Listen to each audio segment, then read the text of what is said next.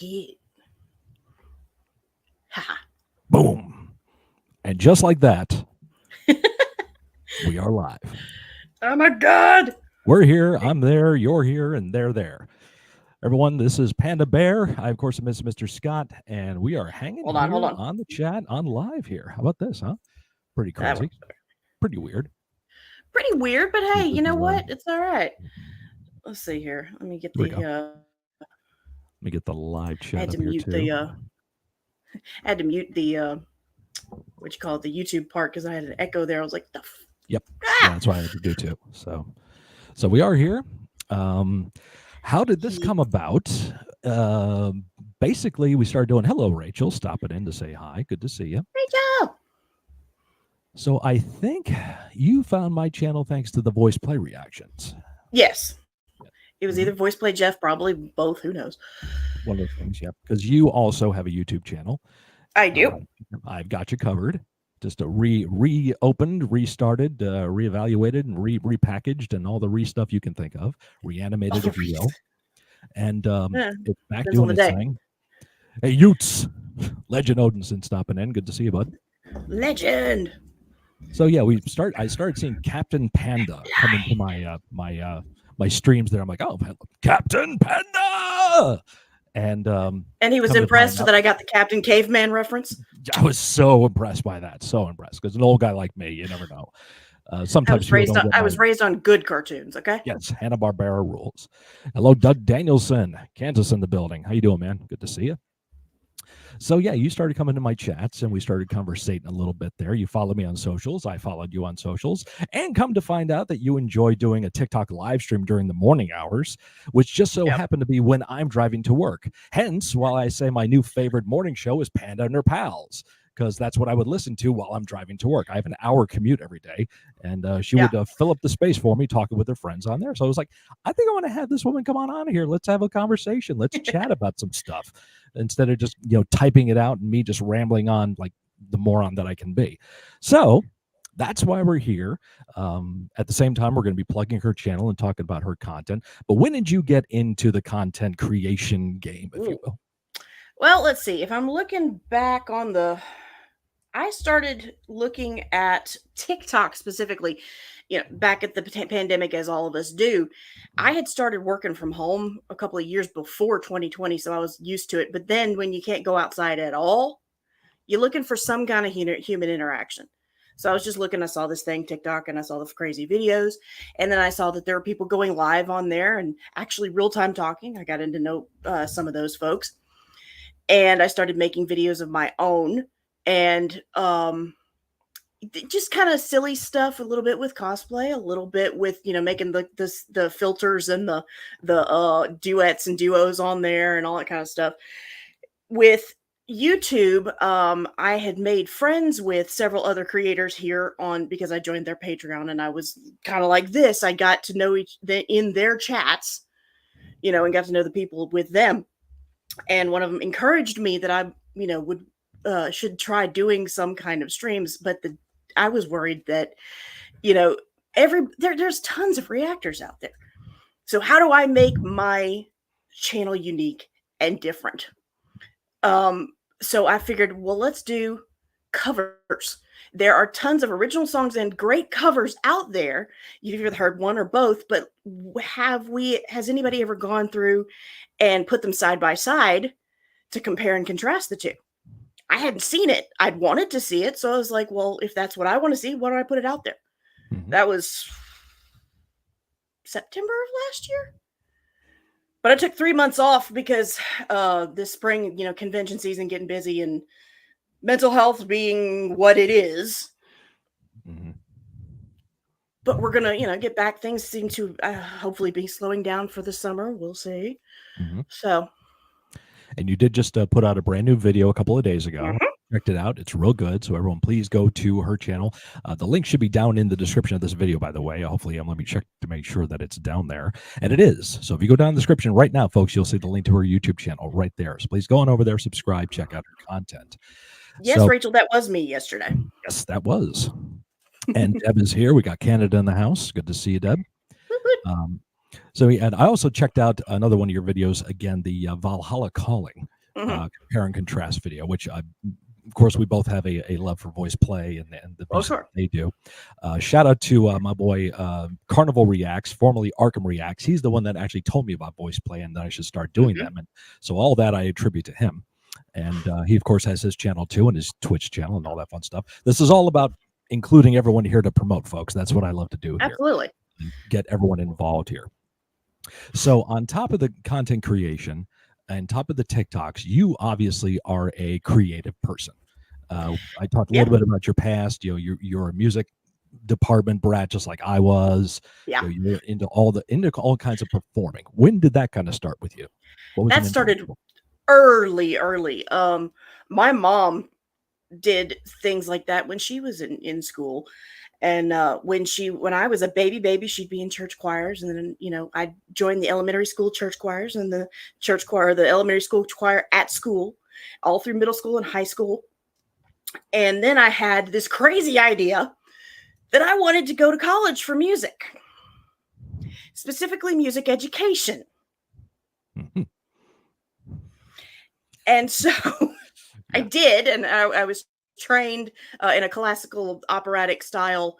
And I realized, towards the end of that, it's highly fulfilling. It is something I love to do. Music has been a part of, again, before I was born, part of our family's lives, but it doesn't make a great living unless you are willing to sacrifice a lot to perform.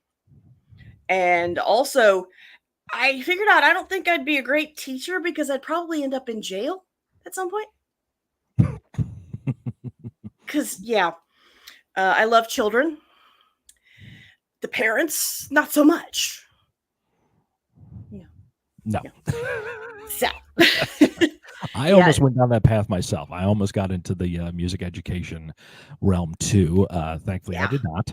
I went more in the business aspects of things, but yeah. So I'm understanding a lot of what you're talking about. I started, doing choir when I was a kid and was in plays and doing all that stuff too. And something it just what it is, whatever it is, you see something on television, you hear a song, right. you read a piece of material, and it just clicks something in your head like, I want to perform. I want to do something to show off, Hmm. everyone look at me, look how great I am, like, ain't look at him, ain't he cute, that kind of thing.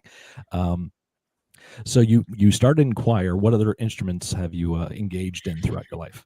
We were taught piano enough to make sure that we could accompany a choir or accompany somebody else or to learn our own songs, but pretty much vocal is all I was doing. Mhm. um because again, until I got to college, it wasn't my full-time ambition. I went everywhere from being wanting to be an astronaut to a brain surgeon to an archaeologist to, I mean, as all kids do. But at first, being a musician or performer wasn't one of them, and my folks never were the type to say, okay, if you don't want to do it, we're not going to make you take lessons. If you're not going to, if you're not going to enjoy it, you're not going to stick with it. Right. So Mhm. and in college we did take a semester of several different instruments, so I know what the keys are, I know what um the strings are and what clef each one goes on and Mhm. all that stuff, What but the function of each instrument does for for right, an orchestra and so forth. Yep. Mhm. right.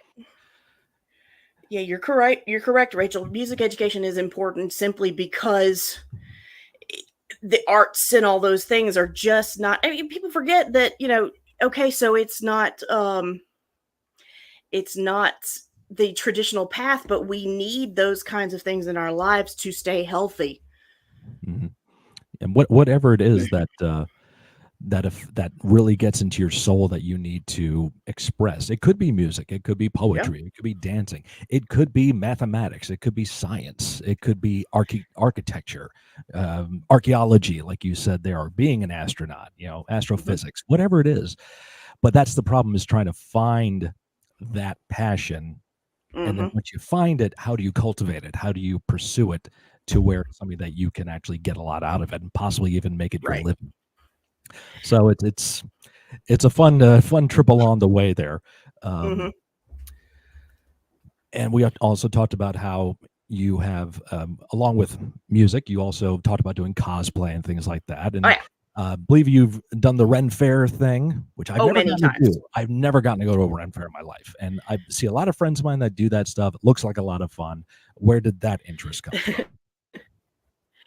That started. I had remembered going to, my parents had taken me to one when I was very small, and I remembered that when some friends of mine and I in college, our first year, yeah, no, it was our second year. It was second year, and we were looking for something. We wanted to go do something and do something fun, and so I mentioned that to a friend of mine. I said, I don't remember a whole lot about it, but what do you think? What do you it'd just be fun to do? And she says, yeah, let's see what it's all about. And so 2004, my best friend and her boyfriend and my boyfriend, we went to the Texas Renaissance Festival. And since then, we have tried to go every year. It doesn't always happen. We're adults with like bills and things like that. So, Yeah. sometimes it doesn't work. But so basically, doing that meant that we were kind of cosplaying before I even knew what the word was, quite frankly. Mhm. Let's see if I can. Let's see. See if I can show you. I don't know if this is going Rachel's to saying, work or my not. dream job is a musician. There you go. Been there, done Me that. too. Not professionally, but it's still a fun Yeah, vocation to get this. into. Let's see what we can get here. Yeah, let's see. Oh, I don't there know we if it's go. going to work or Actually, not. Let's see. I need to allow this in here. Give Aha. me 1 second. There we go. Will this work? No, it won't. Boom. Yep, it's on there. I'm trying. Okay, I'm sorry. I'm trying to. Let's see. We're experimenting here, folks. So give us a little Entire time here. We're screen. trying to get stuff going. Screen 1 or screen 2. Let's do that. Share. Screen 1, screen 2. Yeah, I've never screen actually used this program before, so I have no idea what's going Yeah, on. this is all kinds of new education Anyway, for us. Here we it go. may or may not come up. Let's It may or may not come up, but I was going to I don't share think it the is. picture of our I think friends the the screen first year. the screen that's coming up there is actually your screen of the stream, not the picture. Yeah. I think so. At least I hope. I don't know. Okay. What I missed. So We're just having a lot of fun with the technology here, Legend. We're trying to present. figure stuff out. Share screen. I know. It's like what the heck? Okay. That might work. Ha! There we go. There we go. Okay. Now I'm going to bring this up here, and there should be a picture for you guys to see.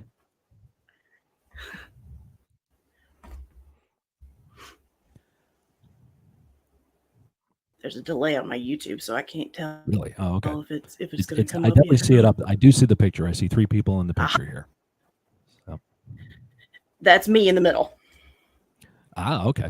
Mm-hmm. Hot. And then let's see. Let me find. Going back. The most recent. Where is our most recent? I don't know if I have all those in there. I'd have to go back to. I can take the screen down if you need me to. Yeah, you can take it down. That's fine. Okay. So yeah, I mean that kind of thing is almost between going through Comic Cons and cosplaying. That is some of the most frequent things I do because it takes a lot of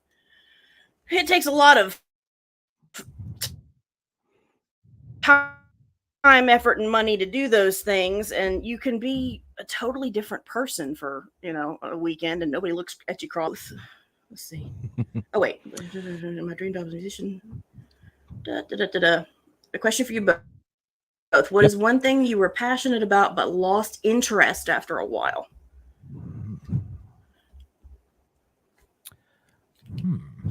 Good question.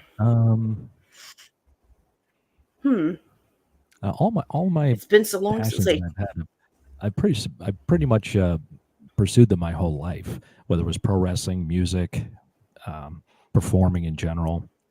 Sure. I can't really think of like something we were real passionate about that I kind of gave up on.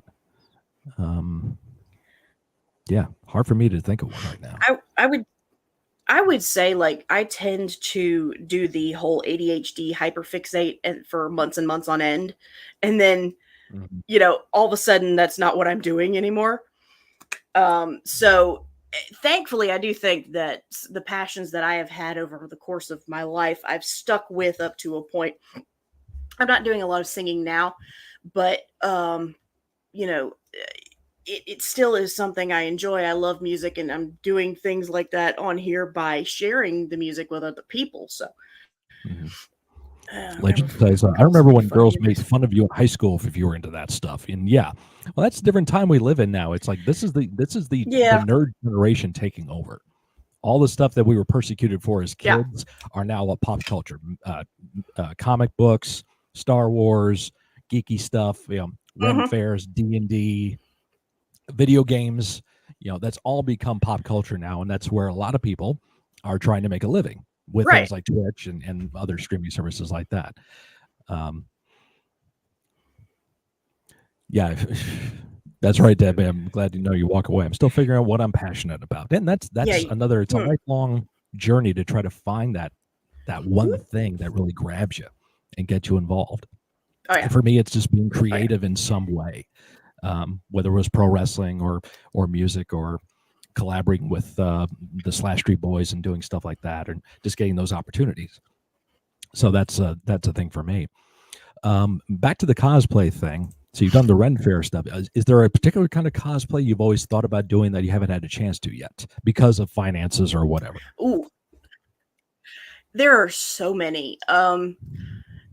I want to do like I say, there's several that would like to take and do a mashup or a sort of a take it and make it another time period. Like take okay, let's say take Captain America.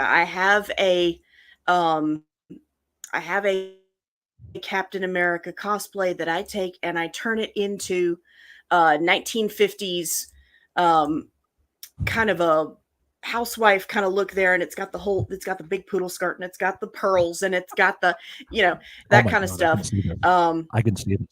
there is one I would oh, you may see it here soon if I can find it and put it up on for the Facebook. I have to All of my stuff is in Facebook now. I don't keep it in the random things anyway. um but I'd love to do a group cosplay with some friends of mine to do an entire Tombstone cosplay.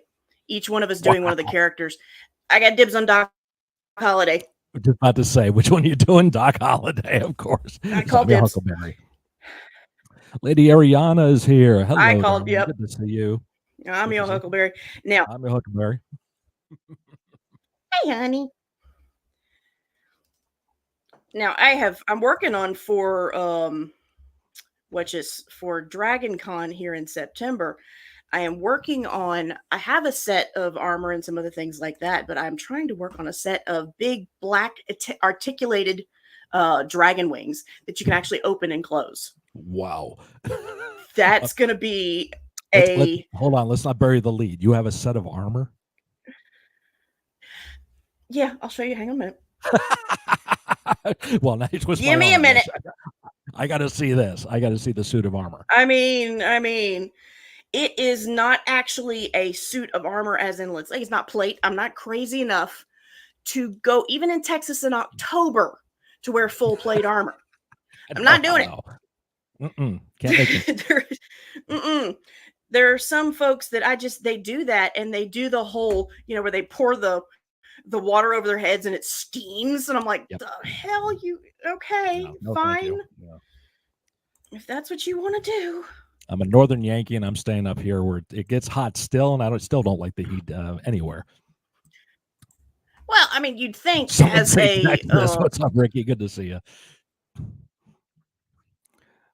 Yeah, Ricky, hey, you want to get Ricky, yourself a suit of armor? you'd think as a Louisiana girl, I'd be used to it, but you don't get used to that kind of. No, especially how every year it gets hotter and You hotter. do not get used to ever. Oh God, yes. Yes, the Canadian Let's says bring see. on the heat. Right. Okay, it should be coming up here soon. There we go. Add to stage. Check that out. Damn. That's metal as fuck. that's That is that's metal as fuck. entirely leather. I have a friend of ours that makes this, Mhm. and they go to the Ren fairs, and like I say, it's surprisingly okay. It looks heavy as fuck. It looks uncomfortable. I mean, but it's surprisingly easy and light. And so I'm gonna try to get some.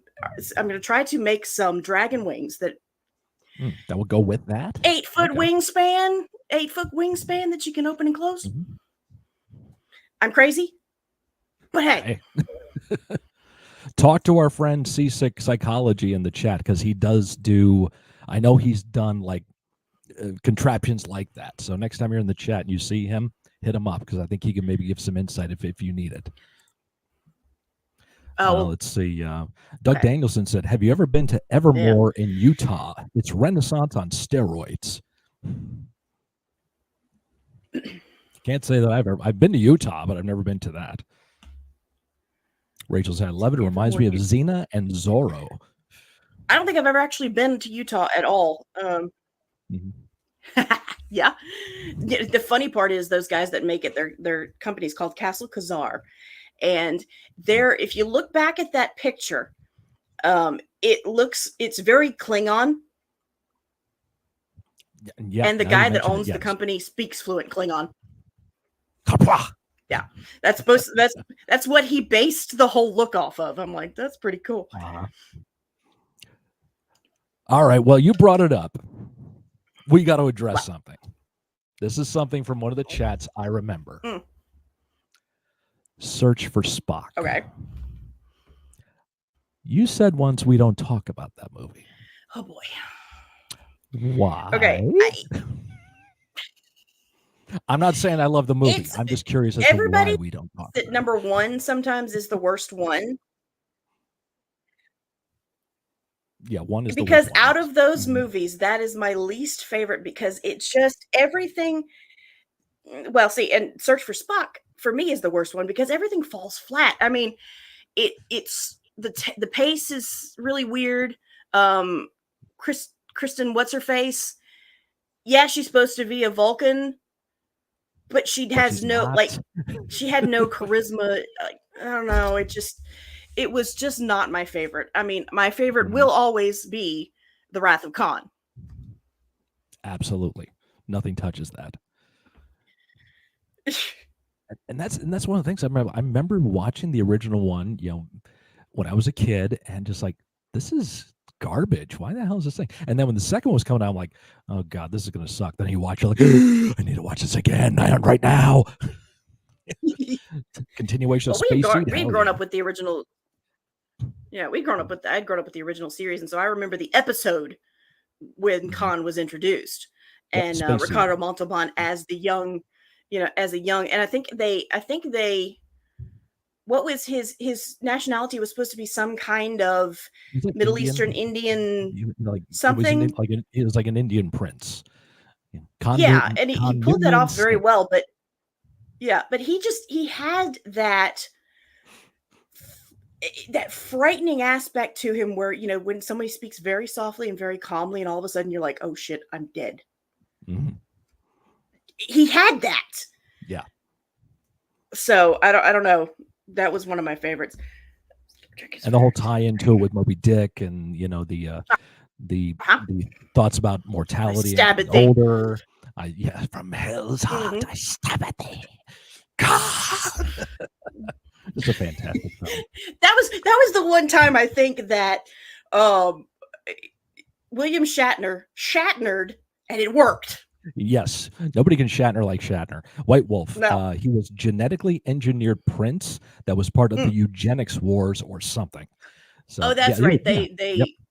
This whole ship of people had been genetically altered to be like the superior person. They were basically like Superman type thing. Yep. Yeah, super soldier serum type stuff. Yeah. just did this weird like Mr. Miyagi movement, and then all of a sudden he could open doors that couldn't be opened and Yeah. beat people up. Yeah. It was like, okay, wait, whatever works. It was the 60s. Who cared? Right.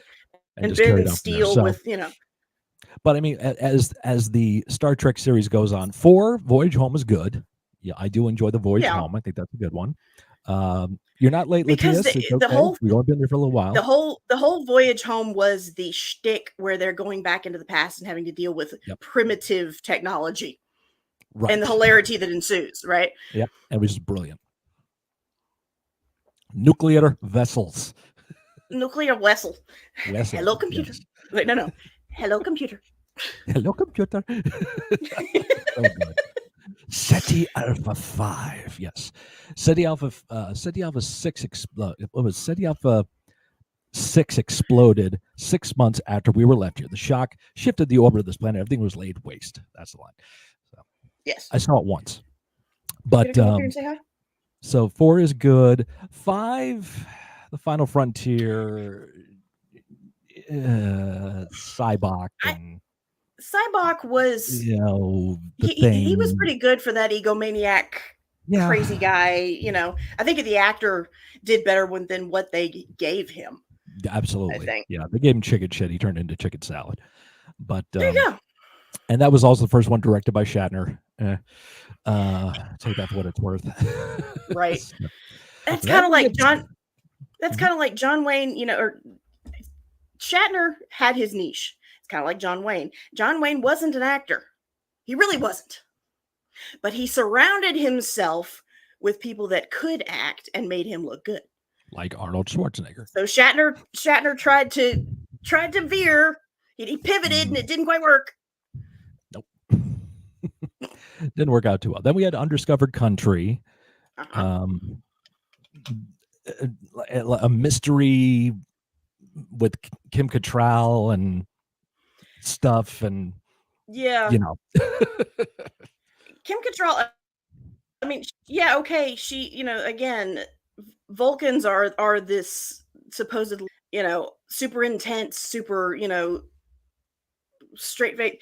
Kim Cattrall does better with the sex appeal than she does being emotionless. Mm-hmm. Yeah, way better. See Mannequin. That's all I have to say. Right. Then we got into the next generation with Generations. Really good movie. I really enjoyed Generations. Yeah. There was a good crossover. Oh, I love that one. Yep. Great story involved with it. Yeah. I do enjoy crossovers. Yeah, that one, definitely. I think they succeeded with that one, definitely. With the Malcolm McDowell's character, the Nexus ideal, that whole thing worked out really, really well. And bringing Picard and Kirk together, I think it worked out. They got to go down fighting together, so it's brilliant. Who am I to argue with the captain of the Enterprise? Hell yeah. Who am I to argue with the captain of the Enterprise? Don't get me started. I will quote. We'll undo anything that takes you out of that chair, because once you do, you can make a difference. So that's life experience right there. Right. First Contact. First Contact was good. I like First Contact. Yeah. That whole thing reminded me of kind of a Armageddon, these roughnecks getting into, going through the new technologies and kind of advancing. And then the guy, the scientist that was there that was perpetually drunk, he reminded me of the alien abductee from, he reminded me of the alien abductee from Independence Day. Mm-hmm. Mm-hmm. Yeah. Jim, I'm your doctor and your friend. Get your command back. Get it back before you turn it into this part of collection, before you really do grow old. That's a pivotal scene in that movie. That really defines Shatner's motivations at that time. He's an admiral at that point. He's not living the pirate life anymore. He's not living the military life. He's just overseeing stuff and overseeing games and the Kobayashi Maru, and he's just not involved. And he's so bored with it. And Bones is like, they're like, what are you upset about, dude? You're getting old. Because I don't want to get old. Well, you have to just deal with it. Here's some glasses. Right.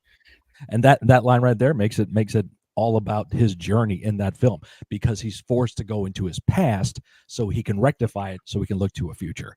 But what happens? Right. He must lose something along the way. Yep. And that's the hero's journey, folks.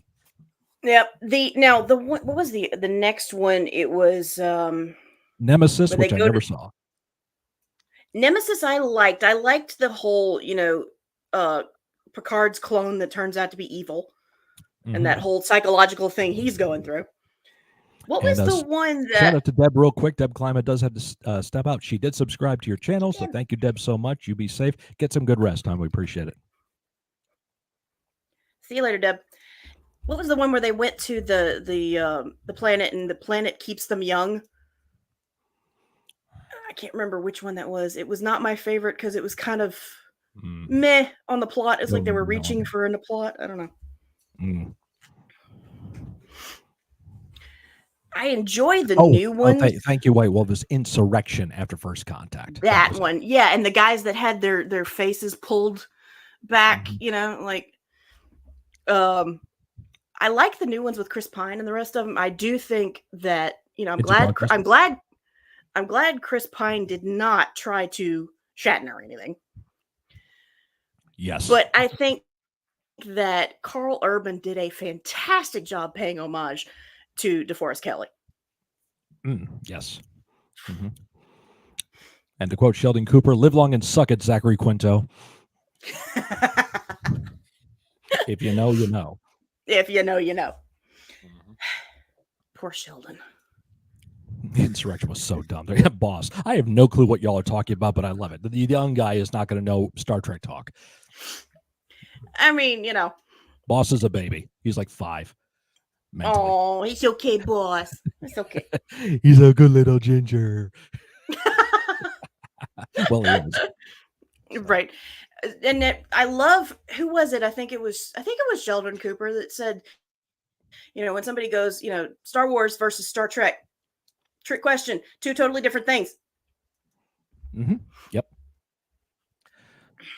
And She's like growing 5 up and for myself, it was always Star Wars was always number one. yeah. My father was a huge sci-fi fan, fantasy fan, so he grew up on the original Star Trek, and so that kind Yeah. of started him on that journey, which got me into that journey. And I've always been more Star Wars than Star Trek, even though my name is Mr. Scott. That's not necessarily a Star Trek reference. A lot of people have made that assumption. I'm cool with it. And I once asked my father, why my name's Scott? He just kind of looked at me and laughed. But my mother later clarified, no, you're named after Scott Joplin. So, because my Oh, mother gotcha. wanted a child that was musically inclined. So, Ma, you're welcome. And She was manifesting that. Yeah. she was manifesting that exactly. I'm mentally 5. Get it right, old man. All right, fine. You are a child. Okay. Russian sickle. That's all I got to say, boss. Anyway, so on top of Star Trek and Star Wars, and we got a little bit into Big Bang Theory, you're a fan of food shows. You're a fan of look at the smile come across her face now. So were you like old Two school words. Food Network? 2 words. Alton Brown. The Yes. man is insane and I love it. Love Alton Brown. I'm a longtime Good Eats fan. I have a lot of episodes. I got to see Mm-hmm. the man live. I got to see him Yeah, perform yeah. live, do his show. Yeah, I'm sorry. I Sorry. know I'm number 1. It's okay. You don't have to tell me. But yeah, absolutely amazing. Good Eats was a show that hooked me on the Food Network back in the day when Food Network was about Yeah, cooking absolutely. and not, sorry, I know people Yeah. like it. You like the competition shows, but that was nowhere near what Food Depends Network was on the doing back show, then. though. Depends on the Mhm. competition show, though. Because some Oh, of them yes, just get yes, yes. like, some of them are ridiculous. But like, for instance, Mhm, when Alton Brown did Cutthroat Kitchen, mhm. if you know the premise of that one, it was a cup. They get the chefs together, and they would have a certain amount of money they started with, and they can bid on sabotages to put on the other chefs. And it could be anywhere, like they had to cook with one hand behind their back, or they only had a candle as their only heat source, and they had to do these ridiculous, twisted things that Alton Brown would come up with, and try to sabotage each other and whoever was the last one standing, basically. Mhm. White Wolf says a Iron preference Chef question America for or Chops? Panda. Iron Chef America. That was easy. See, Yeah. I was always a Well, fan A, of Alton Brown. Iron B, Alton Brown. Yes. Hmm. but B, the chairman, he was fun. Yep. Um, Now, this was Iron Chef America, not obviously the Iron Chef, the original which Japanese I version. preferred that one. I really Um, enjoyed the original Iron Chef. Japanese, the subtitles, everything. I really preferred yeah. that one. Morimoto was freaking badass. And screw you, Oh Bobby my Flay, for god. embarrassing my Yes. I mean, country like you did. I watched every.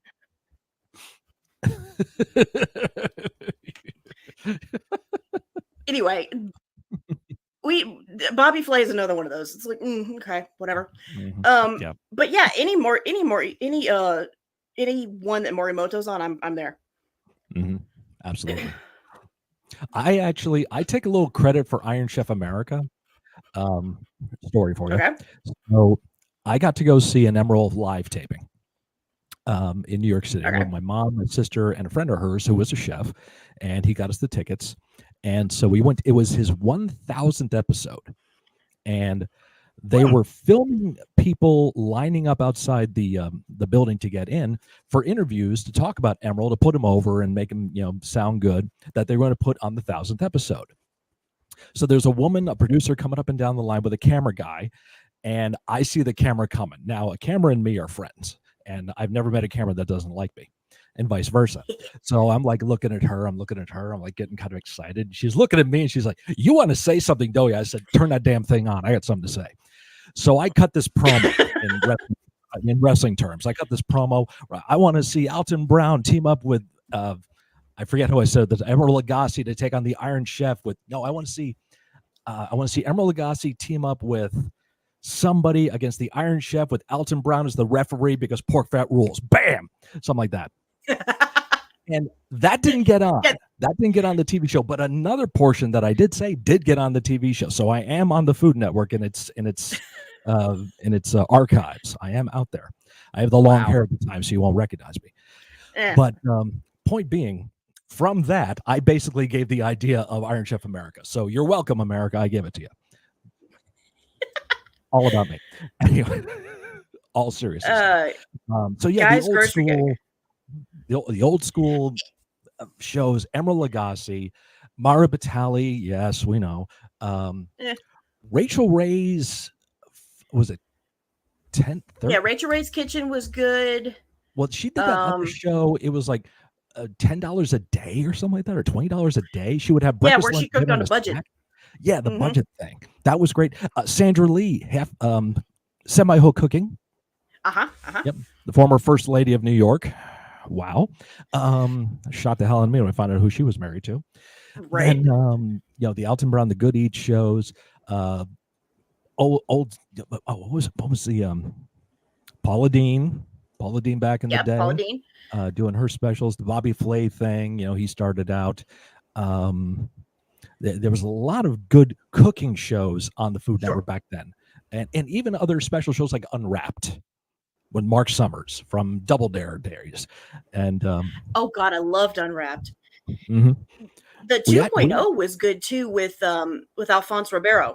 Yes. Mm-hmm. We actually Carlton.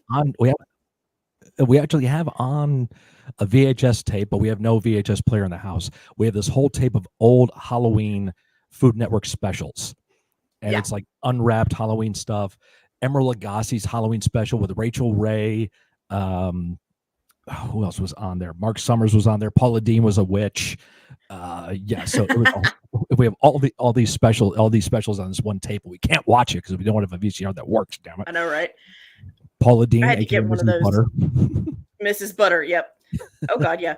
No, Paula Dean's just a Southern chef. We do that down here. If there's not 3 cups of butter, there's usually about I don't know, 4 cups of flour for a roux. There was no. There is no such thing as healthy Southern cooking. I'm sorry. I look like I do for a reason. Exactly. Oh, she eats good. We're good. That's right. Pretty decent cook too. Yep, there you go. As a buddy of mine said, a friend of mine from the wrestling business who was a chef, he's 6'4", 350 pounds. As he always said, you never trust a skinny chef. So that's the truth. That's why I never liked Jada De Laurentiis. Yeah, John. Yeah, I mean, she looked good to promote stuff, but like, I didn't buy her as a cook. No, she was too highbrow. honestly. A Yeah. lot of teeth. A lot of teeth. Oh yeah. That smile of hers was like blind you. Oh, jeez. Whatever coloring or stuff she was putting on there. But nowadays, Food Network more about the competition shows, and I know competition Usually. shows. Those are the ones that you get into. Which are the ones you into nowadays? The ones I get into, let's see.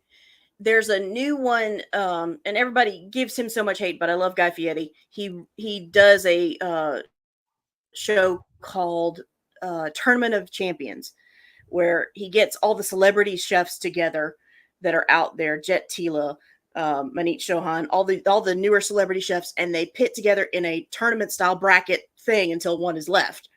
They've had 4 or 5 seasons of that so far, and it's really intense, the games that they go through for those. I like kids cooking shows because they're so excited and they're so talented as you know, like I was not this talented when I was that age. What the hell? And then the best ones I think are the Top Chef, or no, Gordon Ramsay's kid shows. You've got Gordon Ramsay who uses the F word like it is a sauce, but then you put him in front of kids and it's adorable. Like, how the hell? Oh my god. Yep. Let's see. Usually That made me think also with Gordon Ramsay, and that kind of the shows he does with the adults, where he can basically yell at people and do all that stuff. That also goes into the other shows out there. Right. They're there for people to yell at, like Bar Rescue.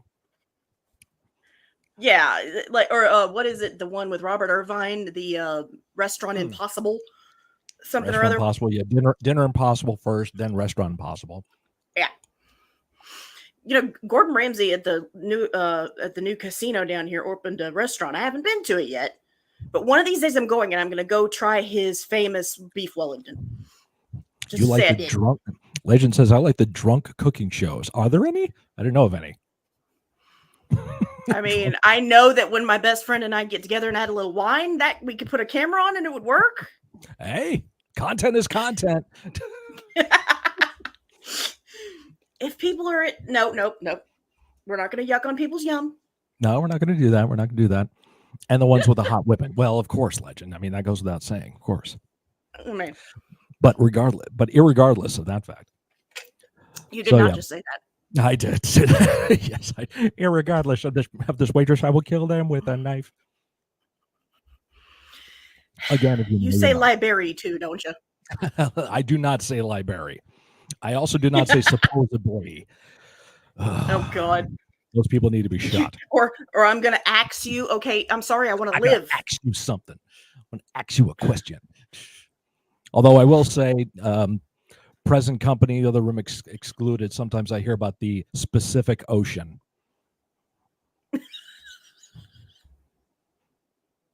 Yeah. Mm-hmm.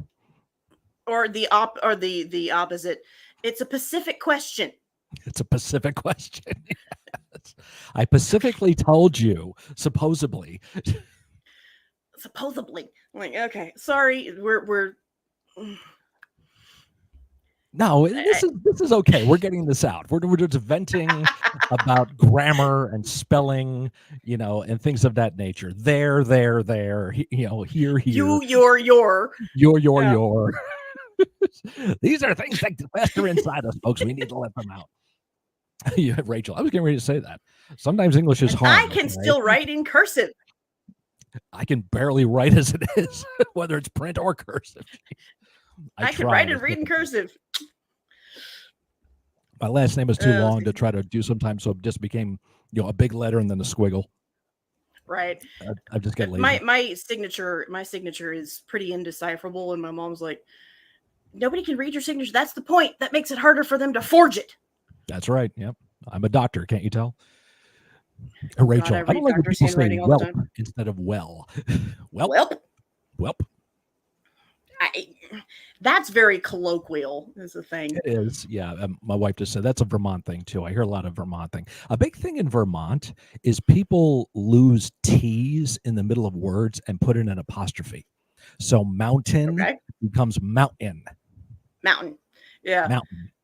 that kind Mountain. of thing. Well, When I wrestled, my last name was Burton. It's over there on the belt. But yeah, sometimes people would call me Max Burton. I'm like, this was the Burton. wrong state to use that name. God. Yeah. Well, down here it's always we drop the G. Going, Going, coming, nutting, fixing, fixing. nutting, Mm-hmm. and fixing is a verb of all like you're going to. Fixing means I am going to. I'm Mm-hmm. fixing to go to the store. I'm fixing I'm to get that going son to of go bitch. to. And it's very specific. Okay, when you're fixing to, that means it's here in just a minute. Here in a while means it's you know. See, there's a very specific. How far is over yonder? Okay, over yonder Yonder. is within your sight line. Down the way a piece, country mile, maybe. Country mile, as the crow flies. As the crow flies. Like fixing to kick your ass. That's right, White Wolf. Right. Oh, I don't like when adults try to be cute and say sorry instead of sorry. Like, look, we have several folks that's like, there's a certain time and a place for that, but in normal interaction, no. No. Another thing I never heard until I moved to the state was Jeezum Crow. Jeezum Crow, yeah. Jeezum Crow. Let's see. What was that was a new one for me. Ours is the one I've heard most over my lifetime is Jiminy Christmas. Yep, Jiminy Christmas. Okay, yeah. What's cheese and crackers? That's another one I've heard. Cheese and crackers. Yeah. Cheese and crackers. Sorry. Me Metal Mike. What's up, Mike? What's going on, kid? Give us some primers, dude. We want questions in here so people can give us some more questions. So outside of the Food Network and getting into stuff, what other types of programming do you like to watch? Let's see. I'll get into a binge watching a show and I'll stick with that and I'll watch it over and over again. I'm generally not. That's why I got rid of cable. I hate waiting like each week to come out with something. And generally, if it's really popular and you're telling me you gotta watch this, the less I'll want to. So I have not seen a whole lot of Doctor Who. I haven't seen Bridgerton. Now Supernatural. Yes, I've seen all 5 seasons. I've been to 15 seasons. I've been to a convention, etc., etc. One of my comfort shows is MythBusters. Oh yeah. Or I Love Lucy. I've got the whole series on DVD. Oh wow. It just depends on what kind of. I've seen every Marvel movie there is. Some of them are better than others, but again, comfort movies. What would you say are your top 5 Marvel movies? Chronological order. Let's see. Probably the Avengers saga, but it's like Captain America: First Avenger, the Avengers: Age of Ultron, Infinity War, and then Endgame. Mm-hmm. Of the series that they came up with afterwards, my favorite was Falcon and the Winter Soldier. The Sidekicks got a movie or got a series. I was like, yes, yes. The Sidekicks get the best lines. We never got around to watching that one. We never got to watch. What's the other one too? Hawkeye. Yeah, Hawkeye. I'm still in the middle of that one. I never quite got into it. You know what I mean? It didn't grab my attention. Oh, we got a push job endeavor. Okay, let me explain this game in case anybody out there is not familiar with how this works. So, push job endeavor is my invention. It's the wrestling equivalent of F, Marry, Kill. Pushing means you're going to make it popular.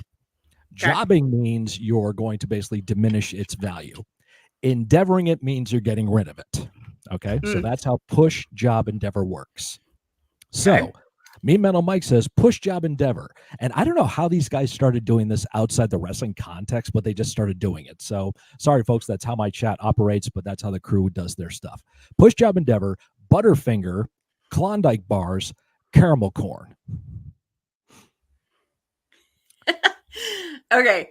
I actually will push caramel corn. Love caramel corn. Job Butterfingers. I like them. They're okay. I won't do shit for a Klondike bar, so Wow. There you go. I am pretty much it's a basic ice cream bar. yeah, but it's got like crunchy stuff on it sometimes. You get like the Heath bar Klondike bars, you get all the mint ice cream Klondike bars, you got all different kinds of flavors in there. It's kind of good stuff, you know. Okay, so we know what yeah. Yeah, I'm pushing the Klondike bars. I'm probably gonna job the caramel corn. I'm endeavoring Butterfingers because that shit gets stuck in my teeth these days, and I'm trying to hold on to my teeth for all I'm worth nowadays. So that's why I got to go with that. Have you seen Shang-Chi and the Legend of the Ten Rings? I did. I still want to show it to my wife. I loved it. It's a kung fu movie. It's fantastic. Very cool. Yeah, great fight scenes in that one. Shang-Chi is the kung fu movie with the special effects that kung fu movies deserve. Right. Yep. I've seen low-key WandaVision. We have watched WandaVision. Love that show. Falcon and Winter Soldier, but WandaVision was good. It really paves the way. The Hulk I was told was not the She-Hulk and all that I was told was kind of iffy. Yeah, Hawkeye is only just if you really want to follow his story. WandaVision was essential if you're going to continue on with Doctor Strange and the Multiverse of Madness. Still haven't watched that either. That one got dark fast. It's a horror movie. It's a Sam Raimi horror movie. That's why it got really, really weird. And also, we did watch What If. We did watch What If. That was good. I love that series. I like stories where they take and they, like, the fractured fairy tales where they say, okay, what if Cinderella didn't leave the shoe behind, or those kinds of. I love those kinds of stories. Yeah, yes, definitely. I'd love to check those out too. Next one from me, Metal Mike, Push Job Endeavor. Batman Begins, Spider-Man 2, X-Men. Yeah, let's see. Push X-Men. I love the X-Men. Job, Batman Begins, because hey, it wasn't terrible. It was better than some of the efforts that. And Spider-Man 2, nope. Sorry, I'm not a big fan of. I'm not a big fan of anything of any of the Spider-Mans before Tom Holland became Spider-Man. So you're not a They Tobey did Maguire not give Spider-Man that the fan. best. No, the acting in those was just not the greatest. Sorry. I didn't mind. I liked the very first Spider-Man because, again, it's a Sam Raimi film. It's Evil Dead. It's Hercules, Xena, Briscoe County Jr., all that kind of weird Bruce Campbell influenced kind of schlocky stuff. I love that stuff. But the second movie and the third movie, very weird, and I just couldn't get into them. So I would definitely agree with your take on that in the PJE. Now, when we get into like the Marvel stuff, and we get into, as you're talking about episodic television that you just need to sit down and watch every single week, and it gets tiresome after a while. So you go on to something else. Let's get into the movie aspect of stuff. So we talked about the Marvel movies and things like that. What's like I hate to use the term, but what's a guilty pleasure for you when it comes to movies? Like rom-coms, slashers, things of that nature. Guilty pleasure. I am not a rom-com fan in any way, shape, or form.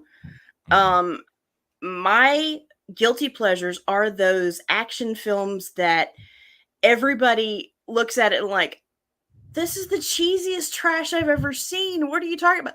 Like, and some of them are things you wouldn't think of, like the Van Helsing and the League of Extraordinary Gentlemen, and they're so campy. Yes, but they're so good. Good, yeah, exactly. Expendables. Oh God, yes. And I can, and I'm also, an avid reader, and so I could recognize and tell you the backstories of every single person in League of Extraordinary Gentlemen. And so that was exciting for me. But okay, I like the cheesy action movies. Definitely got good old fashioned like 80s cheesy, like missing in action, and Commando's a favorite of mine. I love Commando. Yeah, the Arnold Schwarzenegger film there from the 80s. Just fantastic. What do you call him? Why is it running? Lethal Weapon. Every single one of them. Lethal Weapon, yes. Lethal Weapon. Yep. Every single one. Legend says fried green tomatoes. There you go. I think I've only seen that movie like once or twice. Yeah. Watchers. Well, actually, me, Metal Mike, is a couple watcher skips. First, Jurassic Park 3 or Alien 3. Ugh. I'm skipping both myself. Not a fan. There's the look they were looking Who's for. yeah. Like I don't know if I want to do either one, man. Ugh. Okay, watch or skip. I don't. Ghostbusters 2 or The Goonies? Don't you ever skip the Goonies? Yeah. That's not right. That's like Yeah. apples and oranges. Don't do that.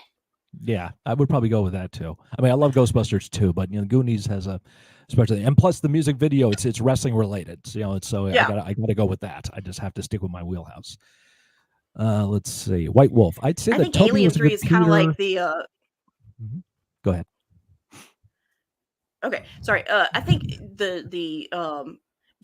like the Alien 3 is kind of like the debate on the Indiana Joneses. Some people don't acknowledge the third. You know, just depends. And why is that? Because I think Last Crusade is brilliant. I love That's Last my Crusade. favorite. I love it. Yeah. I Sean think Connery the as the first three snarky movies are barber. great. Yeah, it's fantastic. I'm not a fan of Crystal Skull, and I haven't seen the new one.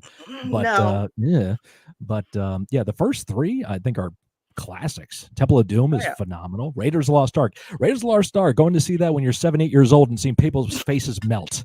It's a PG film, by the way. Thanks, Spielberg. What was White Wolf saying?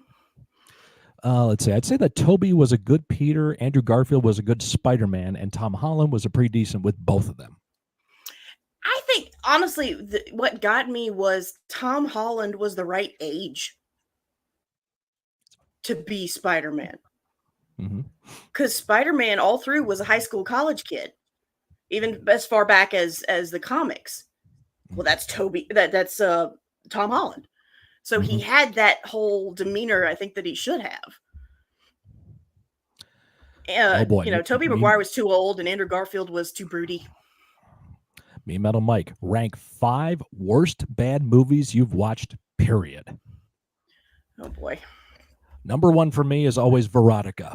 Fuck that movie. Danzig, don't ever make another goddamn film, dude. You suck. So much ass. It's ridiculous. Worst horror movie, worst movie I've ever seen. Second is Happy Birthday to Me. That movie gave me a freaking migraine. Third, I still want my money back from Hellboy, because that was such a waste of time in the theater. I'm talking about the original one, the first one. Right. What the? Oh! I always forget about this for obvious reasons because it was so bad. Death House. That was a huge disappointment for me. That was one that had all these horror icons in it. Yeah. And the movie just falls to fucking pieces. I wanted it. I think that I just got overhyped about it because it was making all these horror con tours and people were loving it and oh my god, this movie's so great. Gunnar Hansen and Robert Englund, not Robert Englund, Gunnar Hansen and Jason, I forget his name's escaped me right now, but Kane Hodder's in it, and all these other horror. Sid Haig, rest in peace. I did ring crew for Sid Haig one night at a convention, so shout out to Sid. So you had all these horror icons in it. It's supposed to be this great movie, and the movie just falls to freaking garbage. Man, it pissed me off. And if I need a fifth one, I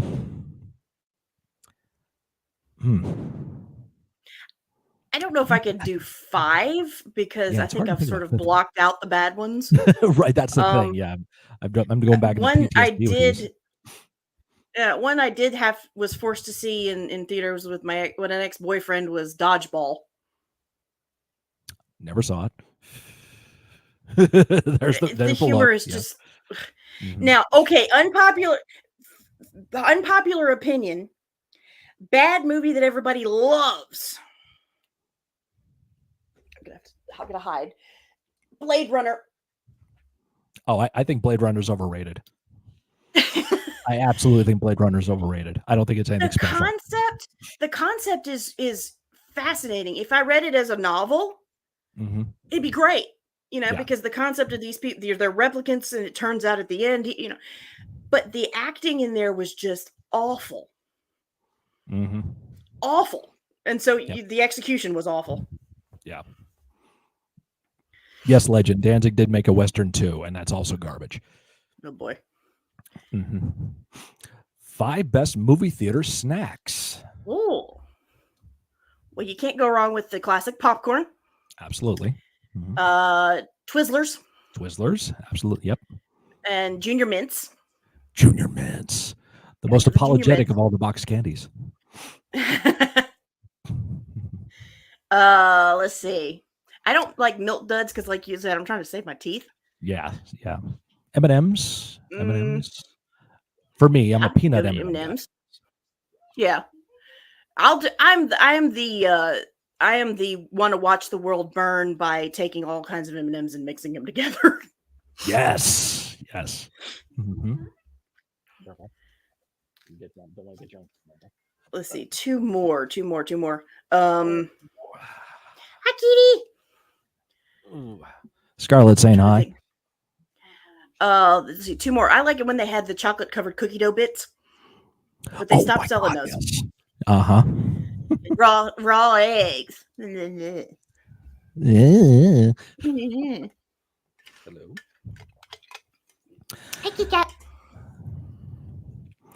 Let's see. How do you feel about low-ranking movies? I don't know if it's a low-ranking one, but I liked Army of the Damned. It has Sully Ema, the vocalist from Godsmack, in it. I don't know that film. Yeah. Oh, and Rachel, I go to the Dollar Tree before I go to the movies. Very smart move. Oh yeah. Heck yeah. Movie theater corn dogs? I don't know. Corn dogs were sold at movie theaters. They don't around here. I worked in a movie theater back in college, and they had the hot dogs on the roller cooker thing. Oh yeah. You know, but nobody ever bought them. So it's like they were, basically shoe leather by the end of the evening.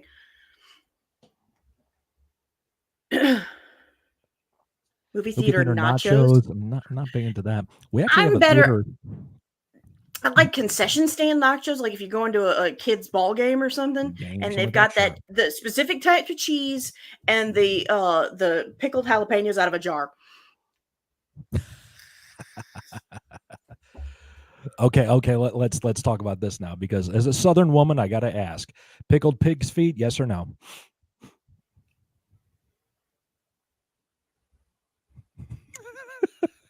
Your silence says a lot. Now,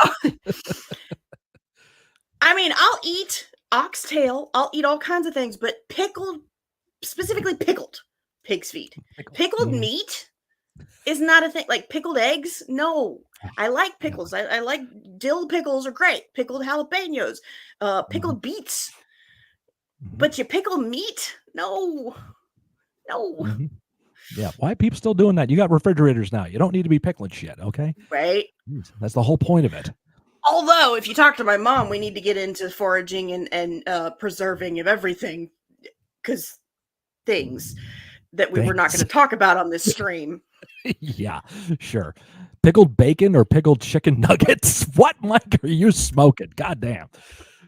Mike, do we have like a timeout button or a mute button for this chat? Only, do I wish? I could, but I'll get food porn from Mike's, and it's kind of cool. So okay, I other stuff. Yeah, we get the 1 minute s'mores dip thing, and then you take like the what I just see. Take Oreos and pour pancake batter over them, and then you cook that. The batter on the grill, and then you have pancake Oreos, and that you can do that stuff. I'll have to send you a video TikTok that one of my friends just sent me about birria tacos. Really? That's food porn. That's food porn. That's food porn. Scott's new studio album, Pickling Meats from Hell. I'd be down for that. You know, if you wanted for something like an angry metal album, that's a good title. That is a good title, yeah. Yep. Oh, speaking of that, actually, I had an idea for you. Let's get back to plugging your channel. I've got you covered is the name of the channel for PandaBear. The link is down in the description right now. Click on that. Go subscribe, please. Check out her stuff. And what she does on her channel, we alluded to earlier, but anybody who wasn't here at the time, she will check out a song, and then she'll look at a cover version of it and compare and contrast and give analysis of that. So, had an idea, something you might want to try to get to do on your channel. If I throw a name out here, you're not going to, may not know who that is, but that's okay. I saw this video of a drummer in the metal world. His name is Okay. Mike Portnoy. He was the drummer for a metal band called Dream Theater, Okay. who are, Okay. No Dream Theater. you know, Dream Theater. Okay, so you know who they are. Mike Portnoy Right. is one of the best drummers in metal and music. His amazing technical ability. I saw this video come up on my feed. Might be something for you to check out. What they'll do is they'll put Mike in a studio behind a drum kit, and they will play him a song he's never heard before and watch him come up with the drum beats for it on the spot. Oh, wow. So one I saw specifically was him doing a Nickelback song, Burn It to the Ground. Yeah. To watch him, having never heard this song, and when he hears the song, he doesn't hear the drum track. He just hears guitar, bass, vocals. That's it. So no drums to it. He will just sit there and listen, and he'll start just banging away and come up with all these different fills and all this stuff. It's fascinating to see him just kind of improvise and come up with stuff on the spot. So just a thought, maybe we do a search. I'll find a link that in for Discord. I want to look at this. I'll send a link out to you because I think that would be a fun thing for you to get into, just to see that, not just see like a cover version, but the whole creative process of someone kind of putting it through their filter and seeing how they would do this. I always find that stuff fascinating myself. So I thought that'd be something you get into. Favorite TV shows growing up?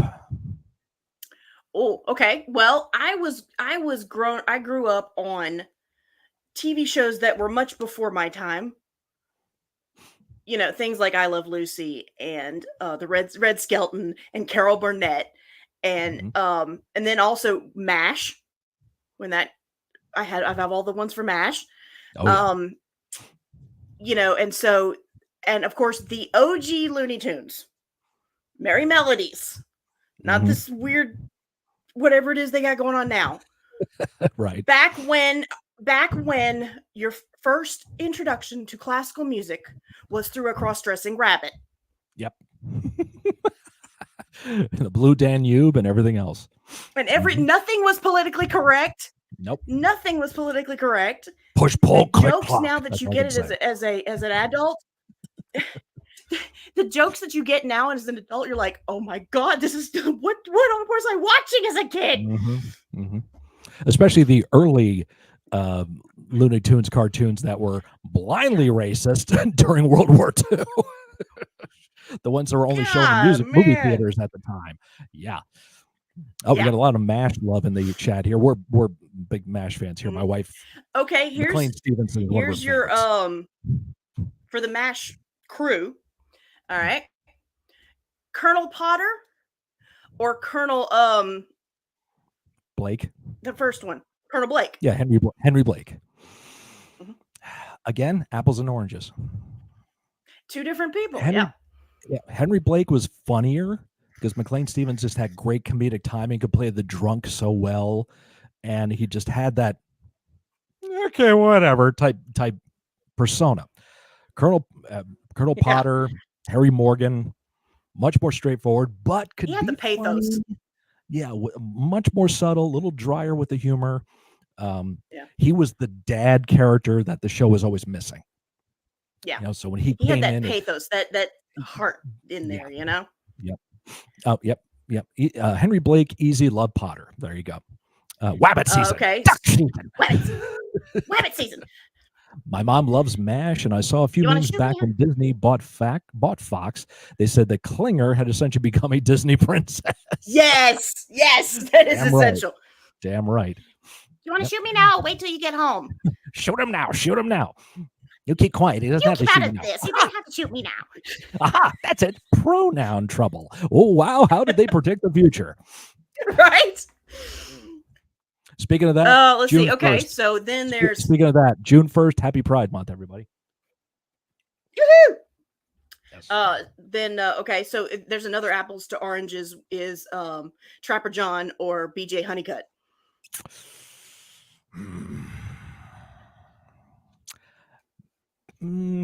Again, apples and oranges, Honeycutt, like you said. Trapper Honeycutt John got too emotional for me. Yeah, I mean, he really did. Yeah. He Trapper John. We know why he left the show, because he felt that Alan Alda was getting all the attention. He wanted more, he wanted more lines and more jokes on the show. Otherwise, Alan got them all. is Yeah. the way it is. That's business. So with that respect, yeah, I could see why he wanted to move on. BJ Honeycutt, whole different demeanor, whole different attitude. I always thought BJ Honeycutt was George Carlin when I was a kid. He just looked just like him to me.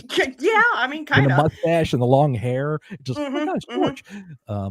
All right, we got more of this. Frank Burns or Charles Winchester? Frank Burns for me. I'm going Winchester. Frank. Really, Winchester. There you go. I mean, Burns was just the perfect Well, foil. because Winchester, I loved his. See, I almost feel like Winchester would somewhat be a little bit of me if I ever had to join the army and go do that, because I would be Mhm. trying to hold on to the night, the classic Oh. and the culture of life when everything's falling to hell around me. Mhm. So I was very much, I understood his musical and literary love and all this kind of stuff. He was a pompous ass, Mhm. but I understood that. Mhm. And of course, it was David Ogden Stiers who was Cogsworth, who was Colonel Radcliffe, who was Governor Radcliffe. I mean, he was every voice that you loved out of Disney films. Yeah, true. Favorite Hot Lips episode? Ooh, There's a lot of them. There's one where good she ones. gets drunk, where she's going to get married. I think that's the one where she's going to go out and get Yeah. married.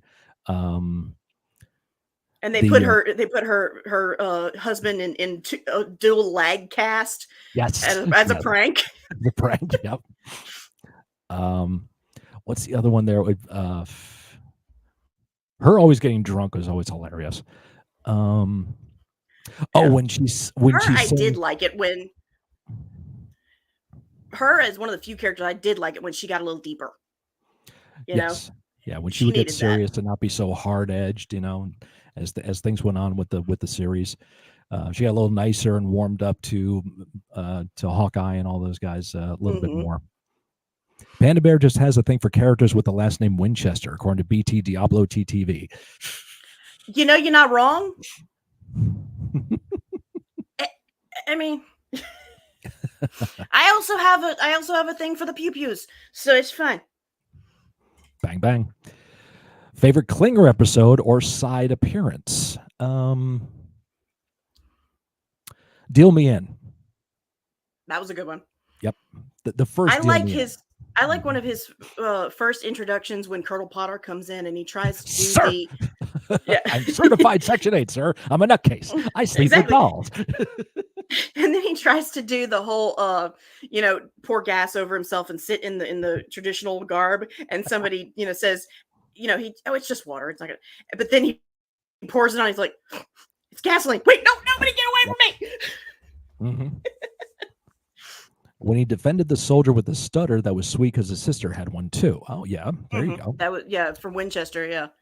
The But last episode when those guys, he's trying to teach the Korean soldiers to do the piece of music, and then they have to go away, and and they die, and then he Mm-hmm. destroys the record player. Yep, he Mm-hmm. destroys the record player, losing his love for music. Father Mulcahy loses his hearing. Klinger winds up staying there Yeah. because he got married. The guy who wanted to go home ends up staying. Mm-hmm. Yeah, the stuff that they did with that last episode, it's like, this is still a war show, folks. It's not all a happy ending. So, Oh yeah, that's okay, Legend. We're still here. Klinger episode where he gets drunk with BJ. yeah. All-time favorite MASH episode is Crisis. Oh yeah. Where they That don't was have, they don't have anything, they don't have any supplies coming in, and they have to regulate everything, and they all have to sleep in the same tent. Just something about that episode just clicks so much for me. I love that one. That's hurricane season here. What are we talking about? Right? Yeah, exactly. That's okay. People tell me I refuse to go camping ever. Mm. Okay. People say, "Oh, you're such a princess. You just have to have it." No. At least once a year, I have to go without indoor plumbing or electricity. I'm not going to do it for fun. Favorite radar moment. Anytime he got to play an instrument, that bastard could play the drums like crazy. He was a fantastic drummer. Yep. And he had the bad hand. He had the deformed left to right hand. Like James Coburn with the it was with like the arthritis. like that. Yeah. And he had to hold a pen or something the whole time. Yep, he'd always be hiding it behind like his clipboard or have something in his hand. Yeah, always had that.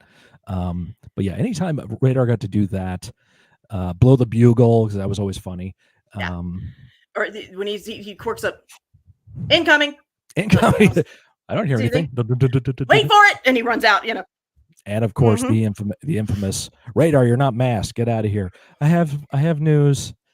Colonel Oh Blake's God. plane. That whole scene there, one take that it's done that they didn't know was going to happen, and Yeah, they didn't there's tell him before they filmed the episode. nope. They say, okay, we're doing one more scene, guys. Keep going. Action. He comes in, does the line, and they just pan. And during So that like the take, tears running down their face is real. Like, they oh my they God. start working that. And during that scene, you can hear one like spoon or something or a tool drop and hit the floor. That was completely on accident, and they couldn't go back and redo it because it would ruin the take. So they just kept it going. Well, and they kind of used it as it dropped to the floor, and that was It sort of broke the everybody's tension. back Mhm. to back to out of their stunned state. Like, okay, wait, we still got to, you know. Mm-hmm. Yep. So, and I forgot who I think it was one of the producers or something looked at the writers when they said that. He said, "God damn, you're going to win an Emmy over this one," and I think they did. Let's see, the one with the soldier that can't speak, and you're seeing what it's like through his eyes. Yes. Oh my God, I forgot about that one. That was a later episode. Mm-hmm. Yep. My wife just like, oh, I love that one. Yeah, that's Lataeus, what they it's use crazy to his hear about. POV. Yes, all POV there. You got MASH on Atari. Wow. I loved F Troop. I remember F Troop. Damn. Let's see. Yeah, Lataeus said it's crazy to hear about a hurricane season over here. We only have rain season, autumn, spring, winter. Well, you are in the Netherlands, so yeah. Yeah. Radar Well, getting we mad have at so much Hawkeye after he awful. gets injured was interesting. Yep. Oh, as you were Hawkeye, where he's the last man standing, where everyone gets sick around him, and then he gets the shot, which is supposed to be a vaccine, and he winds up getting the flu from it. Yep. Rainbow Bridge episode. Yes. Or the ones where he has to go into the psych ward because he's not dealing with what happened. Like, yes, Alan Alda got most of the attention. Well, I think he deserved it. He was a fantastic actor. Is he still alive? He is. Okay, can't remember. He does have Parkinson's, I believe.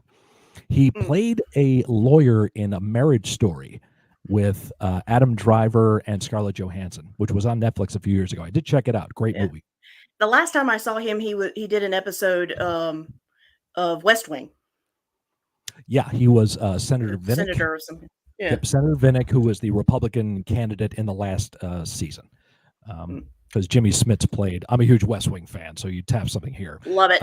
Jimmy Smits was the Democratic nominee. Now, once Bradley, what's his face, left the show, it kind of went downhill. Bradley Whitford. Yep. Yeah. Mm-hmm. Yeah, it was more the fact the last season was all about, Bradley wasn't a part of the main cast anymore. It was all about him trying to run to get Jimmy Smits' character to run and get the win. Right. I'm a huge fan of John Spencer, who was Leo McGarry on the show. I aspire to become Leo McGarry in my life. Yes. Yep. Because that guy was just so good. Oh, heck yeah. And John passed away. Yeah, he was the one during the last season. Of the two deaths in the show, it was John passed away, and so they had to kill off his character. And then Mrs. Lanningham, when she died. Yep. Now, I think the lady that played her did not. No, but didn't. No. 18th of Potomac. That's the episode that she dies. That's where she gets killed. Yeah. After she just got her first new car in like 30 years. Yep. And that leads to the two cathedrals, which has one of my favorite scenes of all time. When President Bartlett goes into that church and has a conversation by himself and speaks the Latin. Oh, God. So I would have voted for that man. Absolutely. I would have voted for that man. Mm-hmm. Definitely. I would have voted for CJ Craig. Nothing. Schultz. Favorite Schultz moment? I remember watching Hogan's Heroes, but didn't really connect with me. All I remember mostly about Hogan's Heroes as a kid was, hey, the guy from Family Feud is right there. Richard Dawson. Right. Like, wait, he's British? Yes, he is. Okay, most surprising person that you hear them and you've seen them in the films, and you love them, and then they speak, and they're like, wait a minute, they're not. Mhm. But you're what? You're what? Like, for How did instance, connect? Rock Hudson was not American. Oh, he wasn't? I didn't know this. No. If you Let's say see. gay, I'm gonna be very upset. Well, he was. I know he was, meaning he's not American. Or was he? He was gay. Wait, what? Bad joke, I know. Hi, Rhonda. Yeah, I know. Very bad. I know. See, that's why I'm here. But let's see. Da-da-da-da. Oh, Rhonda, you snuck away from IKEA. Shame on you. But we're glad to see you. Thank you for stopping in. Hey, Rhonda. The one that got me the most was Tessa Thompson, who plays Valkyrie in the Thor movies. She's got it. She's Australian. You know, she's from LA. Oh, when you hear her speak, her real accent, you're like, okay, cool. Wow. Okay, didn't know that. Sweet. Thank you, Rhonda. We are having a good time hanging here. The Thor movies, Love and Thunder was not my favorite. Yeah, didn't see that. I heard a lot of back and forth about it. I remember seeing the original Thor Ragnarok. Mm-hmm. Nothing wrong with those that I can remember, but yeah, I have not seen. The last Marvel movie I can remember seeing was, I believe it was Endgame. Yeah. Anything after that? Endgame was the one, and I was so mad. Endgame was the one Marvel film I did not see in the theater. Oh, really? Okay. So I missed the entire audience reaction thing. Mm-hmm. Yep. And for me, I'm not a long-time Marvel fan, but I was like very curious because at the time I was doing a podcast with friends of mine, and they're all comic book fans, DC and Marvel. Right. And they would just constantly talk about it and get so passionate about it, so into it. I was a fan of them talking about it. So I'm like, I got to check these movies out. So I watched Infinity War and enjoyed that. I saw Black Panther in the theater, all-time favorite Marvel film. And I saw Endgame in the theater too. And so I did get to do that. But I didn't have the emotional connection like they did, because they saw those movies and they were weeping from the emotion. I'm just watching like, hey, that's pretty cool, you know? Yeah. So it was like, it wasn't like a Star Wars film. I'm watching it, I'm like, yes, that's so cool. I'm like, yes. I didn't weep. You know, I got real piped up about it, but I didn't weep or anything. I love watching the debates over Civil War. Who was wrong, Captain America or Tony? They were both wrong. They were both idiots. Right. They should have used their words like adults. Yeah. You know, so that's my thing. I did see Civil War. I looked through the Wrath of Khan skip again, and I found another line I just loved. You managed to kill just about everyone else, but like a poor marksman, you keep missing the target. And that's when he snags Genesis. Perhaps now I do not need to try. Joe Mauer, what did the zebra say that first time he saw a piano? Dad? Nice. That's a good one. No, when you're talking about, in theaters, the ones I did see because this came out mostly while I was in college, my friends and I, we saw all the Lord of the Rings in the theaters when they first came out. So you saw that big grand scenery from New Zealand on the big screen. So it really had that impact. And I remember the final movie, Return of the King, when they're doing that huge pan over the side of the mountain to Minas Tirith, for they're coming. Who is it? Aragorn and Pippin, I believe, are going. And my friend leans over to me and does this, and I actually said out. She whispers in my ear, and I'm like, I have to. I said out into the middle of the theater. I go, "It's only a model." And the entire freaking theater cracks up. I'm like, yes, we are among our people. There you go. Mike, watch the beginning of the stream. If you get both of those references, we talked about the bad Star Trek movies. Yeah. Yeah, if you got the reference you just said, put a heart in the chat. I don't trust stairs. They're always up to something. Ain't that the truth? Right? I know a guy whose penis was in the Guinness Book of World Records, but the librarian told him to take it out. Time and place. Time and place. Time and place. That's right. Let's see. Mall. Okay. Push job endeavor from Mike. Mall, food court, school cafeteria, gas station food. Depends on the mall. Did they have a Sbarro and a Panda Express? Panda Express. Sorry. Panda Express. No, I would definitely push a mall food court because at least then you got some choices. Right. And some of them are really good. But cookie stand is not part of the food court. Gas. No. Job the gas station food because at the very least I can just go get me a candy bar. And endeavor the school lunches because I remember those and I've blocked them out. Well, shout out to Rhonda, Rachel in the chat. She is a registered lunch lady at a school, and she was talking about some of the cool food that they have at their school. So yeah, I'll probably hit up her school cafeteria. You get like biscuits and gravy every Friday. What? Where was that when I was a kid? Jeez. Yeah, exactly.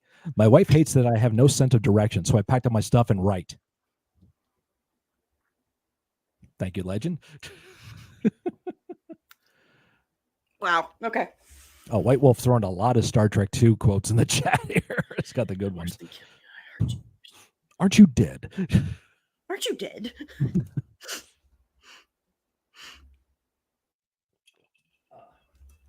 Something you mentioned earlier on. Okay.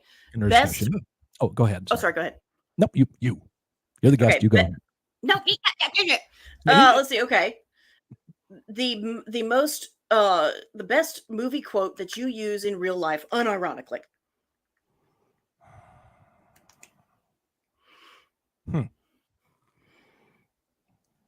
Best movie quote you use in real life, unironically. There's a few. I've used the "hate 'em back, it works for me" line. Lethal Weapon. Right. I ain't got time to bleed. It's Jesse Ventura and Predator. Great kid, don't get cocky. Do that one. Yeah. Come here to chew bubblegum and kick ass. I'm all out of bubblegum. And me and my bestie are big Monty Python fans, and so it's the "I fought in your general direction. Now go away before I taunt you a second time." You English knickets. Which is saying the word knights phonetically, folks. That's what it means. Yeah. Let's see. I don't know movies, though, so for me, from Community, Your Streets Behind.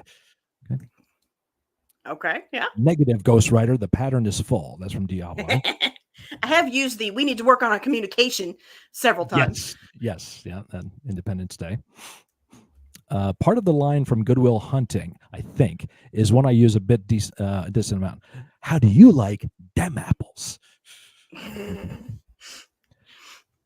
So you were going to ask me something a second ago? Yes, I will. Oh, yeah, we were going to get to another topic of discussion. Is you mentioned con season. Yes. What kind of cons are we talking about? Oh, gosh. Several of them. Like, for instance, the beginning of the year is a... it's not a con, but it's the Texas Viking Fest. Over in... they basically, it's the Renaissance Festival, but it is specific to Norse Vikings and paganism and stuff like that. Nice. And then first-ish of April, there's a local fan convention that is, it's a Comic-Con, but it's all genres. It just doesn't do fans. It doesn't just do movies. It's all of them. And I usually am a vendor there with some stuff that I make. And then first-ish of May was Frolicon. That is a spicy convention. Oh, right. Yes, that was it. Yeah. Okay. And then here in September, I'm going to Dragon Con, which is the big one over in Atlanta. That's Atlanta. it's a huge one that I've always it's sort of my one of my bucket list ones because it is so big and so popular. But a friend of mine finally got managed to get tickets and some other things, so he invited us along. It's the only reason I'm gonna be able to go. Very nice. You're not, and being in Louisiana, I'm doubt you're very far from Texas Frightmare. Not very far, no. Especially considering I'm on the southwest corner, so I'm literally 20 minutes from the Texas border. Oh, okay, even better. Because I've never been there. Of course, I'd love to go. Shout out to my buddy Nerdy Hillbilly who got to go down there with our friends Flozell and VG. Horns up to them. VG was in his Freddy Krueger attire. Nerdy was in his full Bubba regalia with chainsaw. So horns out to them. Yeah, I'd love to go to that place myself. Another buddy of mine. They did have in New Orleans a huge permanent haunted house that they open up from like beginning of September all the way through Halloween. Oh, really? It's okay. Huge. It's huge. It takes up an entire city block, and it's pretty. This is clicking something in my head. I could swear I know what you're talking about. This may have been the one that was started. A couple hundred staff playing, in Linux and house.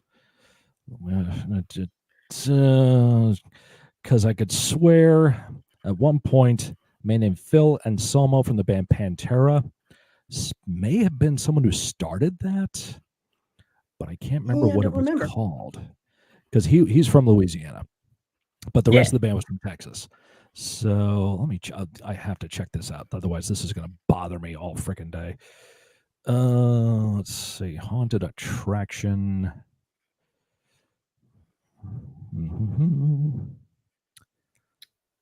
Yeah, I'm not finding anything right now, but I know there was something he did. No, not McCamey Manor. Fuck that thing. You know about McCamey? Do you know about that? Mm-hmm. Yeah. Yeah, now House of Shock. That was it. Yeah, that was something that he started. Yeah, House of Shock was not what we went to. I forget what it. But of course, now honestly, if you try to figure out, okay, haunted in New Orleans, well, what's not haunted? True. Mm-hmm. Literally in New Orleans, realtors list properties as whether they're haunted or not haunted, and they will actually receive better prices, like more expensive commissions for the ones that are haunted. Okay. I'm not making that up. I know you're not. That's what's so silly. What do you call a person with a briefcase and a tree? A branch manager. Oh boy. Thank you, legend. Penhurst Asylum. Oh boy. Penhurst Asylum. Mm-hmm. Yeah, that's the New Orleans. New Orleans is the second most haunted city in the U.S. besides Salem, Massachusetts. And I was about to ask, have you ever been to Salem? I have not. I want to go with again my best friend. Her family is from Massachusetts, so they've been there, many many times, and they say it actually is worth it. The whole, are these tourist trips worth it? They say it actually is. Yep, I did go there. I went it was 2000, I think I went. But even then, when we did go, it was around September, October.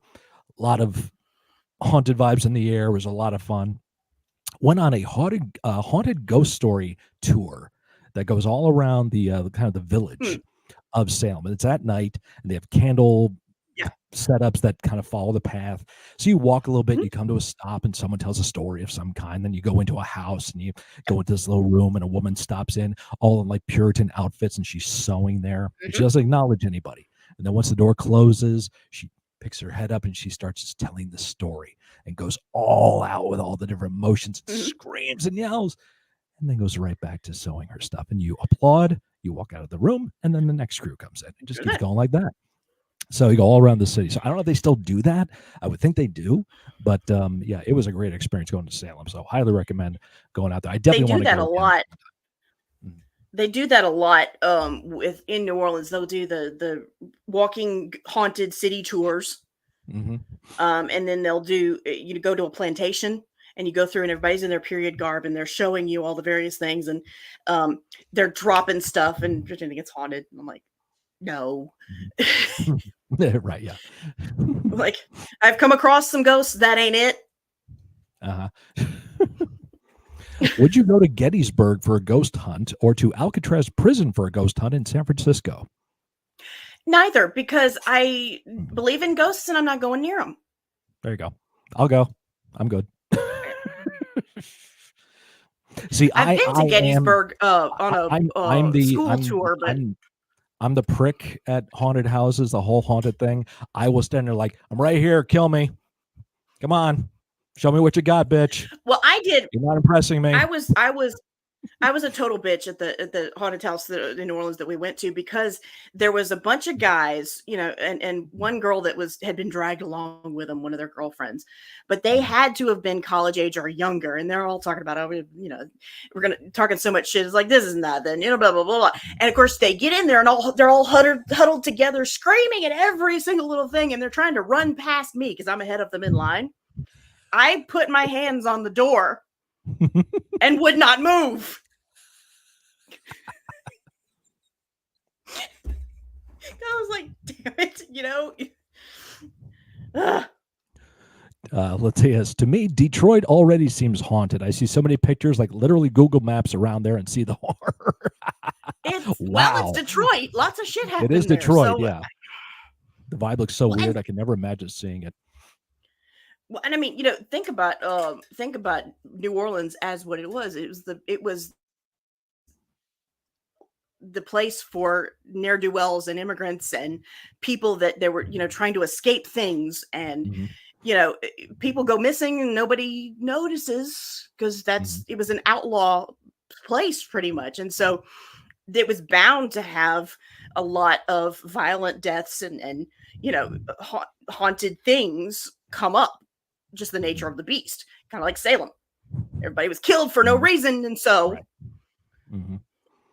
fear mongering and all kinds of paraphernalia and stuff like that. Speaking of that just made me think of the game Red Dead Redemption, because I believe there's several scenes done in Louisiana, and I want to bring up. Are you a gamer of any kind? Do you get into that? I am not. I know several people that are. Honestly, my only exposure to games is what they're telling me, or VoicePlay did the video game covers, right? And Jeff did a Red Dead Redemption 2 cover, and Yep. Yeah, because I'm not a gamer either, and the way things are nowadays, it seems like, wow, I really missed out. I really should have been playing that shit more often, because there's so much. I hang out with several communities on Twitch, which are all gaming communities, and they're playing these games, and they're cool, but I suck at games, so I'm not going to bother getting into them. And they're throwing out all these references to other games. That's why I lost all my hair. So it just keeps going over my head, and I just get, that's not funny. Oh, sorry, not sorry. It hit me right like why I'm going gray. Okay, come on. Anyway, no. Whatever. The only reasons it's not all gray is because this is out of a box. Okay. Yeah, but that looks great. That looks great. See, my wife says things like, "Oh my God, look at my bangs." I said, "Honey, I haven't had bangs in 25 years." But yeah, no game. Like my problem is though that trying to watch on the screen and it gives me a headache, so I never got into it. Mm-hmm. But they are fun to watch. I mean, I'm a big fan of watching. This is how ridiculous, how bankrupt my life is. I got into watching people playing games, and I got into watching people play the Dark Souls games, which are incredible. Ooh, yeah, and they're so freaking metal. I love the artwork. The art and the digital art in video games is incredible. That I will not. That I will. Yeah. Now, the stuff they're coming out with nowadays, it just blows me away. With where Diablo says, "I wouldn't know anything about losing my hair. Just ask PandaBear." Oh, that's my friend. Hey, Dave. Okay. He has a Twitch channel too. Oh, there you go. That's what Twitch was basically what everybody got on to watch other people play games, and it makes a good market off of that. But well, that's cool to hear. Yeah, Dave Diablo is the one going with us to Dragon. Nice. To Dragon Con. Nice. So Diablo, what kind of games you playing out there? Let me know in the chat. Sorry you can't put any links in there because of blocking and stuff like that. But let me know about the games. Two His fish are big in a thing tank. lately. One looks at the other and says, I don't even know how to drive this thing. Oh God. His big thing lately has been Fall Guys. Fall Guys is huge. Among Us is huge. Just because it's so silly. Yeah. What else is big? There is a new Killer Clowns from Outer Space game coming out, folks, June 4th. I'm interested in watching people play that. Yes. Speaking of that, too, also, Dead Meat YouTube channel just did a re-kill count of that movie. Check it out. It was fantastic. Why do neutered dogs chase squirrels so they can retrieve their nuts? Oh, Fortnite. Mike, dear, yes. are you okay? Thank you, White Wolf. Forgot about Fortnite. Mike, are you okay? I'm sorry? Saying. I said, Mike, are you okay? Oh, yeah, Mike, Metal are you Mike. okay? Yeah, Michael, do we need to talk, Mike? Mike is one of my problem children that I do love, so it's okay. I mean, you know. Let's see. What he says. Fall Guys, Hearthstone mostly, No Man's Sky, and Borderlands. Borderlands. Yeah, Borderlands is cool. Remember watching people play that. Let's see. for me, not that you asked, just kidding. I liked whatever that is, like World of Warcraft and Warhammer Online. MMORPG. What is that? RPG is role play games, but Right. But I don't know what MMO means. I can't remember. No. Mega Man, Optimus. I don't know. Male. I remember orgasm. it was there. Yeah, well, whatever. Massively multiplayer online. Wow, Jesus. That's like Skyrim and stuff. Skyrim and things. Okay, that's Skyrim. Okay, yeah. Again, that's this new culture that I still don't fully understand. I was in the chat the other day, and people were, the kids today are talking about Riz. This Riz now is the new go-to word that a lot of them using. I'm like, I'm almost 50. I should not be saying Riz. Apparently. Oh, yeah. Oh God, it kills me. What did I say when I started using the term bestie unironically? Or yeet. Yeet. Yep. Why? Yeet. Why am I using that unironically? Mm-hmm. Yep.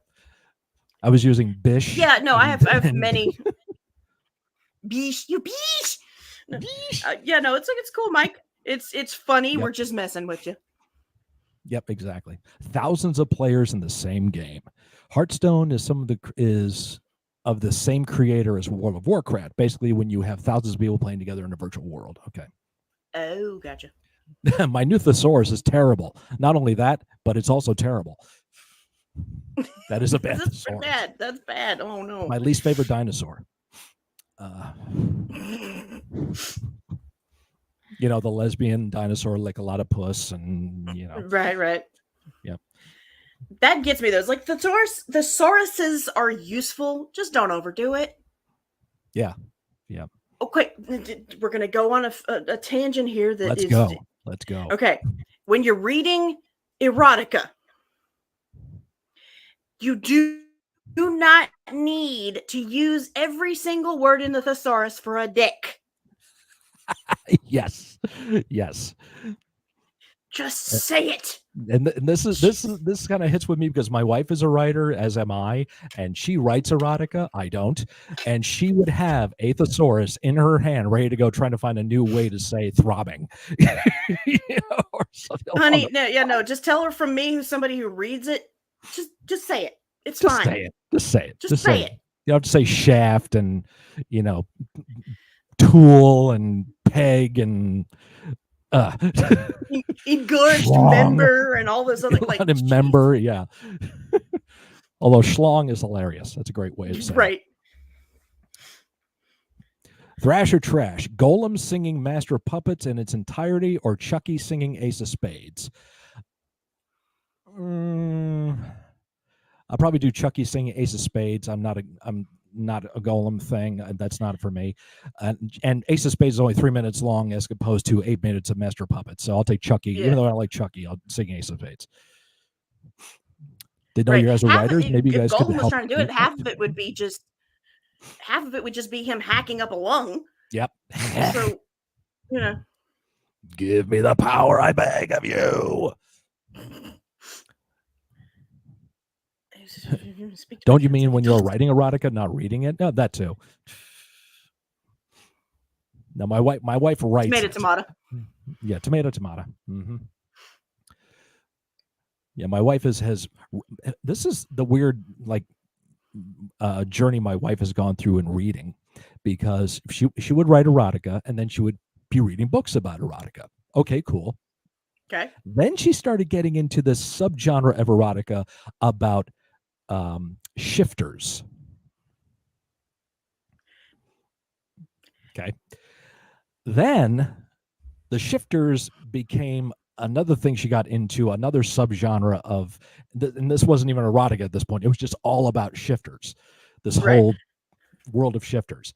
And then she also got into, she loves cowboy erotica too. That's another thing. And there's this huge series of books, the McKay family. I've heard so much about this, and it's really great storytelling. But man, she's just like went so often. She would be reading erotica, and then it went into this whole different direction about Yeah, no. shifters. People that shift into lions and tigers and a Pegasus and a unicorn and wolves and bears and chipmunks and snakes. What? And Squirrels! That children is what we call a rabbit hole. That's a rabbit hole. That's a rabbit. Yes, I'm talking about you from the other room. No, it's not. Shifters, what is that? That's the style of writing, Lateus, that you'll be reading about two people that are in love, and you find out one of them is a shifter. What is a shifter? They can shift themselves into another being, into an animal or a imaginary werewolves. thing. Werewolves were the original shifters. Werewolves were the original, exactly. And there's a thing about werewolves that I can definitely, feel about. But so there's that. They can shift into bears. They can shift into fish. Yes, there's a whole thing about being a shark and a mega shark and a megalodon and all this other shit. So it's crazy, but it's entertaining. It really is entertaining as hell to hear about it. It's like it really opens your mind to whole different kinds of imaginative ideas. Only shift to a unicorn when it's gay month and I'm high. Wait, that's now. Yes, true that, Latte. Well, you got, it's only the first. You got time. Yep, exactly. It's only the first. So slow down there, kid. But you did mention and talk about this. You went to a spicy convention recently. Yes. What does that encompass? Because there's misconceptions about what those kinds of conventions can be about. Well, it depends on what you're going there for. Now, a lot of them, a lot of people that are going are just because they are what is known as a kinkster. They have different they have different interests that involve those kinds of things. And they're just going to meet like-minded people to find merch to use, to find, okay, let's talk about this. Is this okay to do? Is this not okay to do? That kind of stuff. And then there are classes where we talk about important things like consent, important things like negotiation. Make sure you have it all written out. What do you call somebody? What do you not call somebody? And all kinds of different things like that. So think of it as going to a dungeon, but more educational. Because the stereotype is that these are just orgies. No. Not I mean, they have an orgy party every once in a while, but that you don't have to go to that. Yeah. There's no obligation to that. If you want to get into that, sure, go right ahead. Have fun. Bring protection. And consent is important. Exactly. Remember, cosplay is not consent. Thank you. Yes. Yes. Yep. Thank you. True that. True that. If you go to these conventions, don't just start whipping out your phone camera and start taking pictures, okay? No, they're not there for that. No. And and like I say, at a spicy convention, basically the cameras are not allowed on con space because of the nature of what it is. Because of that nature. You also think about at a regular fan convention or comic convention, you have people that are either they are not comfortable with because once you take a picture and you put it on your Facebook or whatever, everybody's going to see that, so they may not be comfortable with everybody seeing their work in progress. They may not I don't think this cosplay is that great, even though everybody else is like, oh my god, that's so awesome, or and so you just don't snap a picture and put it out there, and you ask the person, hey, I take this picture, can I post it? If not, you blur their face out. And a lot of people, you'd ask if they can take a picture because they may want, you've seen candid pictures of yourself. They're not always the best picture. And so they want to be able to pose. They work hard on poses, their superhero pose or whatever, so that they can look their best in the cosplay that they're doing. And they want the opportunity to, to give that and not just have some random snap where their mouth is open, like, That would be my thing, actually, if I was right. Like, yeah, post that on your Facebook. Right.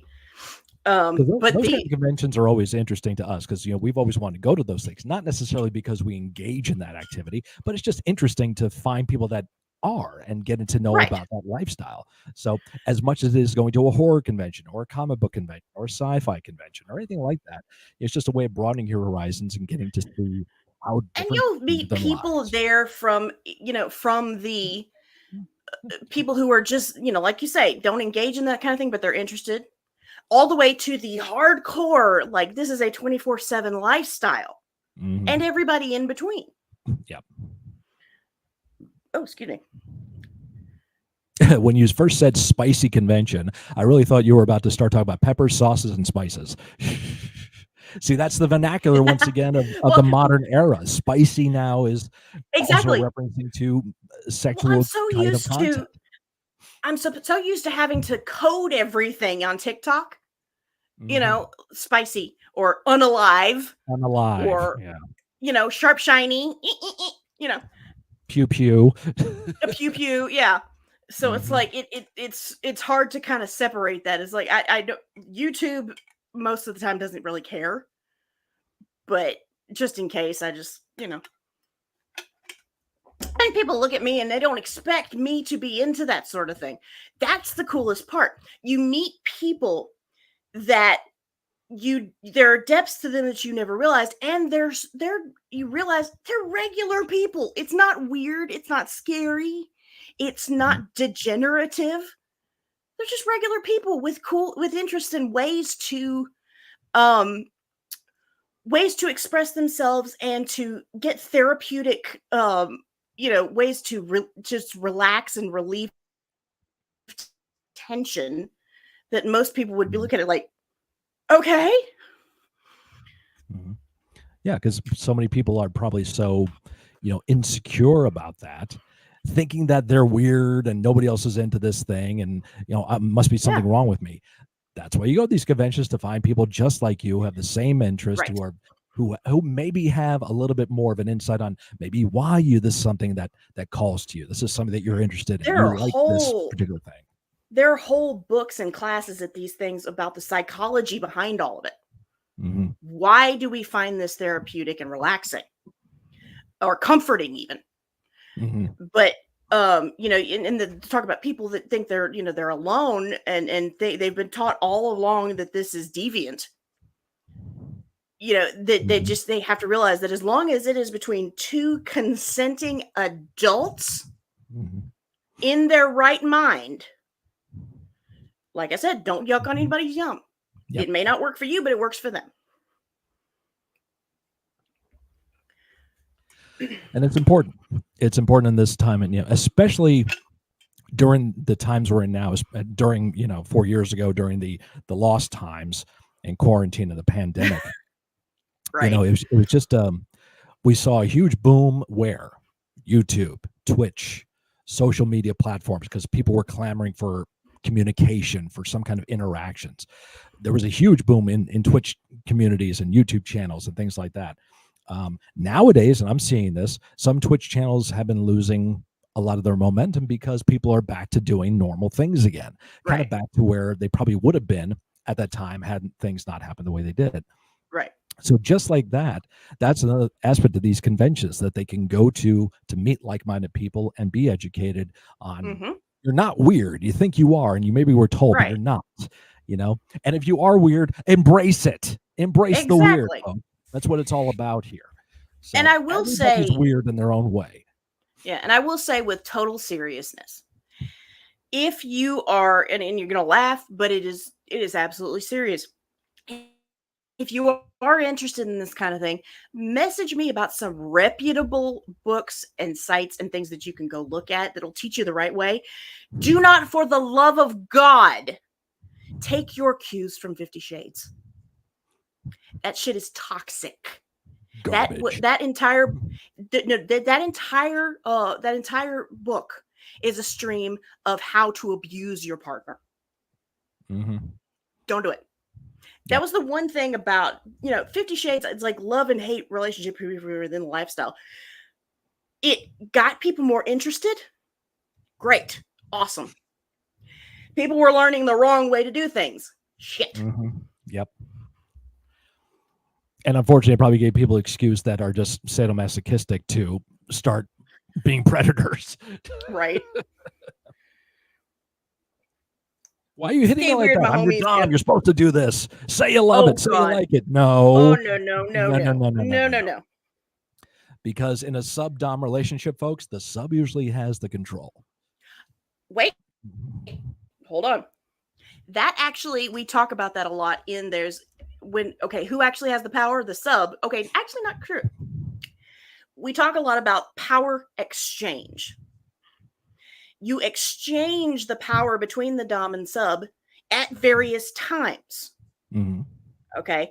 A lot of times you, as a sub, you give your dom the power to give you instruction, to take care of you. You're willingly giving that up. So you don't have the power. You're giving it to them, truly. And then there are times when the dom is giving you the power to take care of them too, and they're giving it up because they're trusting you to make sure that you tell them when you need something. So it is an exchange. Mm-hmm. One person doesn't have the power. They shouldn't. But the one that's another misconception. But one who has the ultimate power is the sub because of one thing. A safety word. Doms have safety words too. They should. Because there is a thing called dom drop, just the same as sub drop. When you get into a headspace and you are wrenched out of that headspace for whatever reason and you fall, so it needs to be an equal give and take. It has to be. Okay, Dave, I'll see you later. Have fun. Dave, thanks for stopping in, man. Good to see you. But so there's a lot of misconceptions about that, and about how when you enter into this kind of relationship, you give up all choices or something like that. Everything is negotiated. And if it has not been negotiated and enthusiastically and specifically agreed to, it doesn't happen. Or you stop and sit down, kind of like you go into, you're playing make-believe and you say, okay, time out. We're back in the real world. We renegotiate. And no is important. Yeah, no is a complete sentence. No is a complete sentence. Exactly. It is a definitive, decisive move to say, no, not doing this. Right. Excuse me. Now, because there's one, like he calls himself the Alpha Dom on TikTok. First of all, if you watch any of his videos on TikTok, don't watch any more than 10 seconds or he actually gets money for them. We don't want to perpetuate him. No. But he's the one that goes on about how you do not have to accept somebody's rejection. That makes my blood boil. What? Makes my blood boil. What kind of tool is this? I mean, I'm not even in this community and I know that shit. Yeah, no. Anybody who says they're an alpha, they're not. They're a bitch. That's why I cringed so much when they started using the term Gen Alpha. I'm like, you poor summer children. Uh-huh. It's the most popular franchise that doesn't categorize itself as porn. Right, yeah. 50 Shades was actually a parody or a fan fiction. It started out as a fan fiction of Twilight. Mm-hmm. Which tells you how toxic the relationships in Twilight are. Yeah. It's the reason why all that shit sucks. Let's see. There's a reason why we kill the sparkly ones for free. That's right. Mm-hmm. Vampires don't sparkle. That's not at her. That's out to the world. This is why I believe Yeah, I got a everyone little should bit have of. basic See, self-defense skills. Yes. see, I have sparkly, but I had to put that on. See, See, she got made up for this. And I'm just self-promoting here. So on my own channel. How lame is that? Um, yeah, when we getting Panda merch, or do we have Panda merch one that of I these don't know days we're about? getting there. I'm still working on putting forth a. I'm working on setting up a Patreon and the whole Discord community. Oh, That cool. stuff's a pain in the Mhm. ass, you know that? Yes, it is. So I'm getting there. Mhm. Um, the trouble with finding with doing merch is finding a a company that will allow you to do quality merch for a price that people can actually afford to buy. That's the big issue. Yep, that is the tough And thing. then, don't charge you a ton of fees just to Mhm. get it started. Yeah. I mean, if anybody in the in the comments has a good company that they use or that they've heard Mhm. of, let me know. I mean, I use But TeePublic. that's the tough part. I've used TeePublic for the last couple Mhm. of years. They made, this is the T-shirt I generated through that. Also, my other hashtag middle-aged metalhead T-shirt. So it's Right. quality stuff, but you're going to pay for it. So Yeah. there is that factor. I wish it was cheaper. Yeah, quality merch that won't cost an arm and a leg. That's the tough thing. I originally was And the going through next, Teespring, but I wasn't liking their quality, and then I found about TeePublic through Reanimate Her, another yeah, friend of mine on Twitch and YouTube. So yeah, I went through that, and that's what I've been using. the next time what I'm trying to find is also a store that is size inclusive. Hmm. Because a lot of people they stop at like an extra large. Well, most of the population is above an extra large. I'm just gonna say. Yeah, I'm an XL as it is. And Carnival, thank you very much. Wearing the merch right now as we're talking, drinking out of the cup. What a guy. So you talk about doing Patreon. I had a Patreon a few years ago, and I enjoyed it, but the Patreon that I set up specifically regulated me to like a month schedule, and I was Yeah, just yeah, yeah. not able to fulfill it. And if I did, I felt like I was rushing. The content wasn't that good, and my top tier was $20, and Right. I'm very grateful in the fact that I had more people on my Patreon signed up at the top tier than any other tier I had. I was like, whoa. So I felt the Yeah. pressure on me to really put out the effort to put out good content. And in the end, I felt like I'm just not doing it. So ultimately, I ended the Patreon. Then here on YouTube, they have the join button, which I did that. It's a much more simplistic format, $5.99 a month, of which Captain Panda has signed up, by the way, ladies. So thank you very much. So oh, so yeah, Carnival. I remember your Patreon, yeah.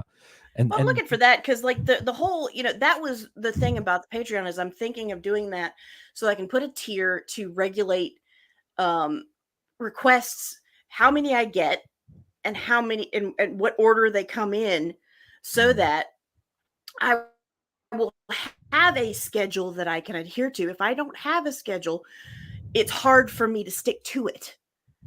So mhm. having someone else depending upon me to do something because they paid for it would help me. Oh, okay. That's good. I mean, I That's I good. could look at the YouTube's subscription bit, maybe. I don't know. Mhm.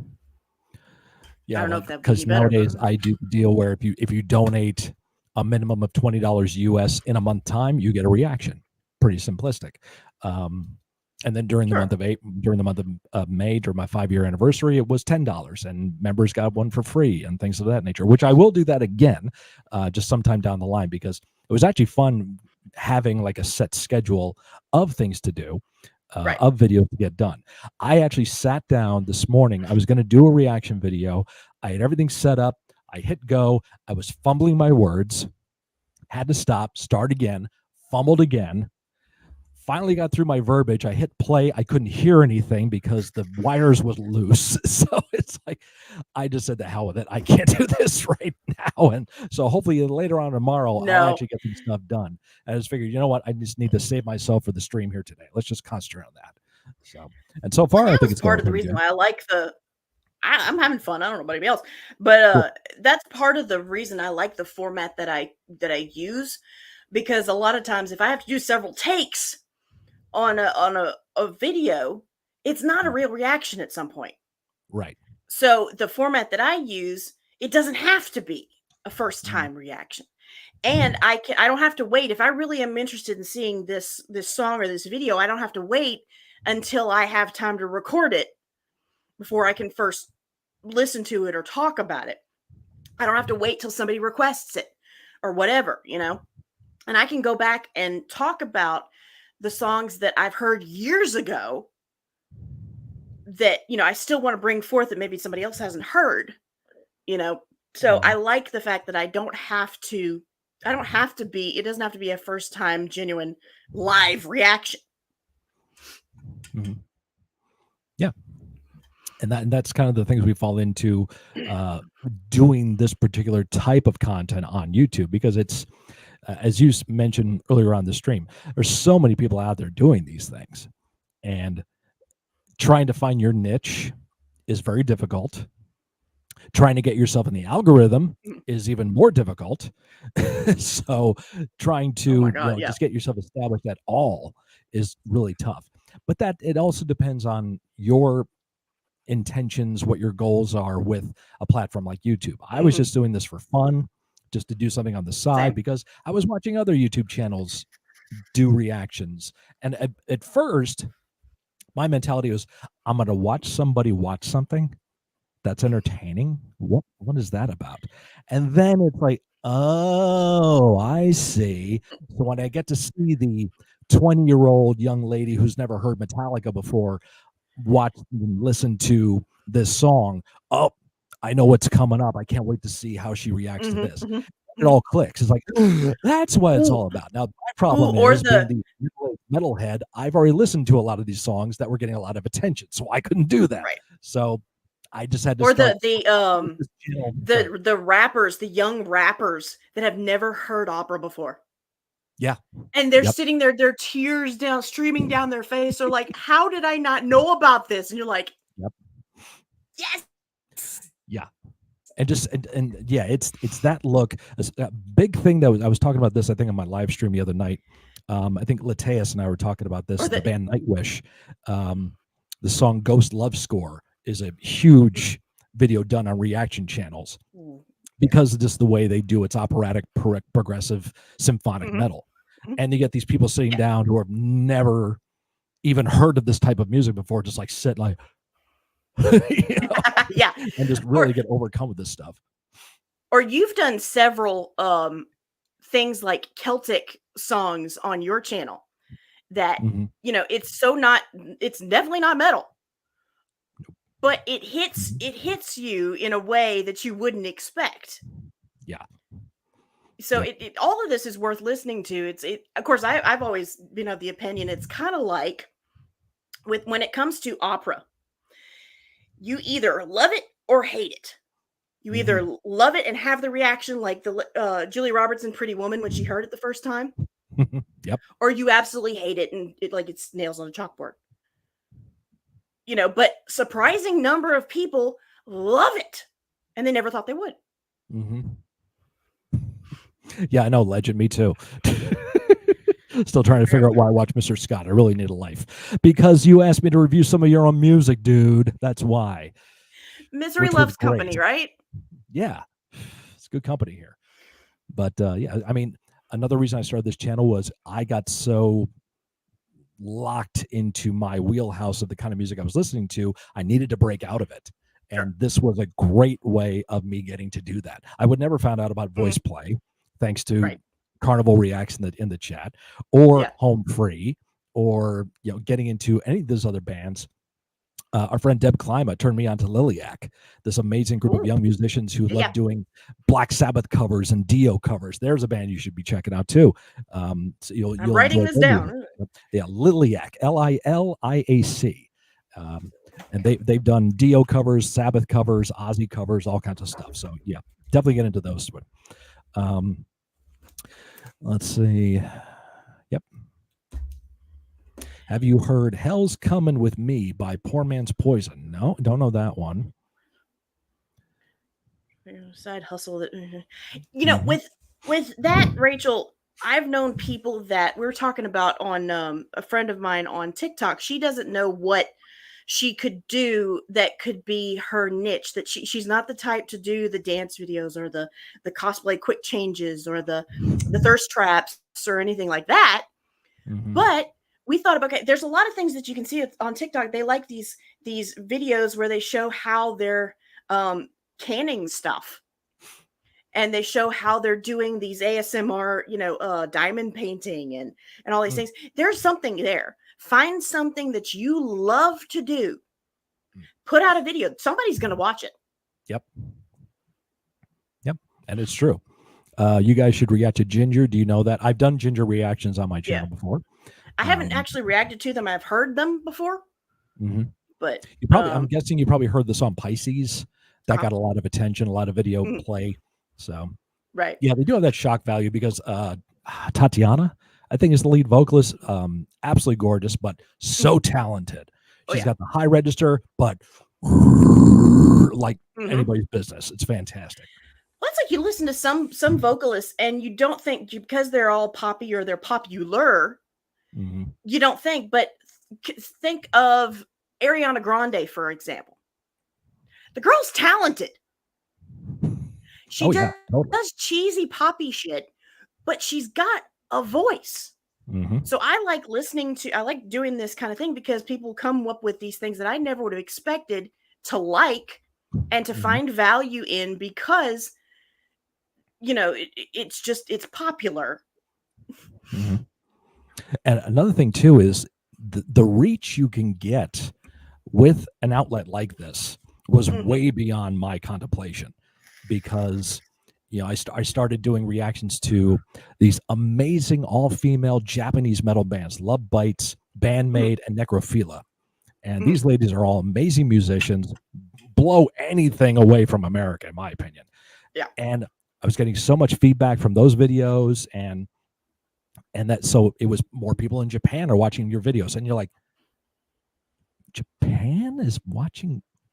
Why? That's always the next question I ask. Why me?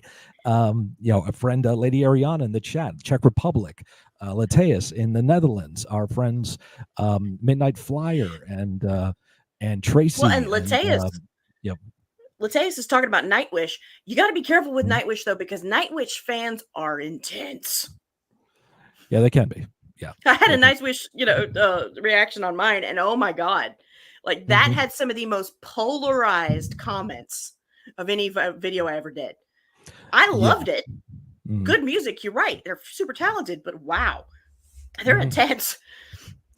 Yeah, that's also the issue we have, and this is in all forms of entertainment and media: gatekeepers. Yeah.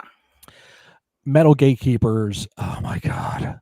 And every time I have done a video lately on my series, Metal 40 Plus, where I look at metal albums turning 40 years old this year, I always make the point to say, if you're a freaking gatekeeper, get out of here. I don't want to freaking hear it. I've heard it all, okay? And I don't need to rehash my arguments with you, because that's metal gatekeepers seem ridiculous. That's why I absolutely refuse on my channel to ever say the words, this one was better, or I like this one more. Because that, it'll cause so much shit, and B, neither is better or worse. They have their own value, and you need to highlight that. Everyone's going to like something else, and as gatekeepers need to understand, no one needs to quantify their opinion for you, okay? Yeah. They don't need to get your permission to like something. No. But if you like 6 feet under, you're a fucking moron. Anyway, that's a joke for me and my crew. Well, inside joke. We deal with gatekeepers so much in the cosplay areas. Like I'm apparently not allowed to cosplay certain characters because I either don't look like the right way, or I don't have the right materials, or I don't, it's not accurate, and blah blah blah blah. No, shut up. Yeah. Do not gatekeep. If it brings somebody joy, let them fucking do it. Well, it's not hurting anybody else, and they're enjoying doing it. If I could get paid for making videos of picking my nose, I'd be set, I'm sure. Again, Rule 34, somebody's into it. Yeah, Rule 34 is true. Let me tell you something, and I hope that you read this. When I first started doing home free and voice play videos, I used to call them covers when they would do songs. I already know. Oh my Lord. Most of them are covers. Now, Home Free does do some of its own originals, but I think there's only been about a handful, like 1 or 2 albums where they had original content. I don't think voice play has ever actually done an original. I don't think so. Everything they've done is just taking a song that's already known and putting it into their own filter. So yes, they are cover songs. That's what they're It's a cover. supposed to be. It's okay. So Carnival, next time you get that, tell them to fuck off. Okay. Yeah. And now, people want to say a reimagining or any of these other kind of, yes, it's a reimagining. Yes, they are, putting a new spin on it. Yes, but it is a cover and that's okay. Why can't we just freaking get along anymore? I know, what the hell? Oh, it'd be so nice if we could, but people just don't want to get along. That's the problem. Message.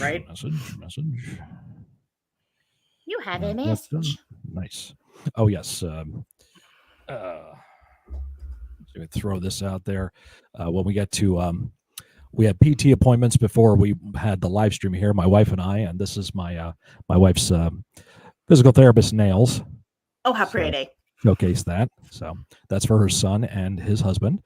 So very nice. So I just send that to my my gay work wife. Hi, Erin. Hi, Erin. And so she appreciated that. Let's see. I have to say something to Angela. Oh, that's what about me until I realized, oh, that's a joke. I hope you never know nowadays. Said Rachel. Yes. Rule 34 exists. If there exists, there's porn for it. Oh, yes, there is. Yep. And sometimes we wonder why. But again, yeah. The person's yum. I understand that. Makes no fucking sense to me, but okay. You're into sock puppets? Fine. Enjoy yourself. I don't want to know what you're doing with that toothpaste.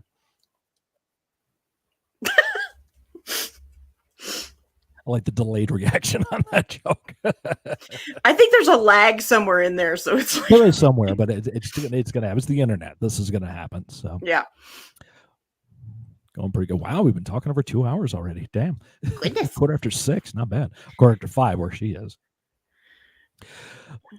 Selena Gomez, Rule 34. Of course, Will is going to go to Selena Gomez every time he posts. It's got to be about every freaking time. Yes, Latias, there is Family Guy porn. Yes, there is. Yep. Not that I've seen it. I've heard things. A friend of mine told me. Asking for a friend. Asking for a friend. All right. Wow, PandaBear, you want to give me a bear hug? Giggity.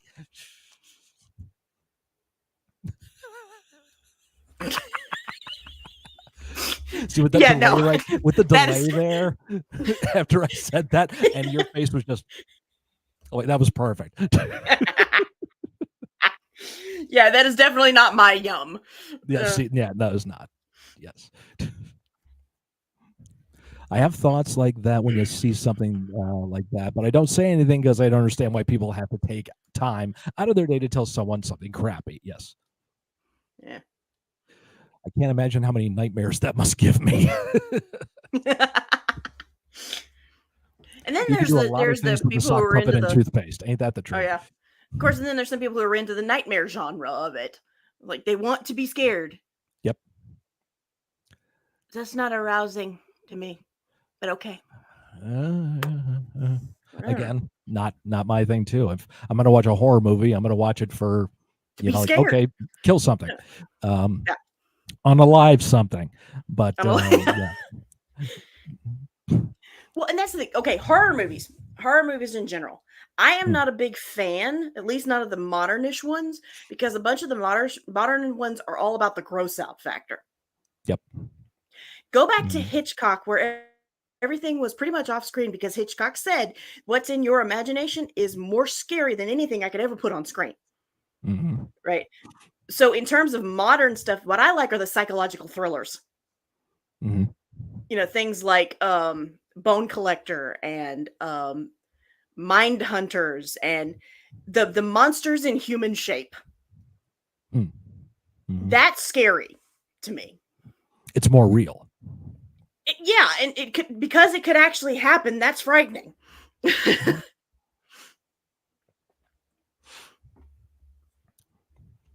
The Not old a huge black and fan of white horror ones too. movies. I like black and white ones.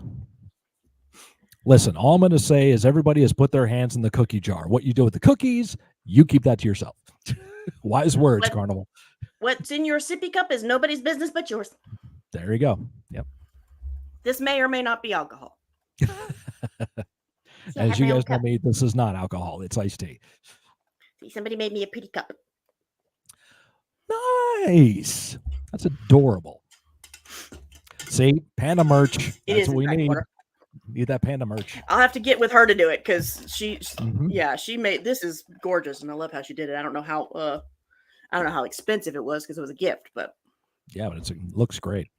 Psycho, arguably the greatest thriller ever.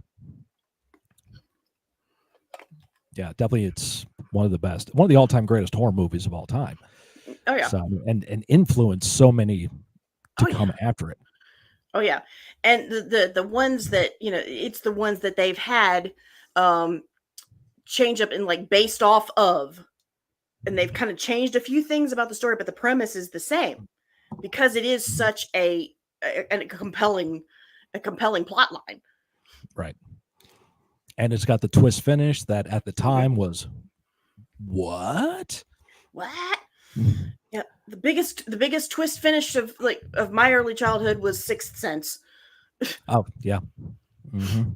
Like, wait a minute, And then you go back and watch the whole movie and like, huh? Oh this my makes so much God. It sense connects. now. It does. Yep. And yeah, I really enjoyed, experiences like that. That was the impressive part of that was the continuity through the whole thing. They Mm-hmm. didn't just spring the twist on you at the end, and you're like, huh? No, the continuity through the whole thing that set the whole thing up, every piece, and you go back and you're like, okay, now I get it. Now you see it. Mm-hmm. Carnival, I mean, me and Mr. Scott have always had arguments over horror movies and one of the best ones. At the end of the day, we're still friends. At least I think. Well, of course we're friends. Please. Original Halloween from 1978, a classic, one of the best. Sean's here. Oh boy. Sean always comes in with the dig first. This is how me and Sean communicate, people. It's okay. All right. This is how we show love. This You is our love. wound me. You wound me. Oh dear. Oh my. Oh, I'm getting the vapors. Not Somebody you, get me my PandaBear. You're smelling great. I'm salts. talking about Scott. Of course, we know that. Somebody get my smelling salt. John Carpenter's The Thing from 82. Yes. Yep. Another one of the best ones.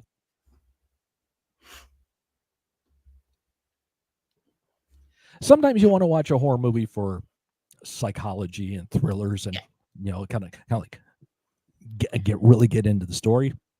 Sometimes all right, this is a bad, I'm just going to say it. Sometimes you want a blowjob in the elevator. Sometimes you just need to get a quick fix of somebody dying or get a jump scare or whatever. So it's all about what you want. So today was Pride, whatever that means, like the main gay pride after Amsterdam's, and I forgot.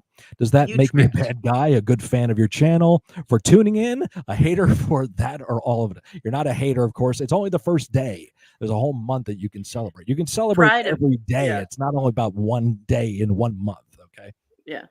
So it's Pride all good. I appreciate Utrecht you is being what here. it is. Utrecht. Yep. Utrecht. Thank you. Pride Utrecht. Okay. The Fog from the 80s. Yes, the original Fog. Yes. I came in saying that I watched found footage films. Urban Legends. I'm particularly not a fan of those movies, but I love them because some of them have a good story. Yeah, I'm not a fan of found footage films. I never have been, never will be. But if you enjoy it, go right ahead. It's the whole pineapple on pizza situation again. Yeah. Who cares? Enjoy it if you do. If you don't want it, you don't have to eat it.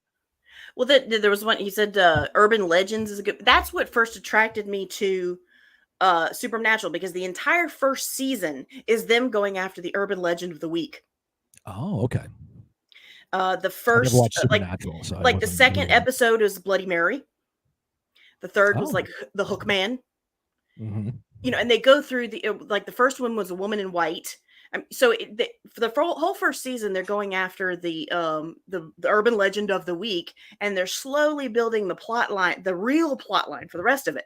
But that's what hooks you. Mm-hmm. Pretty good pronunciation, he said. Have you ever been to the Netherlands, Panda? I have not, but like I say, I grew up when I went to school for in college. We took diction courses for various um, uh, languages, and we learned how to use and write in the phonetic alphabet.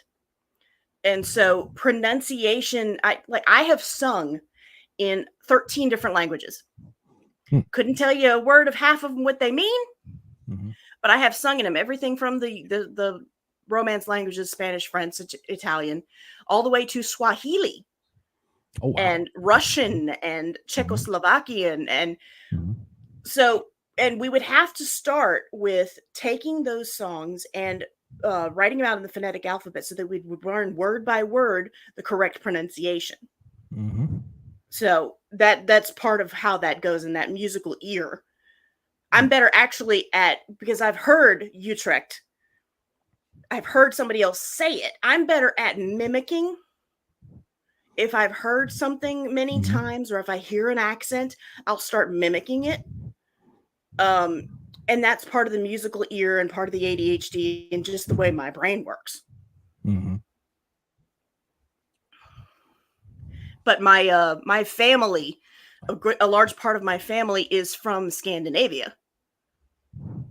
So that was a story I wanted to. I think you had told me to remember this story about one of my Norwegian ancestors. Okay. My great grandmother, so my mom's grandma, she was first generation born here in the United States. Her parents immigrated from Norway. And her middle name was Alvilda. And that is an anglicized version of the Norwegian name, or excuse me, actually Sweden at the time, Alfilda. Well, Alfilda was apparently a legendary character way back before, written history, who apparently was the daughter of a chieftain in what is modern day Sweden. And she was not content with just being the chieftain's daughter or even a shield maiden. She went to her father and said, I want to do something. And so he grants her 30 longships that she cruised exclusively with women. And they basically plundered and raided the North Seas for 30 years until she decides to retire and take over leadership of the village.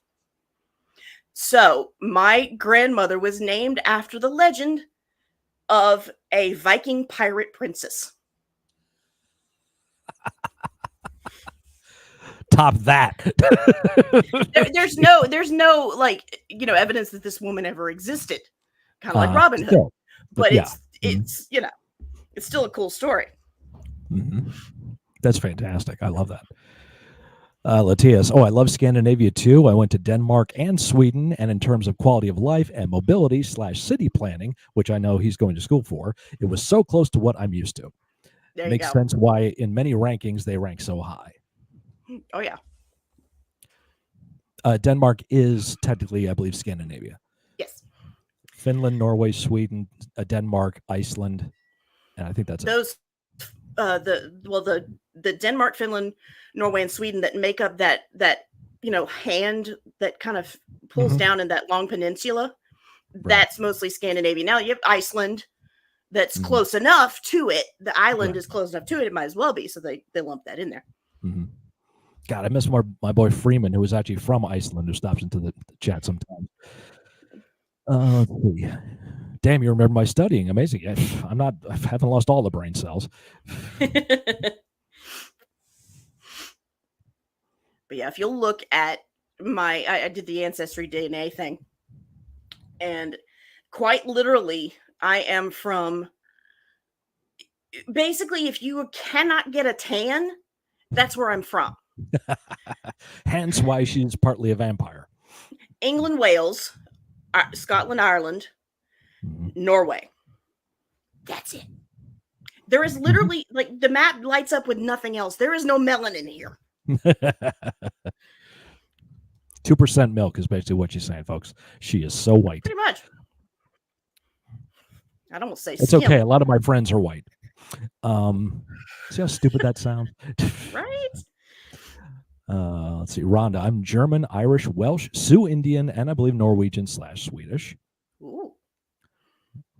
My mother's side is 100% Italian, all Calabrese. And my father's side was German, Dutch, English, Scottish, Irish, French, the mutt. That's the mutt side of the family.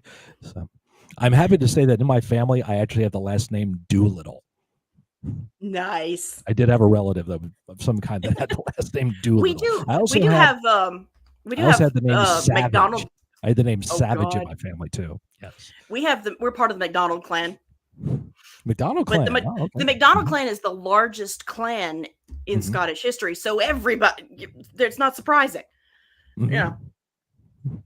But just the hair cells. Ain't that true, Legend? Yeah, I know. Right. No, what was it? Hang on. Rewind the brain back. There was something. What was it? I'll remember it later. That's okay. Oh, Italian. You said Italian. Yeah. Mm-hmm. I do not like spaghetti. I'm not a big fan of Italian red sauces in general. I don't know if it's the combination of the herbs and spices they use or whatever. You know how when you are a kid, your mom or somebody, gives you the threat, you're going to have a child just like you, or, these things in your future that my mom would threaten me. She'd say, when you get married, because she loved spaghetti was an easy thing she could make. Dad loved it, blah, blah, blah. And I hated it. But she said, when you get married, you're going to want to marry an Italian guy. And the first thing that you have to eat when you go to supper with mama is spaghetti. And I said, and I will thank her for every bite. I will probably eat like a burger before I go so I can say, oh, I'm so full I can't eat another bite. Mm-hmm. But, Dutch represent. Now you just have to visit us. Come on, before our country drowns to the sea. If you have ancestry, go visit us. We're already like 3 meters below sea level. It's now or never. Okay, there you go. Right. We're only 16 feet above sea level where I am anyway. So. Oh, there you go. See, now the weird thing about me is that growing up, even though my mother was Italian and her entire family was Italian, like I said, FBI, full-blooded Italian, I was not a fan of red sauces either, specifically ones made at home. My grandmother, on my mother's side, my mother's mother, I miss her to death. She cooked food that was very bland. And that's because my grandfather didn't like a lot of flavor in his food. So that's the way she kind of just became accustomed to cooking. So I never liked her sauce. Oh my God. You cook bland food down here, they're going to kick you out. Exactly. So I ate a lot of pasta when I was a kid, plain. I didn't have anything on it. And actually it's healthier anyway.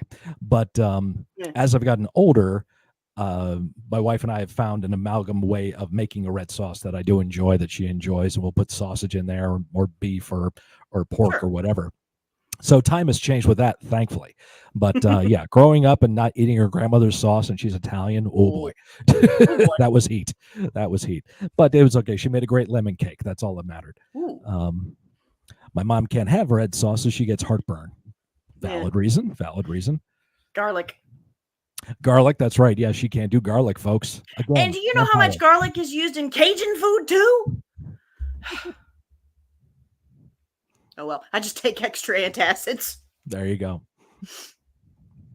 Yeah, Sean, I love tomatoes. Only one of us, Sean, is going to have kids to do that, and it's not me. I don't know. We'll see. I love tomatoes. I love tomato soup. So cooked tomatoes isn't a problem. It's just for whatever reason, the herbs and spices they use in Italian red sauces specifically is not my bag. I don't know. Mm-hmm. Yeah, I can't stand tomatoes in any other form except sauce. Like pizza, of course, give me all you got. But I don't like tomatoes as in and of themselves. The wife loves them, and all that stuff. Cool. But I'm just very, very picky with what I eat. We had a problem. I was going to visit some friends in Virginia, and I was gonna when I go visit somebody, my first thing is I want to cook for you. I get we go to the store, and I come back and I cook you a Cajun dish of some kind. Hmm. Problem is, one of them was allergic to onions. The other one couldn't have gluten. The other one couldn't have shellfish. Mm-hmm. That is Cajun cooking. That's it. There's nothing left. Just rice. I ended up making them chili, I think it was. Hey, whatever works. You find a workaround. You always make it happen. Yeah, my wife is allergic to shellfish too, and not that it's a big deal for us. I mean, it's not something that we go for a lot. Just if we go out to a restaurant and she doesn't care if I have shrimp or whatever, I just go make sure I wash my hands and my lips before I touch her. So it's okay. We just get through that stuff. Well, people tell me, I can't have gumbo because I can't have shellfish. No, the newbie gumbo is chicken and sausage.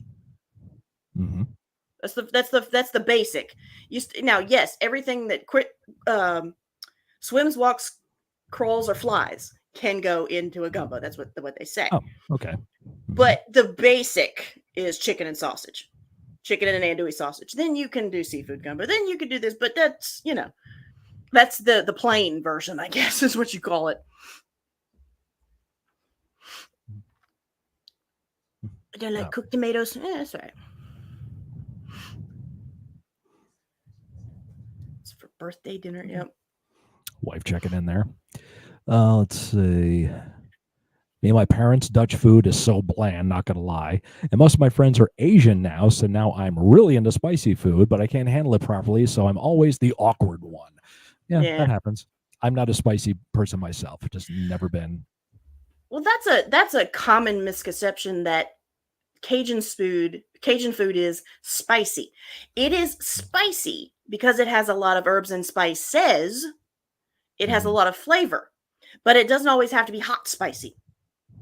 Mm-hmm. Now, you go and you have a crawfish boil. If your lips aren't numb and your nose isn't running after about the third bite, you're doing it wrong. But that's an exception to the rule. Mm.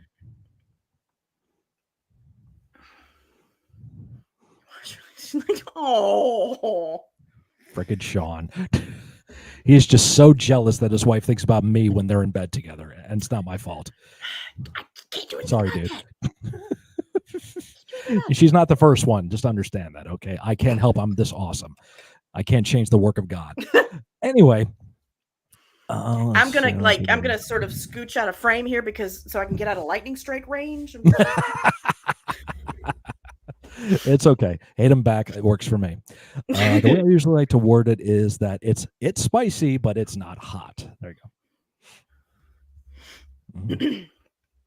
No spices, no nothing. Oh, I'm sorry. No nothing. No nothing. What knows hot and spicy? Curry Man. He's Ichiban. Wrestling reference, folks.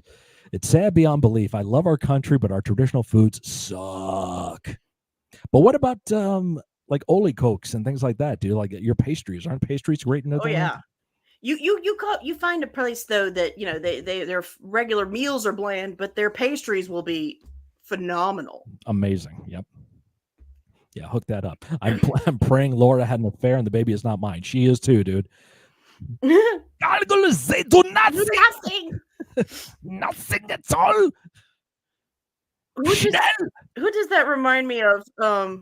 Who does it remind me of on TikTok? Oh, Uncle Copper is like Hans. Because he's a country guy.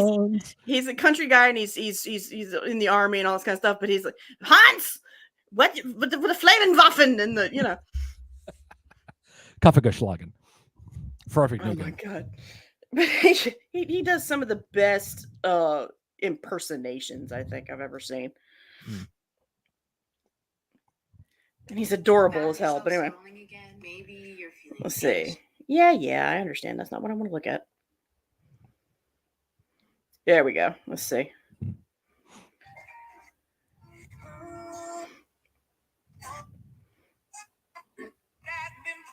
Let's see.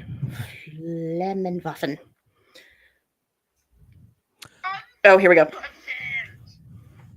much flaming boffin. You know what, Matthew? I was going to let this go. I was going to let this go. And I was going to give him a break because he has been working very hard. But he has had a lot on his plate. But I can ignore this no longer. Hands! Yeah. I'm not mad at you. I'm just slightly frustrated. Have you not noticed the temperature is getting higher and higher and higher every day? Every day. Not even skipping days, or every other day. Just every day. The temperature is getting higher by slight increments. And I think you probably had something to do with this. Yeah. Oh, global warming. Global warming blames the planet. How easy, too bad the planet cannot speak for itself, Hans. Schnell. Just a little. Just unstill. Tremendous. Dorman! Okay. Norman! The things I do for y'all. Die mein Scheiße. Oh yeah, pastries, fish, waffles, some fast food things are great, but my parents and older people grew up with really crappy times, World War II, and more like the basic type of people regarding food. You're making me hungry now, but the busted toe making cooking in the kitchen problematic at the moment. Ugh. Yeah, that'll Order do it. takeout, dude. That's my problem is I do too much takeout only because it's just me. And so if I'm going to cook, it's an awful lot of trouble, you know? For one person, yeah. Yeah. Mm-hmm. We do takeout, but that's because we're lazy. Hey, it happens. But here, I live in a small college town, and there's not a lot of takeout options here. There's actually there was an ordinance in this town. The only fast food here is McDonald's. That's it. What? There's no other fast food. That's weird. I don't know if you count Subway as fast food, but there is a Subway here, and there's a Dunkin' Donuts. But that's it. Otherwise, you have a couple of Chinese restaurants. You have a diner, a couple of pizza places. One big restaurant in town. It's like the restaurant to go to. Oh, yeah. And that's it. That's really it. Mom and pop shops here and there, places, sandwich shops, but that's it here. So it's like we have to go an hour south or an hour north to hit like a quote unquote city that has more takeout options. Domino's, Wendy's, Burger King, KFC, Taco Bell, things of that nature. Oh, this one is cute.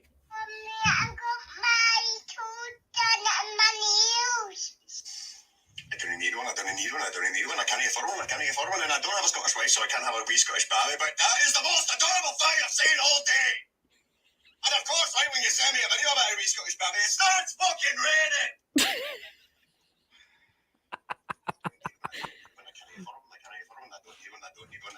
I don't. Wow. Oh my god.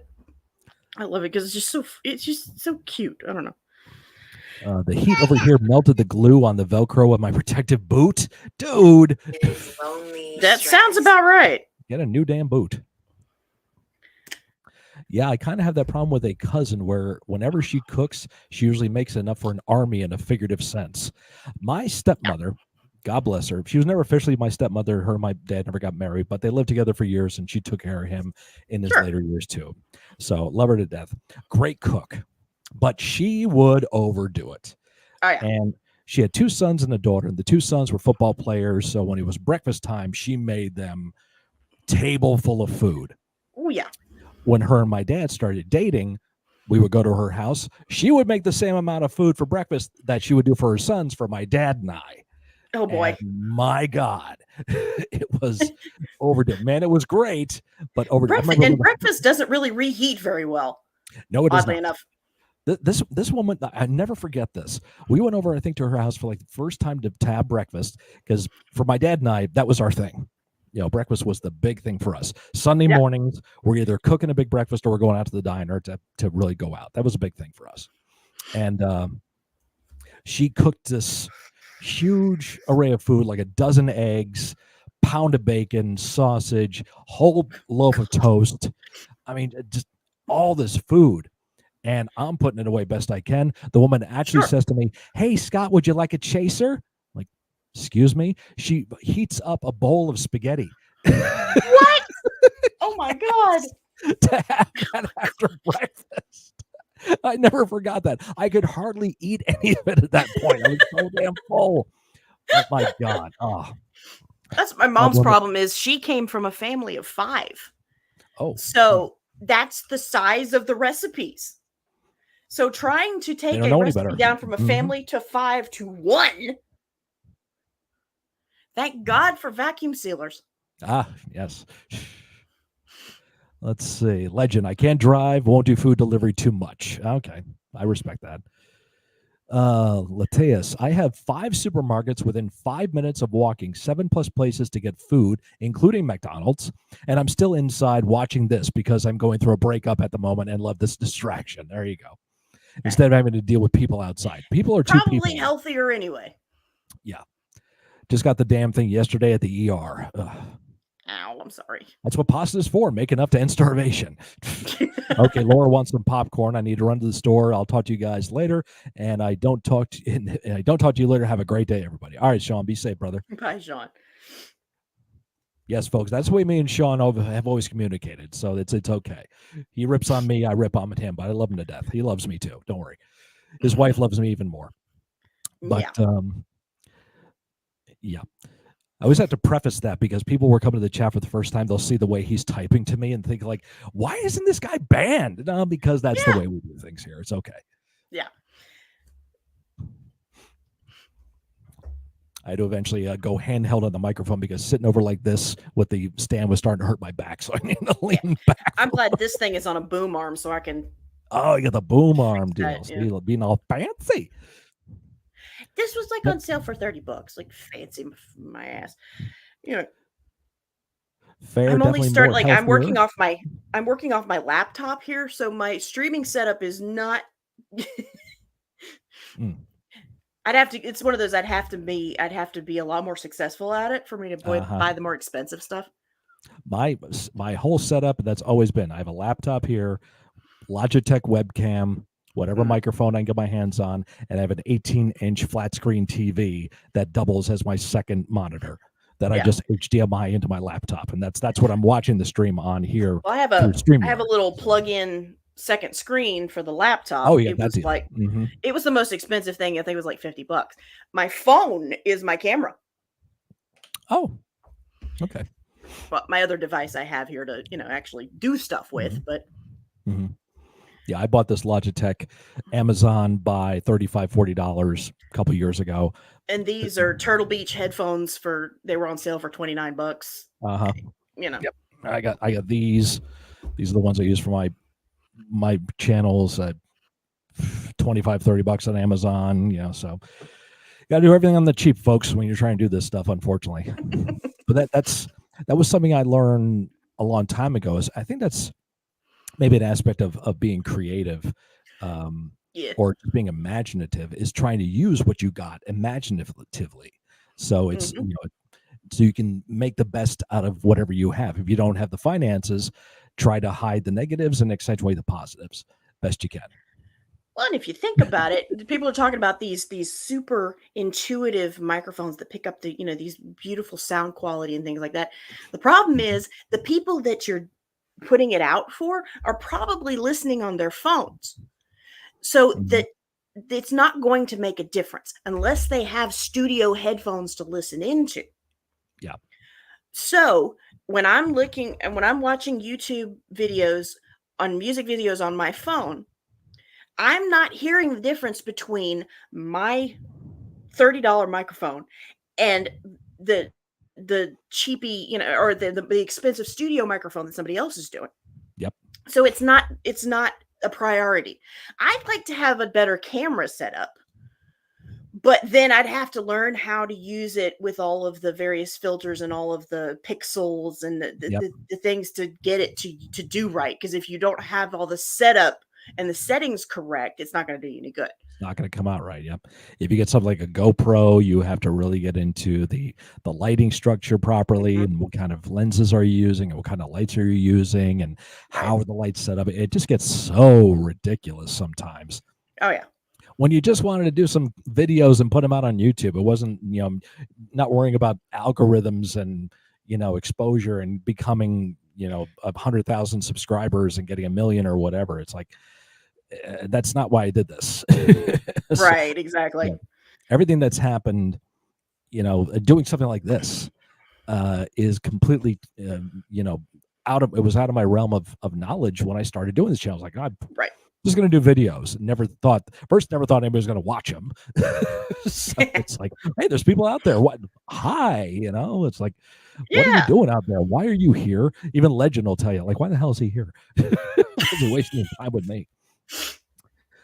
Rachel, there was 5 people in the house when I was growing up, so it's crazy when I look at the recipes and it says serves 5. I'm like, no, it doesn't. Their version of 5 is 1. Yeah. Oh God, what's that old joke from Elaine Boozler? She'd say, it says on a pint of Haagen-Dazs serves 4. Who are these other people? I've never Who met are these other 3. people? So true. Like, I can polish that off in 20 minutes myself. Oh God, yeah. That's you're sitting there watching a movie. Mm-hmm. So dangerous. So dangerous. Oh, God, right? yes. Why am I here? Well, because you are great. No, I'm not. You're great. You. Okay, that's it. You. Easy enough. Yeah, and speaking of of different the different equipment, okay. I'm looking at my little second screen for so I could see the comments, the YouTube comments scrolling through. And then I've got the Streamlab up here at the larger screen. And then I'm looking at on my phone 3 different lightings, just depending upon what screen it shows up on. Yep. So how much work I put into figuring out the correct lighting for my skin tone and all this kind of crap, sometimes it's not going to matter. Nope.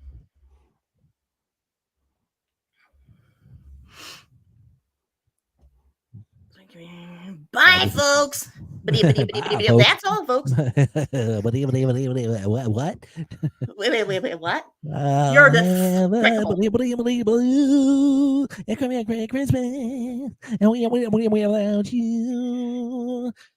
You're despicable.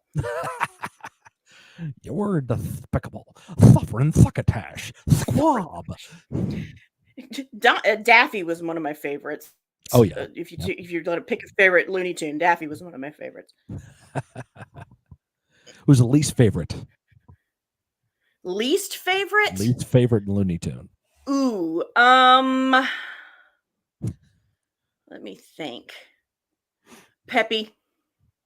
Pepe Le Pew, the Predator. He was irritating as fuck. I go Tweety Bird. I thought Tweety Bird was annoying. Tweety Bird was an asshole. Yeah, he was. He was a total asshole. Prick. He was a cocky prick. Poor Sylvester. Always got the short end of the stick. Oh yeah. Okay, I don't know if you've seen these before, but I had to show them to you because they're hilarious.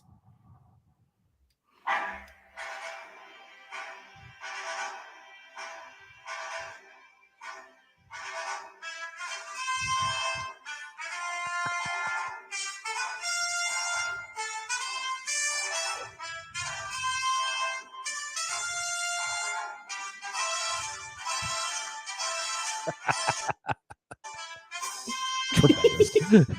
And it goes on for that one. Mm-hmm. Now this one. My 3-year-old was so excited that Donald Duck was singing. Now I can't unhear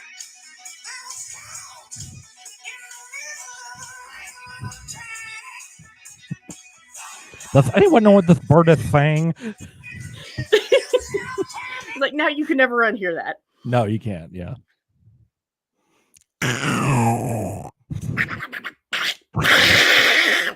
Very good. Very good. I can only do Donald when he is so pissed off he's incoherent. I can't make words. Oh, yeah. Mm-hmm. Hello. Hello. Have you ever heard? Isn't that sort of like the older version of Elmer? Then he got a little more, Yeah, it was a different guy doing the voice back then. Yeah. Have you ever heard Ozzy Fudd, the Rabbit Slayer? Yes. Tremendous. Good. That's not just a Northeast thing. I heard on the radio shows in the Northeast. It's like, I hope this is stuff out there that people have heard. Oh yeah. Now there is one guy on TikTok. He does his. You remember the Bugs Bunny where he goes to the opera and the opera singer is his neighbor. Yes. And he's driving him nuts. So he goes Of to the course, opera, you and it's that realize famous this means war. and it's the famous one where he holds out his hand Leopold. and keeps it going and keeps it going, keeps going. Well, the guy is doing he's doing Figaro from Barbara of Seville.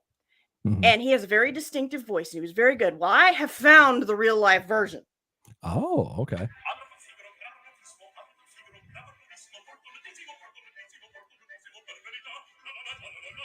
Doesn't he sound exactly like him? Yes.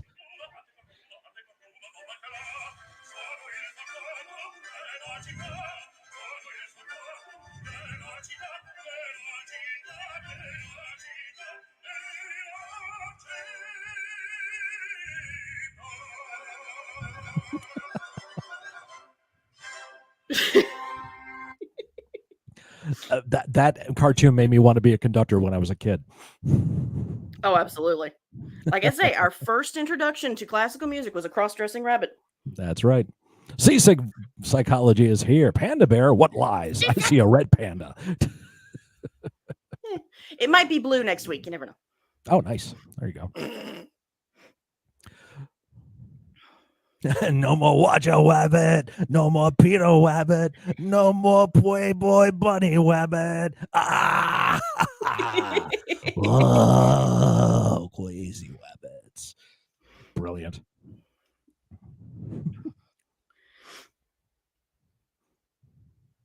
Let's see here. Oh, here's a good one. I ain't sure what HD is, but the doctor just called and said I got 80 of them bitches. Woo! 80 HD. Yes. I saw a putty tat. I did. I saw a putty tat. Oh, we were talking about the best entrances on film. Well, this is technically on film because they did a film of the stage version. Oh, oh yes. Not a price that I'm willing to pay. You cry, your tear which you hurl in the sea. You see me go by. I'm so sad. Remember we made an arrangement when you went away. You're making Yeah, he had one of the best entrances I've ever seen because he just Oh, yeah, walks so off good. with that sway in his hips. You're Yep. like, what is this Which, motherfucker doing? Beyonce stole that walk. Yeah. For I could sure. do Yoshi and Elmo, but no Donald. Oh, okay.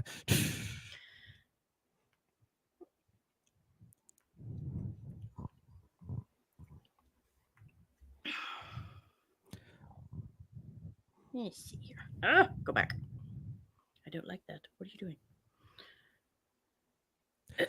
What was the there was those obscure kind of Merry Melodies, Looney Tunes type cartoons too that didn't have Bugs Bunny and the whole crew in there. Yeah. Like the B ones. I'm pretty sure these were the same company, but they'd be the ones like the House of the Future. Yes. They would have those little gadgets and stuff like that. Like Those you're were so frying fun. bacon and the bacon is curling up on it. Hit the new anti thing, and the big hammer comes out. Yeah. The funny one was the ones with like the cars. Yes. And then they had they had the turn signals with the man's voice, and then they had the turn signals with the woman's voice. So good. Yes.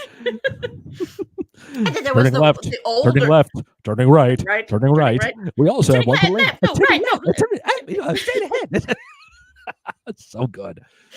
And then there were the older ones where there were the two cats based off of Abbott and Costello. Yes. Yes. He would even say, "Hey, Abbott!" Yep. Mm-hmm. Yep. They did that. Have you seen Tom Cruise do Donald I like Duck Celtic and Graham songs or Norton show? music? Yes, that's with Seth MacFarlane. I've seen that episode. Yeah. Do I like Celtic music? Darling.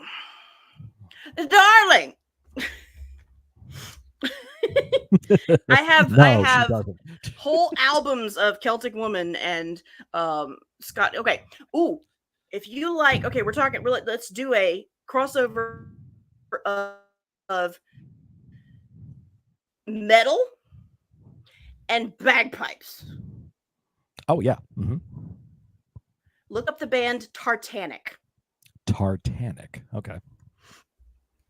I love them. So I have Tartanic, done so like Titanic, but some TAR. performers that do bagpipes to metal songs. Yeah, Snake Charmer. I love her. Yep, it was an amalgam of 3 different bagpipe players, and she was one of them. Mm. Oh, okay. Texas Ren Fest 2022 opening day show. There you go. My thing would stop this one. One of my favorites to tell people about if they're fans of bands like fans of things like Lord of the Rings is a metal band that was called a Band of Orcs. Oh God! And it was all Orcs guys would dressed be the up metal like guys. orcs. Yeah. Yes, they were full orc regalia playing metal. It was phenomenal. Okay, so let's talk Lord of the Rings. And do we have what to? what music genre would each race listen to? Orcs would be the metal ones. Yeah, orcs are totally metal. The Rohan guys would be country. Let me see, because you're not talking to a Lord of the Rings fan right now, so I'm skating on this stuff. But let me get some points of reference here, so we can make it proper. So, Lord of the Rings. First thing that comes up my phone is Lords of Salem. Let's see.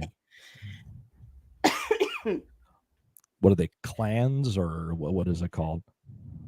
The races of like men, orcs, hobbits. Elves. All right, got it. Okay, dwarves in Middle Earth. Dwarves would be the heavy metal. These are or dwarves would be the classic rock guys. Like they would play Metallica and they're classic rock or southern rock. That could be that. Elves would probably be classical. Yeah, you're right. No, elves are power metal. Ooh, straight up power metal. Yeah. Mm-hmm. Yep, that's power. Or metal. they would go to the emo metal of like Evanescence. Yeah, they could do that. Hobbits themselves, that is grindcore. That's total straight grindcore. Hell yes. Yep. Orcs are death metal. No doubt about that. That's straight up death metal. Ents. E-N-T-S. Tree guys. The trees. They're living trees. They're living trees. So they're black. They're constantly speaking very slowly. Because even the trees walked in those fucking movies. Right. Let's see. Trolls. Wizards. Trolls. Yeah, trolls. They're death. They're like they're death metal, but more death grind. So they're an amalgam of death metal and grindcore. Let's see. C6 says elves are symphonic rock. Symphonic, really? I go more power metal myself, but they could definitely go symphonic too. I mean, if anything, they were the origins of 80s ballads. Yeah. What about wizards like Gandalf? That's like 60s psychedelic rock. Yes, absolutely. Yeah. That's definitely that. Are there any other races in that crew there? I think there are. I don't remember them. I think those are the main ones, though. Those are the main ones. There you go. Yep.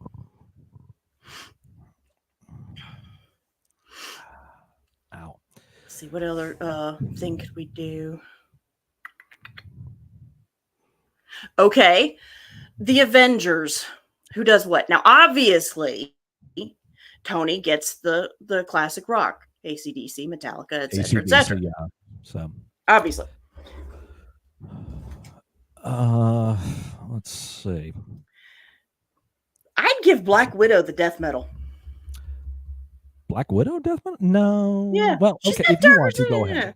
Go ahead. I would give Black Widow she gets like the symphonic metal because Okay. usually symphonic metal bands have the female lead singer. True. So we'll go more of that. Thor, of course, Viking metal, Mm-hmm. Amon Amarth style. Who else? And let's talk the. I know there's a big difference between, or not a big difference, but there's a difference between the Avengers of the movies and the Avengers of the comic books. Yeah. Certain members are not included in the movies that are part of it in the comics. Right. So I'm enough of a novice where I understand that factor. So we See, got Captain Tony. America would be part of the psychedelic metal, but only because Bucky dragged him. Yeah, definitely. Yeah, Steve is classic according to Seasick. I also, unfortunately, I see Captain America as like bro metal. Yes. Like a five-finger donkey punch type deal. And he's the bass guitarist. Excuse me. What? Oh, no reason.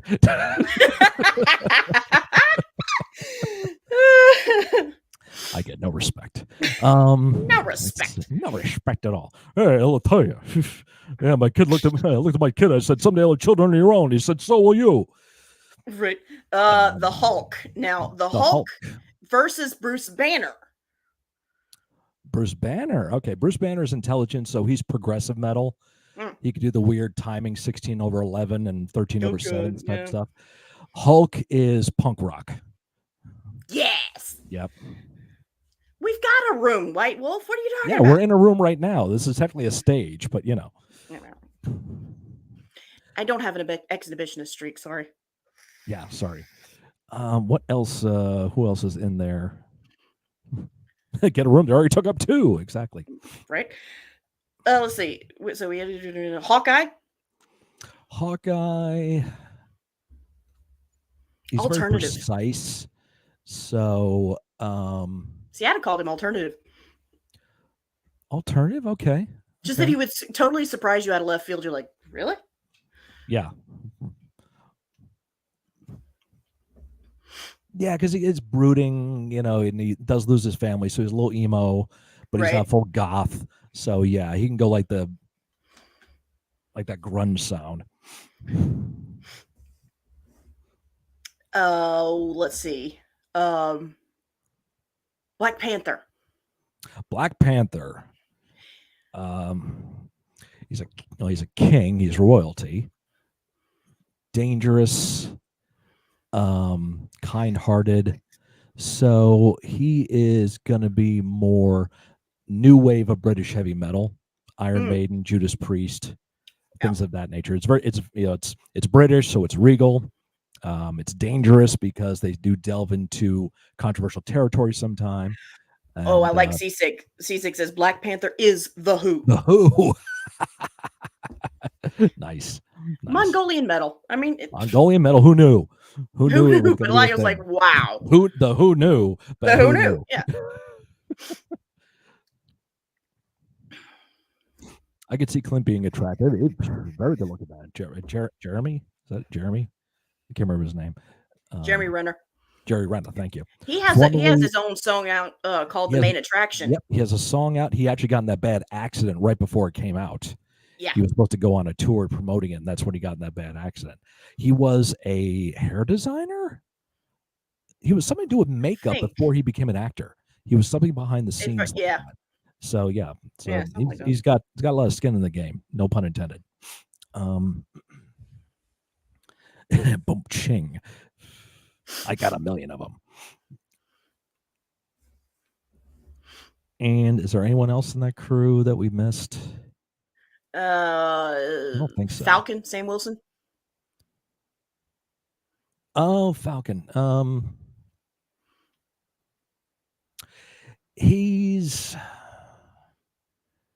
flies in. He's kind of a lot of flash. So, and I know that's not Marvel.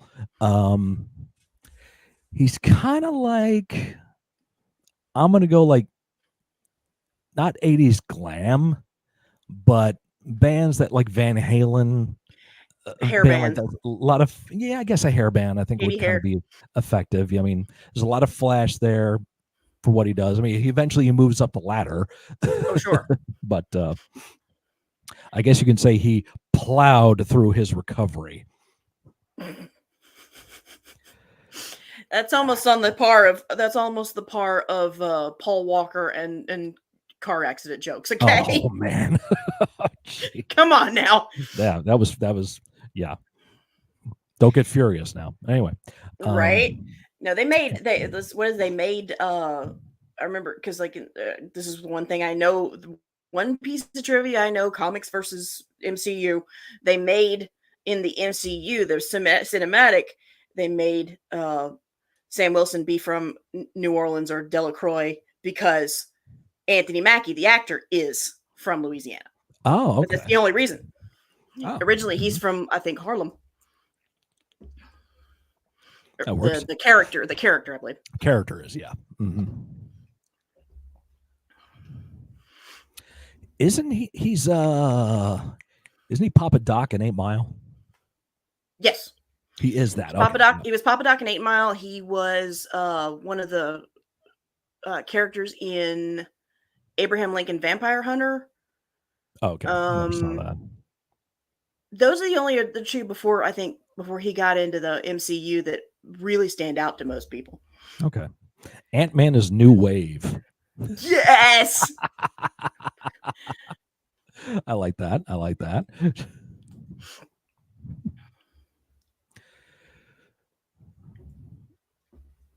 Spider-Man. He's a New York boy, so he's got to be hardcore. Spider-Man is hardcore and secretly listens to but secretly prefers to listen to girl emo. Yeah, okay, so screamo maybe more. Just go straight screamo with him. Yeah. So you can do that. Like he pretends he's hardcore, but no, honey. He use a special bean. Tough exterior, but inside he's goo. Right. You're just a special bean. Yes, he questions a lot about himself. Right. Still one of my favorite scenes in Civil War is pretty good, kid. Where you from? Queens. Brooklyn. Oh, Spidey is Beastie Boys. That works. When he's talking to you got a metal arm? That's so cool. There's this old movie called Alien.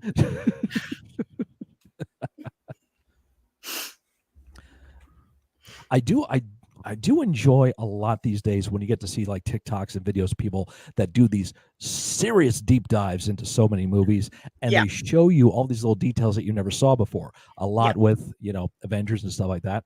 But there's been a few I've seen lately about Back to the Future. Oh yeah, they have come up with some things I never realized. The fan theories, it's like, dude. It's not even fan theories. It's stuff that they're actually finding on the movie. Like in Back to the Future. Anybody out there who doesn't know, I'm going to try to explain best I can.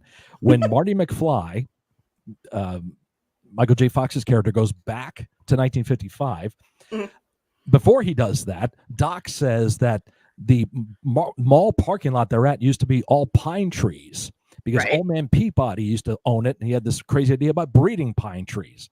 So when he goes back in time, Marty runs over one of the pine trees when he escapes, leaving one.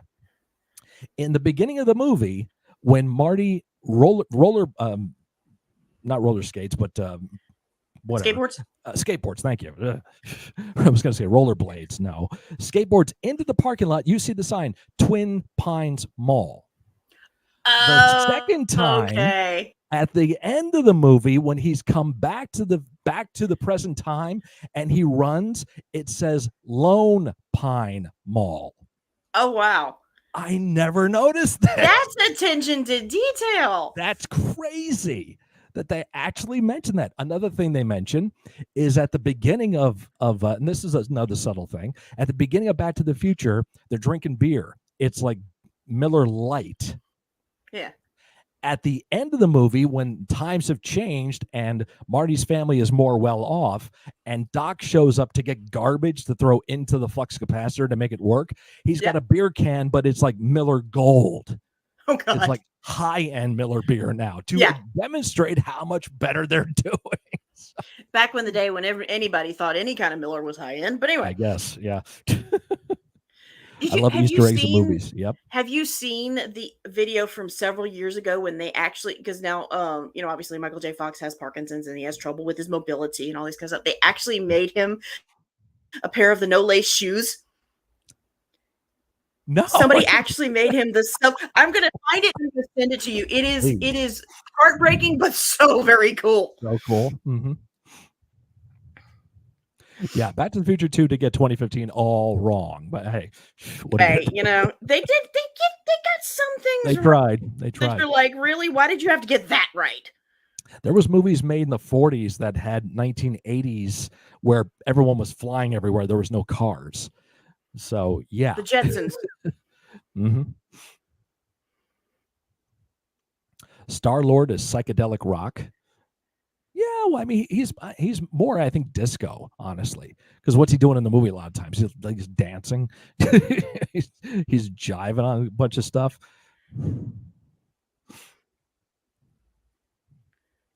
Let's see.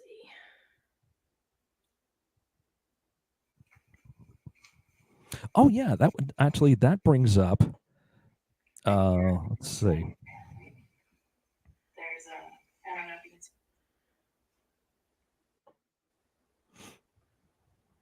As we both dig around on our phones, folks. Sorry. Right. I have a horrible memory, and she's trying to find some cool video here for me.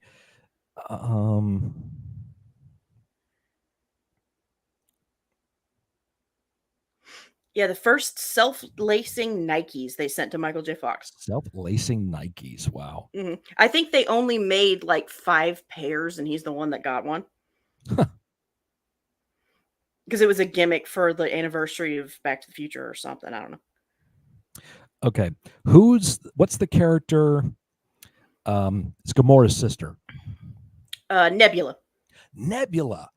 When you mentioned earlier about people you didn't know how they actually talked, hearing her in an interview, like, what? She really, did you? Karen Gilliam, I think. There we go. Yep. I just sent it. Yep. Mm-hmm.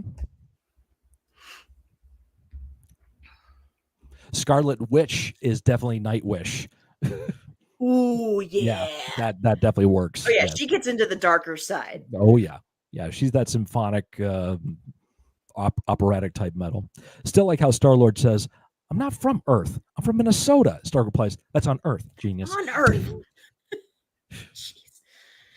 Tony Stark. Okay, everybody has their favorites. Like, okay, I love Captain America. I love Bucky. It's like Tony Stark was the linchpin, mm-hmm.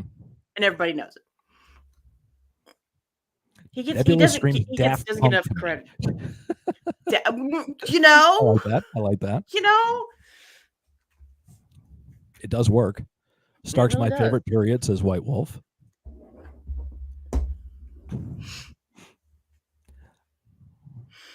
I'm kind of a rocket guy. Yeah. You know? How much for the arm? Not for sale. It's good character. Bradley Cooper did a great job with it, and it's just fun. You know, I like the attitude. That's what you need. You need the comic relief. So I've always been a fan of that. Speaking of that, Deadpool coming out in July. Looking forward to that. Yep. Deadpool. Deadpool. Would he be? Oh, Deadpool. Oh, he's glam rock. He's straight glam rock. Fuck yeah. Hell yes. Yeah. Totally. If you're going to stand there and have like, what was this? Is it Total Eclipse of the Heart, or is that at the end of the first movie? Yeah. Yeah. I mean, you get front row tickets, you're going to get glitter all over you. Uh-huh. Probably because he's throwing it at you. He's everyone's favorite. That's why RDJ agreed to come back for future movies. And that's what I said about. He's not stupid. I know. Yeah, he's not stupid. And if any fan of any movie of these things know, even if you die in a film, you're never really gone. They can do a flashback scene. Right. clone you or send you to another dimension or whatever, another time period. From what spoiler alert, y'all, is from what some of uh the teaser trailers I've seen, I think that's what they did is part like Morgan Stark clones. Okay. Figures. Yeah, Vin Diesel is the voice of I Groot. wasn't aware. Yes. Yeah. Vin Diesel's one of those underrated. I think he's got more breadth and depth than people give him credit for. He's not just, what's his face from Fast and Furious. Fast and Furious, yeah. Yeah. My favorites were what was before Chronicles of Riddick? Yeah, I think it was Chronicles. Where they're all on the planet. Where they're all on the planet where you first meet him, and they got the aliens that are in the dark and are attracted to blood. What's the name of that movie? Is it the aliens? No, not Dark City. Wasn't he? No, he was not. He was he Iron Giant? White Wolf? I thought that was before his time. Pitch Black. Pitch Black. Pitch Black. I'm seasick. Would Swamp Thing be dirty hippie music? Oh, God. More than likely, yeah. A lot of weed on that guy. Right. You're kidding. Vin Diesel was the Iron Giant. Wow, I didn't know that. I love that movie. Mm-hmm. I love that movie. It's a sad ending. Oh, I know. Mm-hmm. Some friends of mine do these videos on their YouTube channel. Try not to wow, try not to yes, try not to cry, try not to laugh, try not to know, all kinds of stuff like that. One of them is try not to cry, and they throw that scene from the Iron Giant in there, and they all lose. Well, I call it the 80s, 90s kid trauma starter pack. The End of Iron Giant's in there. Mm-hmm. The Land Before Time is in there. Yep. The scene with Atreyu and Never Ending Story. The end of Homeward Bound. I mean, do you know the things they traumatized us with as children and called entertainment? Don Bluth, you're an asshole. Oh, that man did so much damage to me. Secret of Nim, All Dogs Go to Heaven. Oh, God. Oh, my God. Broke down Fern so many Gully. times. Fern Gully. Yep. Avatar. Yeah, so it's like all those freaking movies. Although you totally think that traumatized you. it's like I know, or the one where I know how old you are, depending upon which movie you recognize Tim Curry from first. Mm-hmm. Yep. I've seen them all. I've seen Clue. I've seen, the Home Alone, Fern Gully, Rocky Horror. Yep. It, the whole, Legend, Oscar, his Hunt for Red October. his part in the Three Musketeers. He was Cardinal Richelieu. Oh, right. Yep. And Muppets Treasure Island. But oh, God, yes. Underrated movie. I love that movie. Yes. Food's calling. All right, C6. See you later, man. Return to Oz and the Headless Queen was pretty traumatic. Yes, it was. Fairuza Balk in that role. For me, the first movie I recognized him from was Home Alone 2.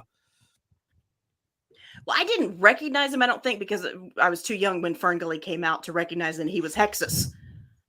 Ooh, have you seen the videos where he is in the studio recording the song for Hexus? I haven't seen that. Sexy as fuck.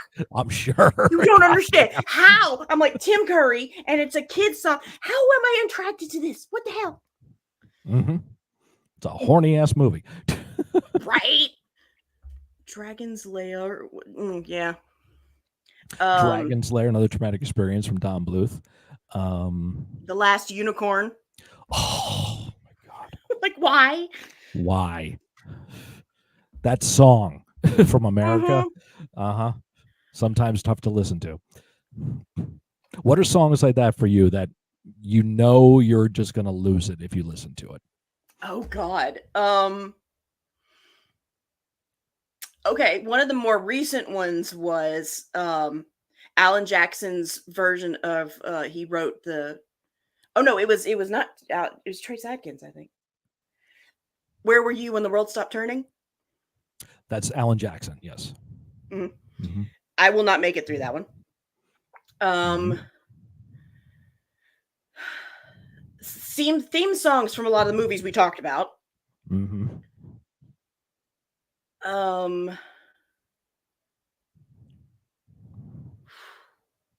That's one that like it's random. Like, I'm not a big emotional person. Like, I don't cry in movies very much, or books, or whatever.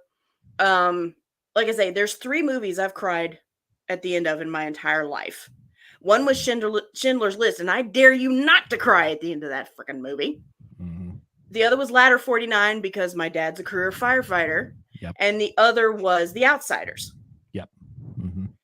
You know, so it really just depends on what hits me. Usually when I cry, I'm pissed off. So. Yeah, there's a song from Moana. It's the one where she's singing when she's going on the boat for the first time. The way Lin-Manuel Miranda arranged that, and just the way he wrote that, there's certain notes that happen there that just get me so hard. And we do have a daughter. She's not our blood daughter, but she's our life-chosen daughter. And she has sung that song to me. And she did it twice to me. Last year, in October, we went to Ohio for a gathering of friends. And we did this karaoke night the last night we were there. And she sang that to me in front of everybody. But I was smiling. I was enjoying the moment and proud of her for doing that. The drive home, which is a 10-hour drive, we're in the home stretch to get back here. And I got one hand on the steering wheel. She's holding my hand and puts that song on and starts singing. And I'm trying to hold it for all it's worth, but man. When Ladder 49 came out in theaters, we made the mistake of my mom and my dad and I go to see it. And they get to the scene where, spoiler alert, a main character dies, and so they have the full firefighter's funeral with the writing on the thing and the last bell and everything. That's what my dad wants as his funeral, and so I'm sobbing in the theaters. He looked at me like, "Are you okay?" No, I'm not. Okay. Thanks for the trauma, Dad. But no, speaking of Moana, I have to send you. I guess I'll have to put it on your list because VoicePlay does a Moana medley. I have that. I already have that synced up to do that in the future. So. Oh, you're gonna love it. I know. That's why I chose it. Actually, it's like after I did the, I think you gave me the Little Mermaid medley to do, which was great and really enjoyed that. I saw that come up in the feed. I'm like, I know what I'm doing next with that one. So. Jeff Castellucci as Ursula, genius. Brilliant. Genius. Especially that screamo note he does at the top. Like, oh my God. Here Without You, When I'm Gone by Three Doors Down. These songs make me cry. Yeah, I'm here without you, baby. You're still with me in my dreams. What makes me cry, or at least get really emotional, for the, not for the reason that the subject matter of the song, but James Taylor, I See Fire, because one of our teachers, one of the coaches and one of the history teachers in high school, he used to, on days on the break, he'd break out his acoustic guitar, and he was a dead ringer vocally for James Taylor. And so we all got, it was like junior year in high school, and he came back. He had gone to another school for our senior year, but he came back on graduation and sang it for us while we were sitting up at I see fire and I see rain. I see sunny days that I thought would remember the never Titans. End. Oh God. Yep. Trauma. There's the trauma of all the freaking scenes. But again, one of the better speeches. Yes. We were talking about, like, obviously Last the Independence Day speech, that one, in Remember the Titans. That one. Oh, yeah.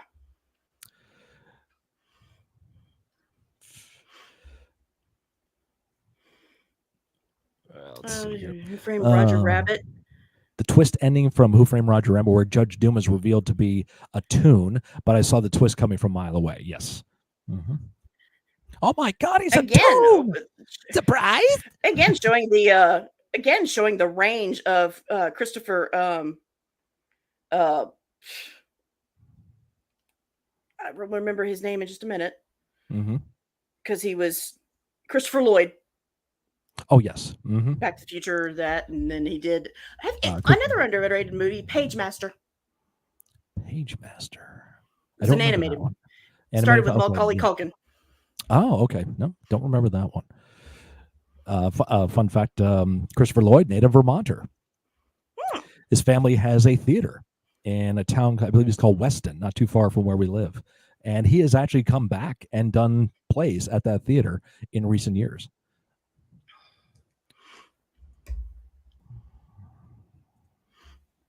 Oh, excuse me.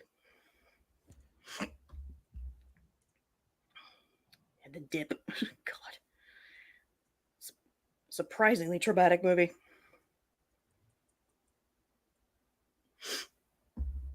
And of course, the Wasn't video Christopher I Lloyd in did the of library? the Yes, he was the librarian, and he was the wizard that turns the whole thing.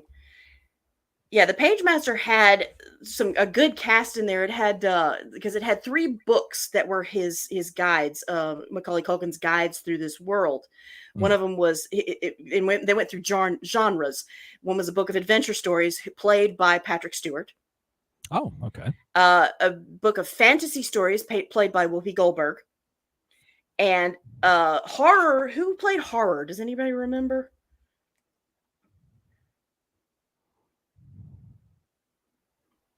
And I think Christopher Lloyd also, when they went through the horror world, he also played Dr. Frankenstein. Oh. I guess they range, man. Then of course he's in Clue.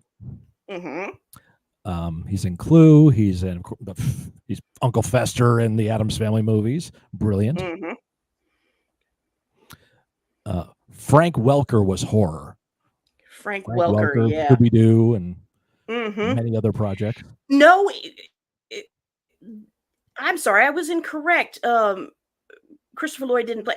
Who played the scary character was Dr. Jekyll, played by Leonard Nimoy. Oh, okay. Yeah. A lot of surprised, really good voices you hear in that one. Why are you still here? Leave, PandaBear. Go bother somebody else. You don't understand, Sean. She won't let me go. I don't control the buttons here. I'm the captive one if we want to talk about it. Captive, great. Thanks. You're mine. Let's see. 2 fingers way up. Let's Lataeus, I appreciate your honesty so much. He has no clue what we're talking about here. Apparently, Robert Picardo was also Robert Picardo. Robert Picardo was also in Page Master. Hold on. First, I have to remember who Robert Picardo was.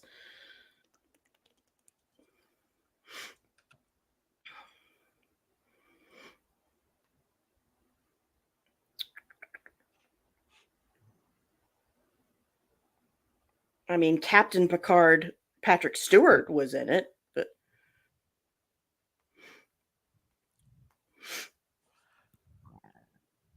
The EMH from Star Trek Voyager.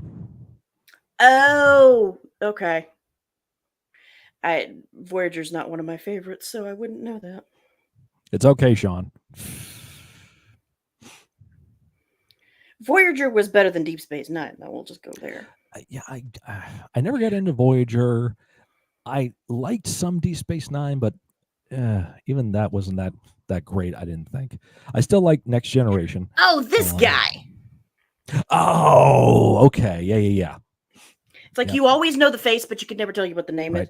That's a shot of him, I think, from the Orville. Mm. That picture you have right there, because I know he plays one of the character's fathers. It was whatever came up first on IMDb. Mm-hmm. Yeah, because he's the cowboy in Inner Space. He's the doctor, yes, from Voyager. He's in so many movies. He's in Gremlins 2. Yeah. Oh, speaking of Stargate Atlantis, speaking of good movies, Atlantis, the cartoon. Voyager that's was the one I would watch with my mom. Mm-hmm. Yeah, because Michael J. Fox is the voices the main character. David Ogden Stiers was in it. I think, what was his name? Shoot, James Garner was. Oh, okay.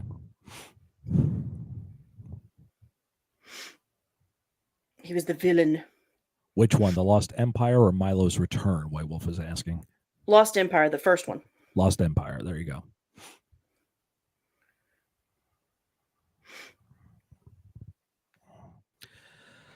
Let's see.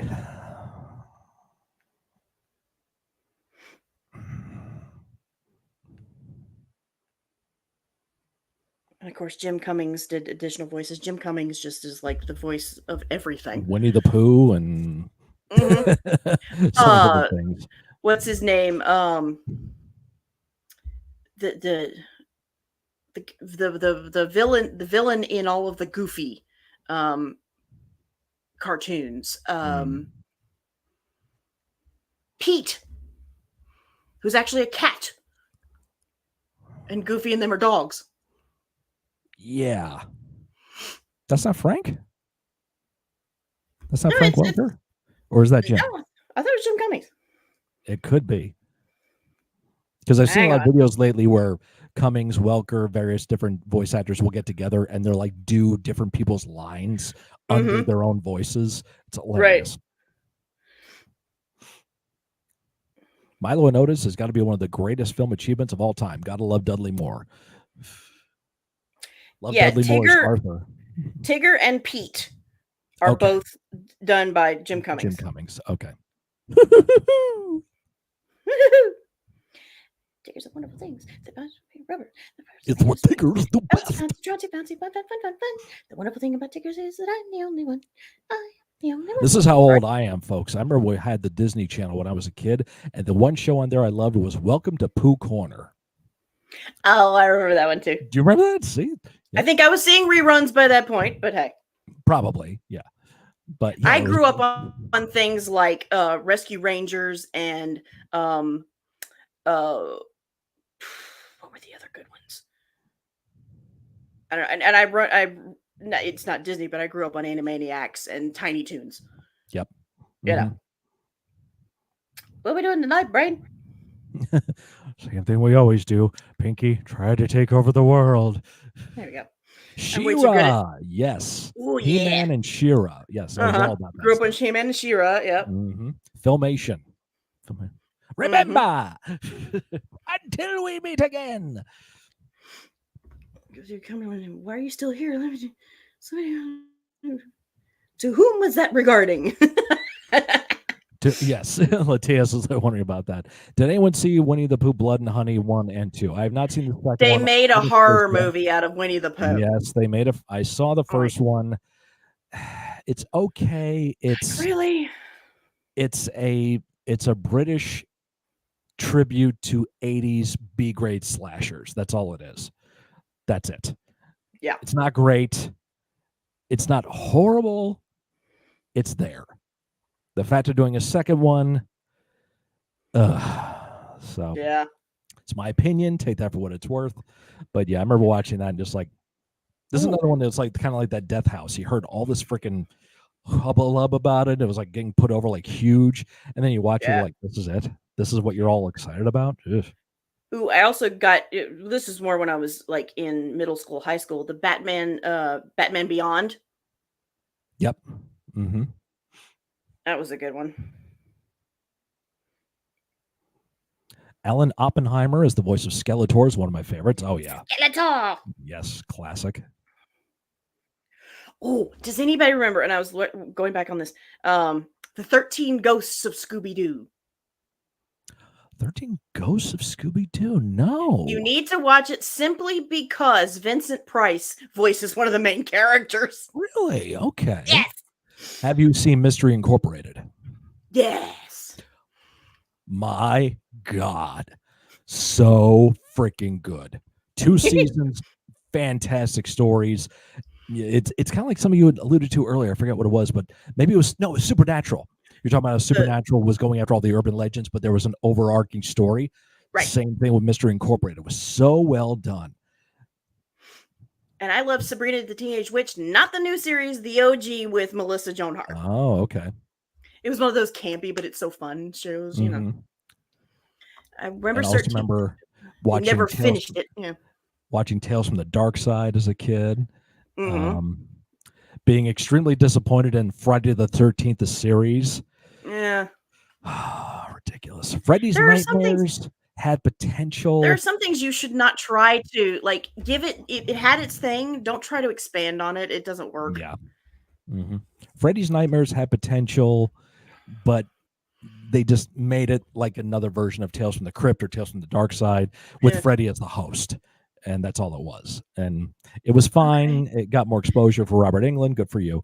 But by that point, the franchise was pretty much shot. I mean, I suppose the premise of Freddy, the guy who makes nightmares, being the one telling you the story, that's a good premise. Like, but the execution was not right. And it just it was kind of schlocky. But by that point, anyway, the series had gone completely to shit. Yeah. Now that Mickey Mouse, the very first Mickey Mouse, is in public domain, he's next to be turned into a horror movie. Yeah, I've heard about those rumors for a while. Oh, boy. I've heard there's going to be a Bambi horror movie and all this other shit. I've seen the pictures. Like they have a big group goes as a big group cosplay, and they're all, cosplaying as Disney villains. They've got, the evil queen, and they've got, Jafar. And they've got gorgeous costume, and then you got this guy in camo with the shotgun. It's the guy who killed Bambi's dad. I love that.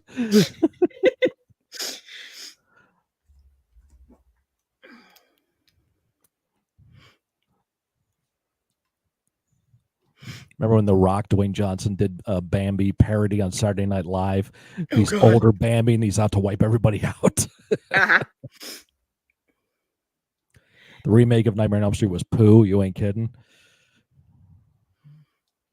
Talk about Scott. Bambi's mom, not dad. Okay. Bambi's mom, but gotcha. Yeah.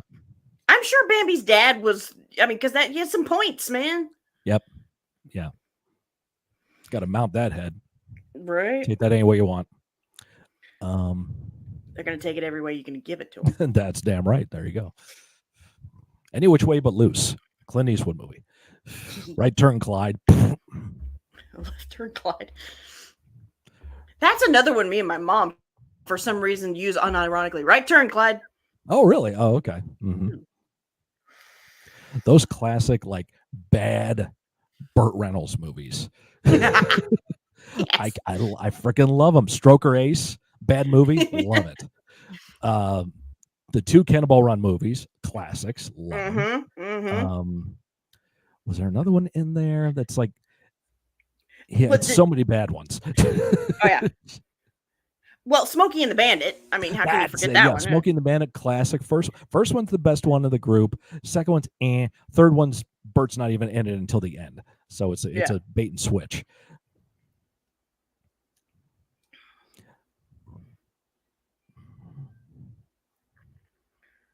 What was that? Let's see. There were some songs from those that.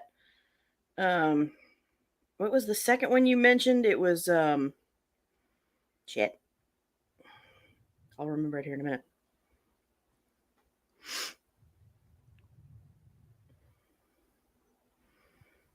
It was another song that the guys who did Devil Went Down to Georgia. It was another song that they did. Oh, Charlie Daniels Band. Okay. Mm-hmm. A song that you'll listen to, you make you cry, you're saying, or something else? No, it was. I remember they did a song from. You mentioned a movie that Burt Reynolds was in, and it's the. Oh. The name of the song was the name of the movie too. Oh, okay. I can't remember what it was though. Stroker's name. Oh, Stroker Ace. Oh, okay. All Yeah, right. they did the theme song for that one. Oh, gotcha. Okay. All I can think of is Jerry Reed because he did Eastbound and Down for Smokey and the Bandit. Yeah. Let's see. New Nightmare is cool. New Nightmare basically was Wes Craven putting an end to his vision of Nightmare on Elm Street, which would eventually lead into the creation of Scream and the whole meta formation of slasher movies, which, by the way, everybody out there, Scream is not a slasher. Okay, Ghostface is not a slasher. He's I've told you this before. No. He's not. He's an alias. It's a Scooby-Doo movie. Okay, just get over it. Yeah. Anyway, I was never a fan of those anyway. Yeah, I've never been in. I like this first Scream movie, and that's about it. Because you it doesn't. Talk about in terms of like, again, the movies that I watch, the psychological things. If you want to talk about things that scare me to death, of course, my entire freaking generation was scarred by these movies. Final Destination. Mm-hmm. Yep. Yeah, because that stuff, you see it as possibly could really happen. And Jeff Riddick, great man. I got to interview him, the director and writer of the first movie. He had no idea what he was going to create with that movie. He didn't realize the impact it would have. I will not, to this day, drive behind a log truck. I won't do it. Hell no. Hell no. I don't want to get anywhere near it. Mm-mm.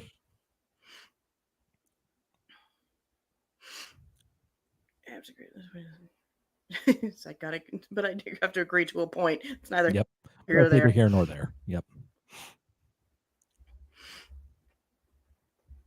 Yeah, that's not me gatekeeping on Scream, folks. I'm just telling you exactly how it is. Because, as much as I love getting the opportunity to work with Roy and the Slash Street Boys and stuff like that, when you got Freddy, Jason, Michael Myers, Leatherface, and Ghostface, of those five, the one that doesn't belong is Ghostface because it's an alias, it's an outfit.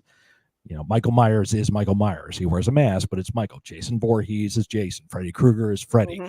Leatherface, Bubba, whatever you want to call him, is that person. Ghostface is somebody different every damn movie. So it's, like I said, it's a Scooby-Doo movie. Yeah, basically. It's old man Ghostface Parsons. is the copyist. Like, and of the ones that, like, okay, Freddy doesn't wear a mask, but Jason does. He wears the hockey mask. Michael Myers wears the Captain Kirk mask. William Shatner mask. Leatherface wears his and all that stuff. Yeah. So. But they're the same person. Even if they come back to life, they're the same person. Right. It just, Freddy's new rap is awesome. Yes, the video. And today, Roy's supposed to be working on the one for Jason, the rebuttal. Let's see if he actually did it. That should be intriguing, to say the least.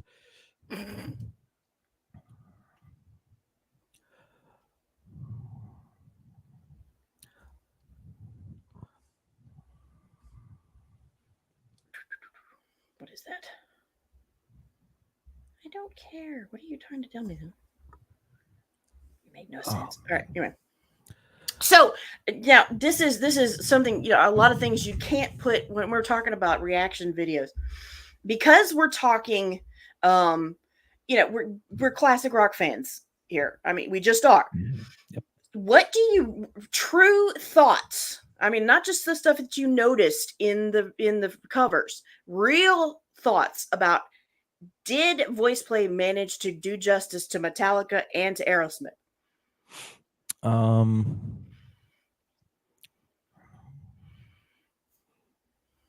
Or is it another apples to oranges type? No, it's not necessarily apples to oranges. I think he did do them justice.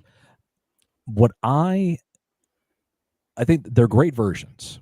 They're great versions of the songs. Sure. What I enjoy the most is when it comes to covers, is when a group, band, artist takes a song from somebody else and makes it their own. Mm-hmm. Instead of just doing a straight copycat. Right. So that case, you're able to demonstrate how versatile these songs are, that they can be maneuvered into different parameters and different genres. And they demonstrate that with Nothing Else Matters and so many different other songs that they've done. So that respect, yes. If you get into I've heard so many different like albums that people do as tribute albums where they'll do it's a specific artist, Right. and then they get all these bands to cover that artist album. Mhm. Black Sabbath did it with Nativity in Black. They did it with Judas Priest Mhm. and various bands doing songs of theirs. You had some that would take it in a whole different direction, and then you had some that were just knockoffs, and they were Yeah. lame, and they're Oh, yeah. just wasted time. Now, I understand in the business of those particular types of albums, there's no money to be made for the artist to do those songs. They're just a cash grab for the studio. Mhm. So in that respect, I understand why maybe they phone it in and just they want us to do a cover of okay, it's the Black Sabbath Nativity in Black album. Typo Negative did the song Black Sabbath. Well, they took Yeah. Black Sabbath and they made it a Typo Negative song. There you go. Yeah. Cool. Then you've got Megadeth doing Paranoid. They did Paranoid like Megadeth would do, but there's nothing different about it. Right. It's Dave's voice instead of Ozzy's, and a more technical Marty Friedman and Dave Mustaine solo than Tony Iommi doing it with left hand. So it's little things like that I appreciate more when they really take it and go off into crazy directions. Another great example of that is when metal bands specifically incorporate orchestras and symphonies and things of that nature. One of the most infamous is S&M for Metallica, when they have the San Francisco Philharmonic backing them up. And Michael Kamen, rest in peace, as the maestro and the conductor. So really showing how much more you can do with those songs. And that came about because he took, I think it was Nothing Else Matters, and did like an elevator music rendition of it. And the band heard it like, holy shit, this actually sounds like good. Right. We want to meet this guy. And they met with Michael Kamen and sat down with him. And what else can you do? Oh, I can do this with this song, and I can create all different kinds of textures and patterns for an actual orchestra to play it. Like, let's do it. And boom, it happened. So, well, that's like, I agree with that very much so, because and I remember even seeing a reactor brought in a former roadie for Aerosmith and had him react to Voice Play's cover of Dream On. And he said, this is good because they did not do a carbon copy cover. He said they gave all the homage to it. It was fantastic, but they did it their own way and they didn't carbon copy. That's the whole point to me, anyway. Yep. Yeah. That reminds me, another possible group you can look into for your channel to do is, I believe the band is called Iron Cross. Okay. They're German or Russian, or I forget what specific country they're from. They have a female lead singer, and they have done a lot of cover songs. They've done like Pour Some Sugar on Me from Def Leppard, and so that would be another group to look into. Let me make sure I have the right name of that band. I'm pretty sure it's Iron Cross. I bet you it's German. You would think, yeah. If you know, you know. If you know, you know. Let me see here. Clue? Who are you talking about? Yes, it is. It is the Iron Cross. That's the name of the group. Yeah, I actually have a video from them that I am expecting to do a reaction to sometime in the future. Ooh, speaking of, and since I actually can ask you this in person, I'm going to ask a couple other friends of mine to do this too, but this is always popular, it seems. Can I do a reaction of one of your reactions? Oh, absolutely. Have you seen those where they react to something and they're like, oh my God. Carnival Reacts has done that to me. Yeah. And then I did a reaction to his reaction of my reaction to the video. Yeah, exactly. Let's see.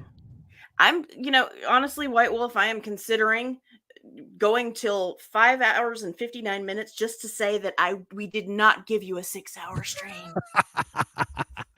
Yeah, we're getting close to 4 hours here, for God's sake. Right? Shit. Let's see. I'm still trying to find out where the hell Iron Cross is from, just to make sure I get it correct. Let's see.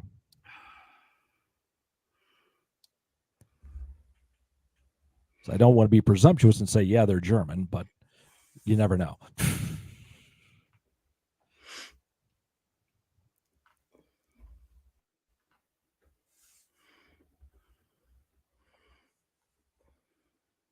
Ooh, hang on a second. Be right back. Okay. Let's see. Jonah Bottom did lots of cool covers, even a Britney Spears one. Almost 4 hours strong. Yeah, we're not going to get to 6 hours. Trust me. I'm starting to lose my voice. I love that. One of my favorite reactors, Highly Combustible, also did that a few times, reacting to reactors or the other way around. You should react to that, Scott. I did a reaction with Scott's videos and put me right to sleep. That's right. He did three seconds and dick move, bro.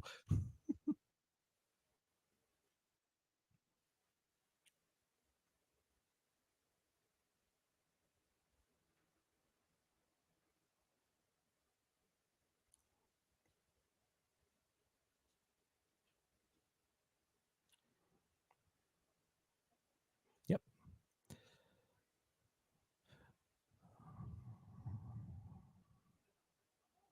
Yeah. Mm-hmm.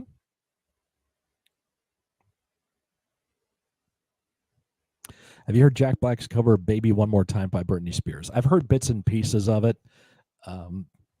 Yeah, I know it's out there.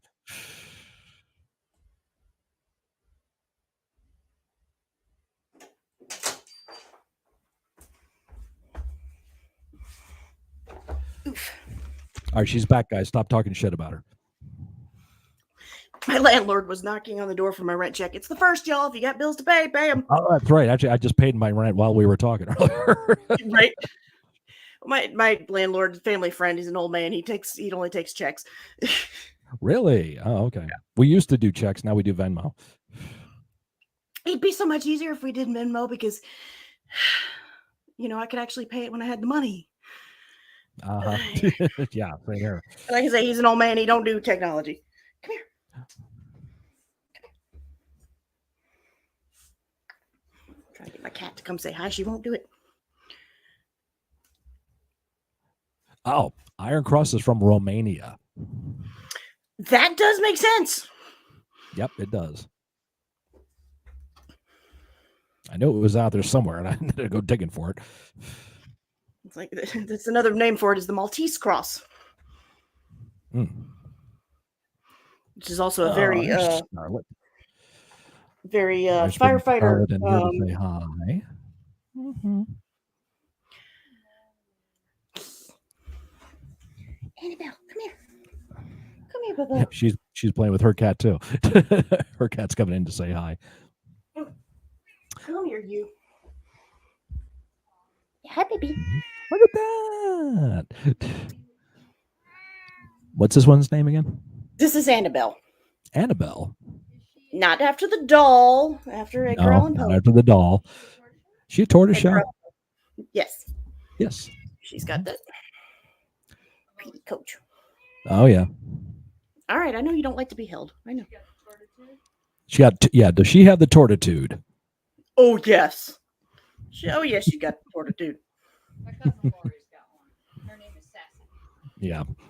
My wife's cousin has one named Sassy, and she truly is. Well, tell you the story. The story of her tortitude started early because she's a rescue. My dad literally picked her up off the side of the road, and she hates him.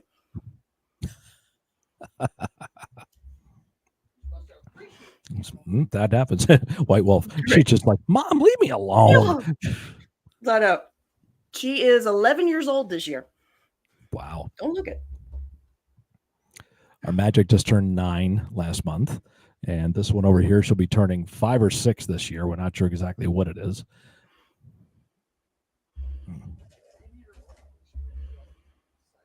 Yeah. Come on.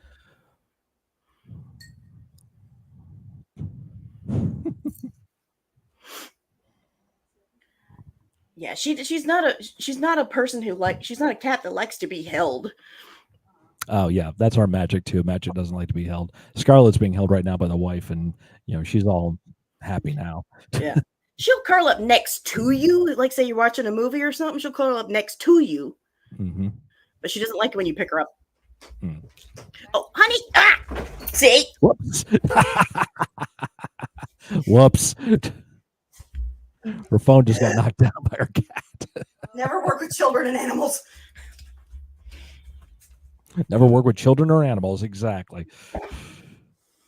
Okay, it's a bad angle now, but I don't know if I'll be able to. God damn it, Annabelle. Good thing I love you. My wife says the same thing to me. Yes.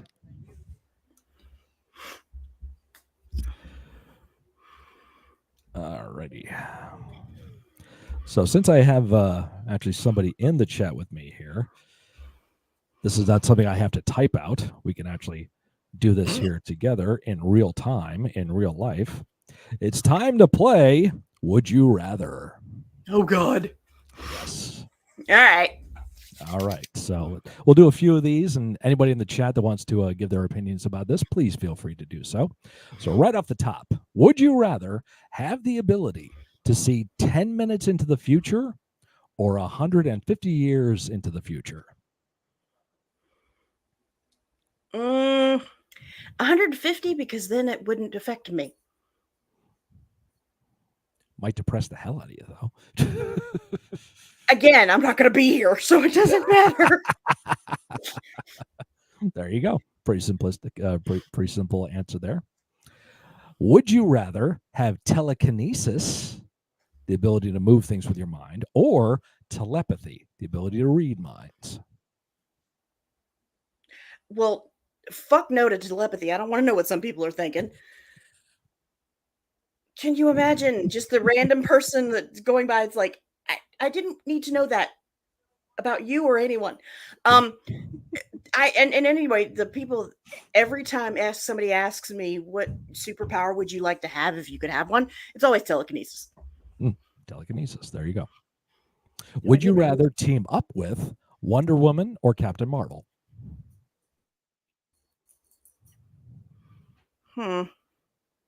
Captain Marvel. Better set of superpowers. I was about to say. I mean, she's kind of a badass. I mean, now come on, Gal Gadot did a great job as Wonder Woman, but she did, at least in the first movie. Yeah. But, would you rather? This be? I think this might be an easy one for you, but we'll see. Would you rather be forced to sing along or dance to every single song you hear? Yeah, sing along, only because here's the funny part. Okay, I a lot of music. My part of the reasons why I never became a performer is I not only have I don't have the lack of melanin that causes me to have no rhythm. You give me a beat and I can follow the rhythm within it quite precisely. I actually possess no internal metronome. Okay. I have to struggle. I have to concentrate really hard to keep a steady beat. It's weird. But if I have somebody playing or if I have somebody conducting, and I think it's part of the side effect of being a choir kid. But if I have somebody keeping the beat for me, I'll get to the rhythm perfectly in and out inside it. But doing it myself, yep. That's where internally it's 1, 2, 3, 1, 2, 3, 1, 2, 3. It's all inside your head. Rachel says, sing along because I can't dance. Legend said, so that means I can't dance. That was where that was coming from. Linda Carter, Wonder Woman. One version of Wonder Woman even had a magical chainsaw at one point. Oh, God. That's hot. Rachel said, I want to be able to use fire. Would you rather... Go ahead. Sorry, you were about to say something. You can use fire. This funny. I come from a family of pyromancy. I don't need that to set a fire. That's not a problem. I swear, my dad became a firefighter simply because he would have insurance to be a pyromaniac. He knows how to control the fire. Oh God, his favorite thing is when he used to be an instructor at the Texas A&M Fire School, and he could actually set fires for people to put out as practice. That's a fire. That's a fire right there. Shout out to Eddie Murphy. All right. Would you rather find true love today or win the lottery next year? Okay. That's a tough one because it's like, okay, true love, just because it's true love doesn't necessarily mean it's going to work. There's a lot more to it. Work, people. You got to put work in it. Yeah. Lottery next year. Well, I got a lot of bills that'd be nice to pay now. And they tax the shit out of that. I don't know. That's a tough one.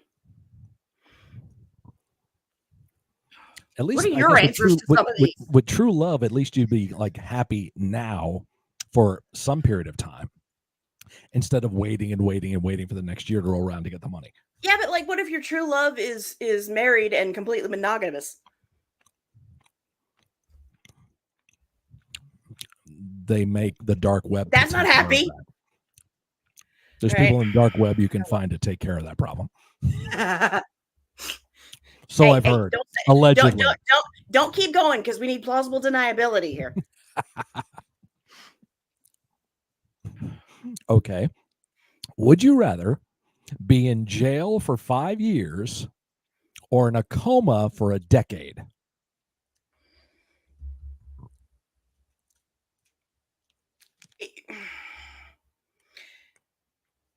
I like sleep. I call it death light anyway. Basically, death without commitment. Either way, you don't have to deal with the bullshit in the real world. And go to jail, you get a better health plan. And you get food. So right. I don't know. I think I'm going coma. There's going to be so much shit going on the next 10 years. You better have some good health care, though, because like think about the bed sores and the muscle atrophy and it's like the problem being in a coma is not the problem. Trying to wake up later is the coming out of that shit. I take care of it for a Klondike bar. Go for the money. You can find a true love the year after that. Rachel, I'm a tough one. I'm going for the money. Rachel says jail. Comas aren't living. If that happens to me, pull the plug. There you go. Right. She's got the plan. Would you rather, let's see, have another 10 years with your partner or a one-night stand with your celebrity crush? Celebrity crush because I don't have a partner right now. That's an easy one just because circumstance, Who's the celebrity crush? Oh, let's see. Let me pick a few. Like, I can't. Which one is going to come? Okay. Obviously, he may be a little bit older because of his filmography. Robert Downey Jr. Let's see. Who else?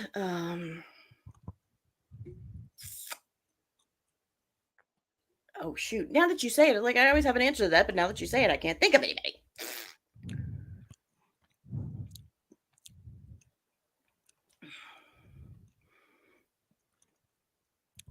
Idris Elba. Oh, yeah, of course. Yep. That man is fine. And he can act, too. And what's the... Yeah, for me, Ming-Na Wen. Ooh. Ming-Na Wen. Farron Shad from Book of Boba Fett. Oh, yeah. Oh, my God. Oh, my God. Oh, my. All right. Would you rather be chronically underdressed or overdressed? Chronically. Okay. What does this mean? Like you are constantly like, okay, if you go to an event, you're chronically underdressed or chronically overdressed? Yeah.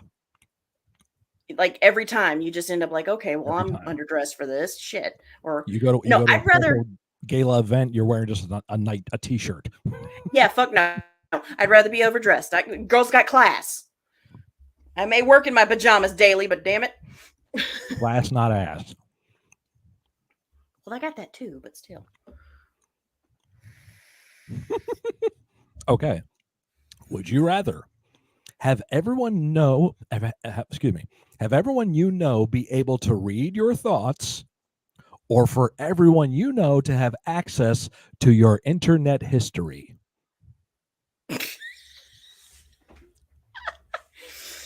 Probably the internet history because honestly, seriously anyway, if my mouth doesn't say it, my face will.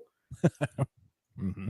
So, and I'm so paranoid about like computer viruses and shit. My browser history is not all Yeah, that. dump that shit all the time. Legend says overdressed, already chronically underdressed, could use a change, or underdressed with buttless chaps. All chaps are buttless. That's why they're chaps. Exactly.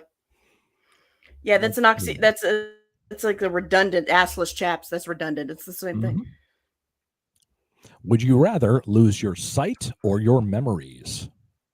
Mm, you're asking the artist. No, I'd rather lose my sight. I have too many good memories. I would do the same. Would you rather have universal respect or unlimited power? Considering there's no fucking such thing as universal respect, somebody's gonna hate you. Yep. Unlimited cosmic power. A little bit. Okay. Would you rather give up air conditioning and heating for the rest of your life? Stop you right there. Stop right there. Sorry, what's the rest of it? Or give up the internet for the rest of your life? I live in Louisiana. I'm not giving up AC. There you go. We knew where that was going. And I can entertain myself. I like to read. Mm-hmm. Well, Latheus, you don't need it. I don't even have air conditioning. You don't need it. Rachel wants power. Rachel, internet history, they'll get scared of what's in my head. Sight, I'm done with glasses. Yeah, but if I said chaps, could think I meant some dudes. Okay. Assless dudes. I've seen some assless dudes, poor babies. Their pants keep falling off. Big gut, no butt. Yep, it happens. Mm. Let's see. Would you rather, this is a weird one. Would you rather swim in a pool full of Nutella or a pool full of maple syrup? I feel like maple syrup because I could actually swim in that. You can Nutella's move kind of through it. thick. You know, you just kind of, I don't know, get stuck. That shit thick. Thick with 3 C's. That's right. Oh, speaking of, okay, you'll notice me when I do the number 3, I do it this way. Baseball count. Mm-hmm. Right. Because I have a hard time doing this. Really? Okay. And can you do the switch? I grew up a trucker, so I'm really good at the Vulcan salute. Mm-hmm. You can do Right. you can do the shocker. Yeah. Do the don't forget the showstopper. That's this one. That's the thing you used to do when you do shadow puppets. Hey, I'm gonna eat y'all. I'm gonna eat that hairy leg. I could see. But yeah, right for up some there to reason show this it. is just really hard. I don't know. Let's see. That one. That's an easy one. Okay, this one I've heard before. Would you rather buy 10 things you don't need every time you go shopping, Okay. or always forget the one thing that you need when you go to the store? Oh, that's a tough one because chronically growing up, we can't let my dad go shopping with us because we'd end up with 10 things we don't actually need that are not on the list. Uh-huh. But then forgetting the one thing every time. Mm-hmm. It's like, okay, you're losing out on money or you're having to go through the trouble of having to go back and get it. That's a hard one. Mm-hmm. I guess if you do the 10 things that you don't actually need, you could do the whole thing where you set up like those couponers that set up the stuff and they just save the other stuff for the giveaways, Mm-hmm. you know, for people who need it, maybe. And they could be really insignificant things. You know, Yeah. 10 packets of gum. Sure. Okay, you'd be set on gum for the rest of your life. So yeah, something like that. Get 10 cases of soap and give it to a homeless shelter. You can do that I too. mean, you know. There you go. Make it a bit. Yeah, make it There you go. a whole thing like that. That'd be fine. Would you rather have a personal maid or a personal chef? A maid. A maid. I like to cook, even though, it's like, but I am a slob. I actually do have a housekeeper who comes and cleans twice a month, does the big things like the big dusting, the mopping, and I still have to do my own dishes, my own laundry, and all that kind of stuff. But I know me, if I have to worry about it myself, it's not going to get done. Mm-hmm. So I just work a little harder to make the money to pay her for it. There you go. Would you rather be 11 feet tall or 9 inches tall? 9 inches tall, because I'd love to ride in somebody's pocket. That'd be so cute. When back in I forget the name of it, but it was a Benjamin Franklin cartoon where he had the mouse that was his, and he wrote in his hat. What was the name of that movie? It was one of those old, cartoons that trying to teach kids history through, Schoolhouse Rock? No. No. Okay.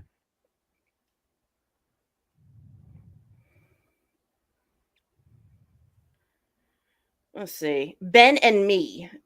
Oh, okay. It's called Ben and Me. And Okay. apparently this mouse comes in and finds him. And he's the one that gives him the idea for the Franklin stove and the bifocals. And he sits in his hat and introduces him to, whispers in his ear, that's a high political person, so that you need to know this person, to get. Okay. It was adorable. And Nice. he was in a box. He was in a little box. He was in a little box in the kite that was flying around to get the electricity. It was adorable. Let's see. Okay. Would you rather communicate only in emojis or never be able to text at all ever again?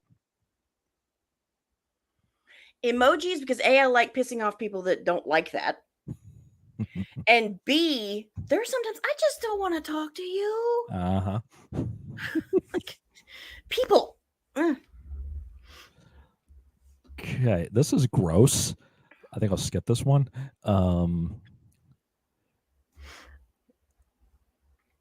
Would you rather be royalty 1,000 years ago or an average person today? What person today? An average person today. Well, an average person today gets fucked over on a regular basis. True. Royalty 1,000 years ago, they took baths once a year. Yeah. I don't know. That's a tough one. Yeah, that's a tough one.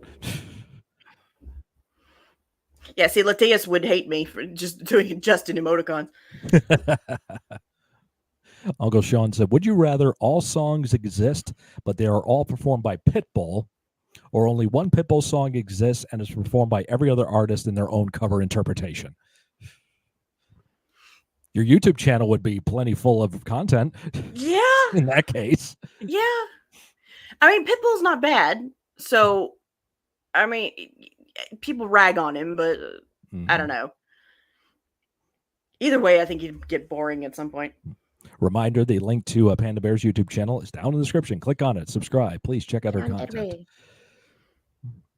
Royalty 1,000 years ago. I'm already a dirty boy. We already discussed my aversion. We already discussed my aversion to lack of indoor plumbing. Yes, there you go. Would you rather lounge by the pool or on the beach? Neither. I would sunburn. Yep, same here. And if we're talking, I grew up, with the generation after Jaws. So neither is a good idea. Go back in the water. And didn't they have one there that he came through the pool, or did I just dream that? Like it was a sequel. It wasn't the original Jaws, but yeah. Oh my God, me sunburn squads. There you go, Loteus. Middle European stuff right there. Would you rather wear the same socks for a month or the same underwear for a week?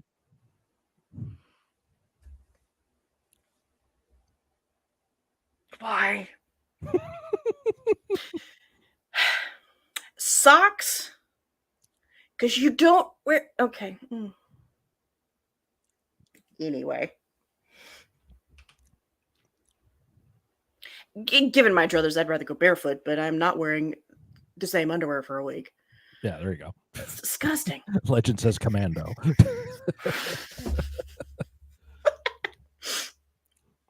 I'm sorry, Legend. See, here's the problem, and this is probably TMI for everybody, but I'm at the point in my life where sometimes if I sneeze too hard, I pee a little, so I gotta wear underwear.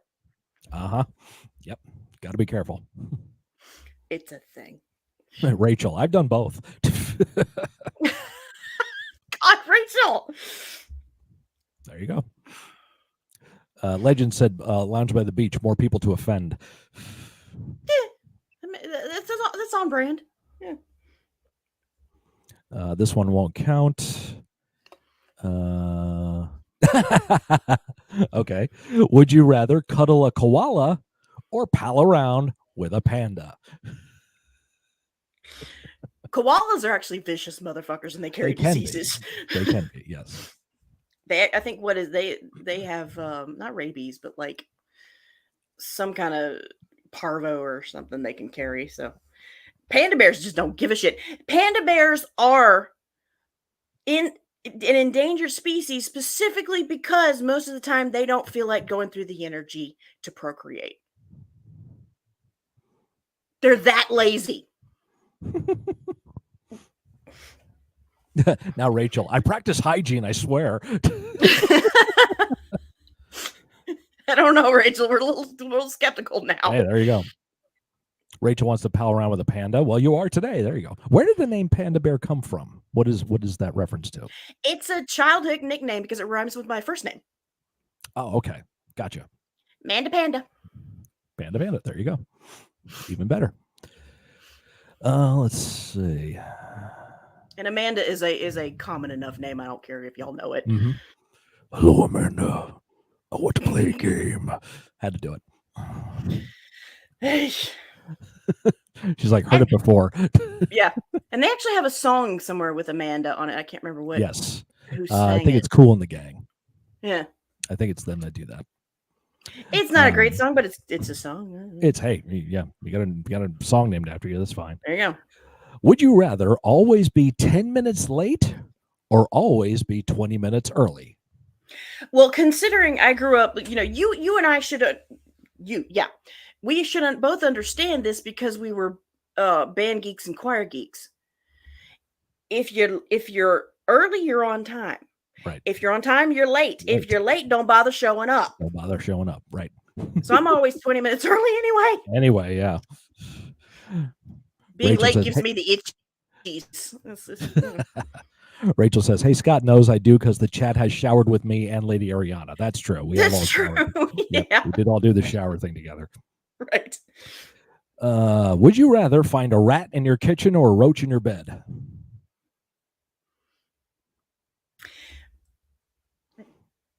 First of all, neither, because I pay pest control, so they better not find either. I'm just saying. Number two, rats far enough away, roach in my bed. Okay, you talk about things like insects that you don't like. I don't mind spiders. I can squish those. Wasps are flying at you and they're mean. I hate those things. Cockroaches just always have grossed me out. Mm-hmm. I would probably go the roaches because at least in their bed you can capture them there and throw them out. No, they're dying. No. They're going to be squished. I don't care what. No, they're going to be squished. if you can get them, because roaches are fast. So, yeah, kill it with fire. Oh yeah, kill them with fire. Absolutely. Did I ever tell you the bat story? I don't know if you ever heard about story? The bat story. 1 year ago,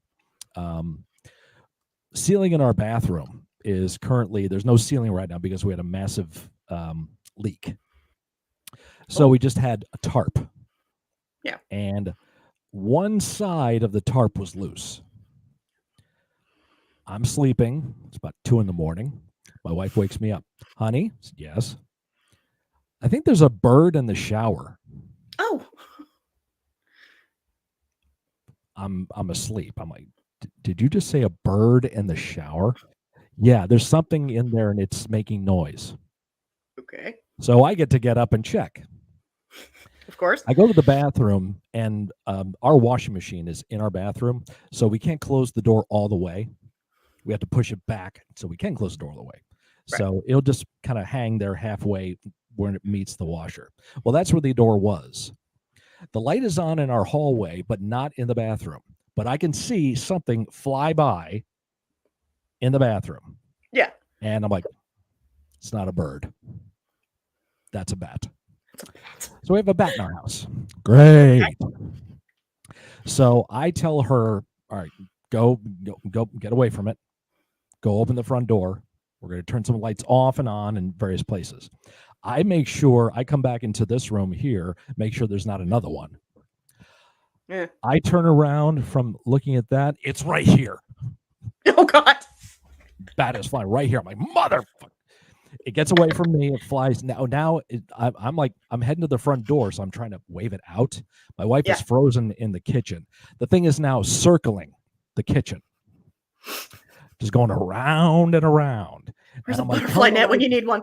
turn the lights off and get in here. I'm telling her. I'm just about to run to get her. She finally comes to me. I said, get outside, shut the light off in the kitchen, turn the light on the mudroom, which leads to the outdoors, and eventually the bat flew out. Yeah. God. Yeah. See, that I would be trying to help the poor bat, because poor bats, they're good for the environment. They eat the bugs. It's fine. Sure. I'm not scared of rodents. Nothing against the bat. Sort, he didn't know what he was doing. He wanted to get out. He wasn't Yeah, trying to hurt us. But so that's the bat story we have in our house. When I lived at home, a bat got in the house twice. Once was hanging on the chandelier. One was when my sister was pregnant with my youngest nephew. I saw it on the wall. We had the problem with the snakes. I was living. It was high school, so I was still living at home, and we had a 2-story. And I'm coming down the stairs one evening. It's before bedtime. We're all just winding down. We're not quite gone to bed yet. So I go downstairs to get me a glass of water before I turn in. And I'm on it does an L shape, our stairs. And so I make it to the landing, and I turn and I go down, and I see something big and black slithering across the hallway. I'm like, okay.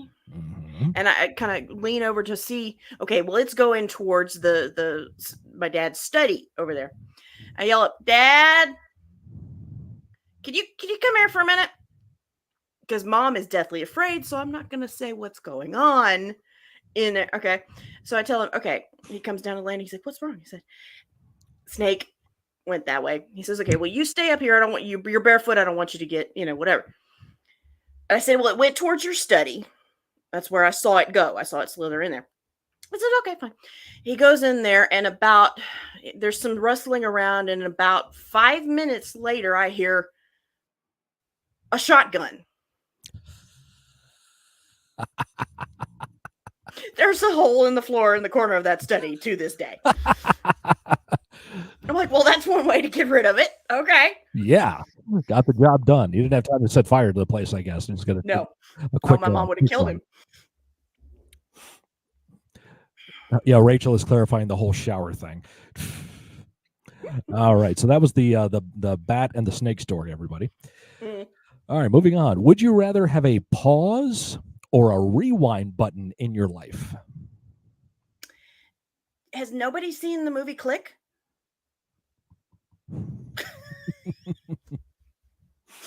Pause, yes, because I'd love to, draw out some moments every once in a while, or to take a breath and be like, okay, don't kill them, don't kill them, don't kill them. Okay, we're back. Some of these are gross. Moving on. No, that's a plot of a movie.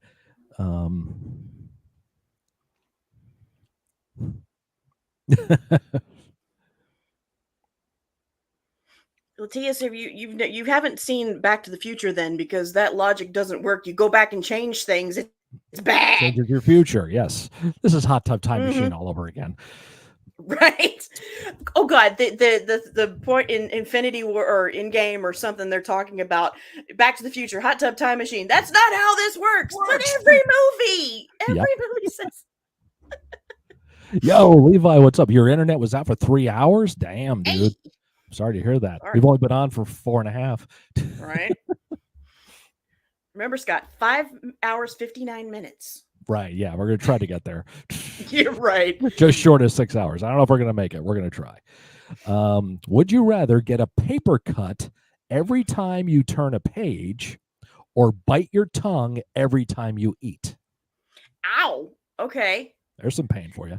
Paper cut because I could avoid, but bite my tongue, that hurts. Mm-hmm. Yeah, it does. That hurts. And a paper cut's not so bad as a cardboard cut. You ever been cut with cardboard? Oh. Ow. Yeah. Sowie. Let me Sowie.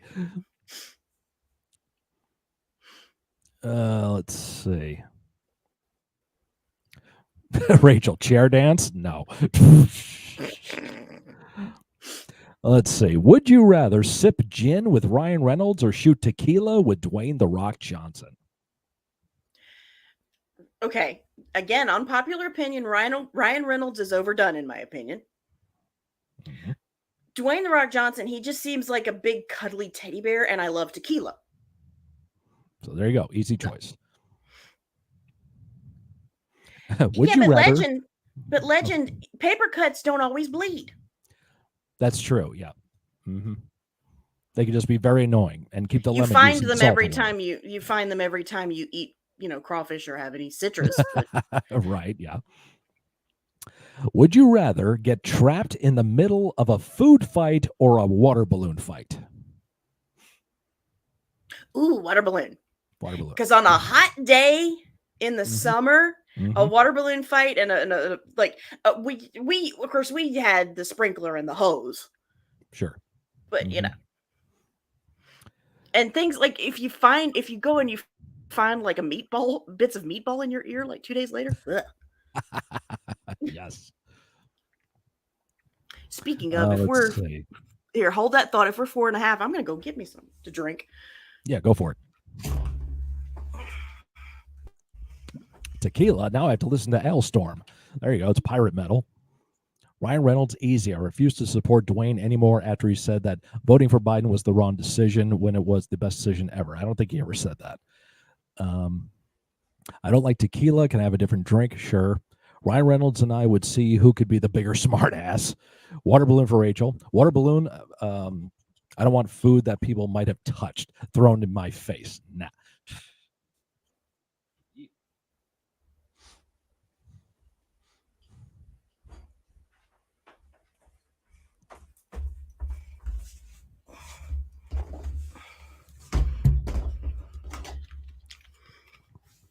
I've been a good girl drinking my water up to this point.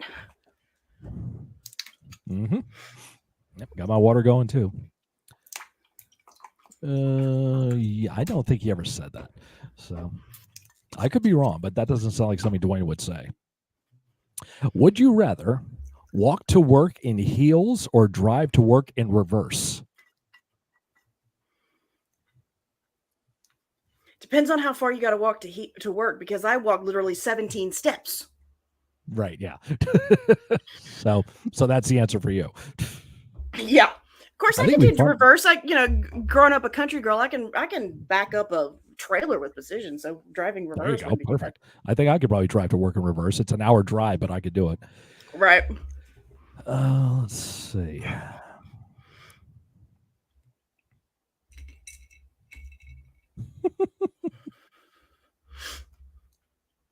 Let's see, Legend says Ryan Reynolds, because I would see who would be the bigger smart ass. Well, yeah. Yep. I totally walk to work in heels. Gene Simmons heels. I know you. Would you rather Danny DeVito or Danny Trejo play you in a movie? Oh, DeVito. Absolutely. Could you see that? I mean, come on. That would be so good. Panda the Penguin. Let's see. No, I'd rather do I'd rather it be done Phil style from Hercules. Oh, okay. There you go. I like that. There you go, White Wolf. Yeah, that explains it. So yeah, no need to apologize. It's all good. To face the odds and ended up a mockery. Sorry. DeVito, because we're both short. Would you rather have skin that changes color based on your emotions, or tattoos appear all over your body depicting what you did yesterday?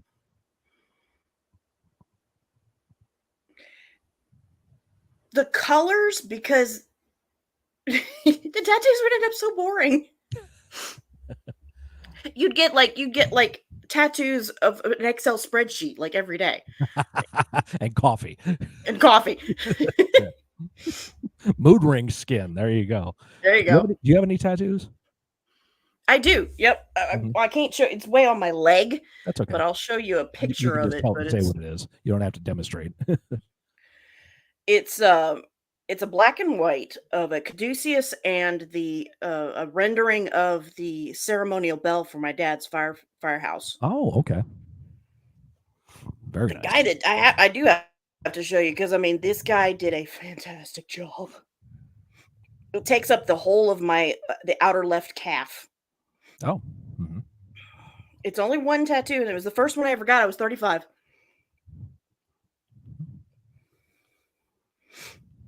It took me that long to decide what I wanted. Legend. How do you tattoo shame?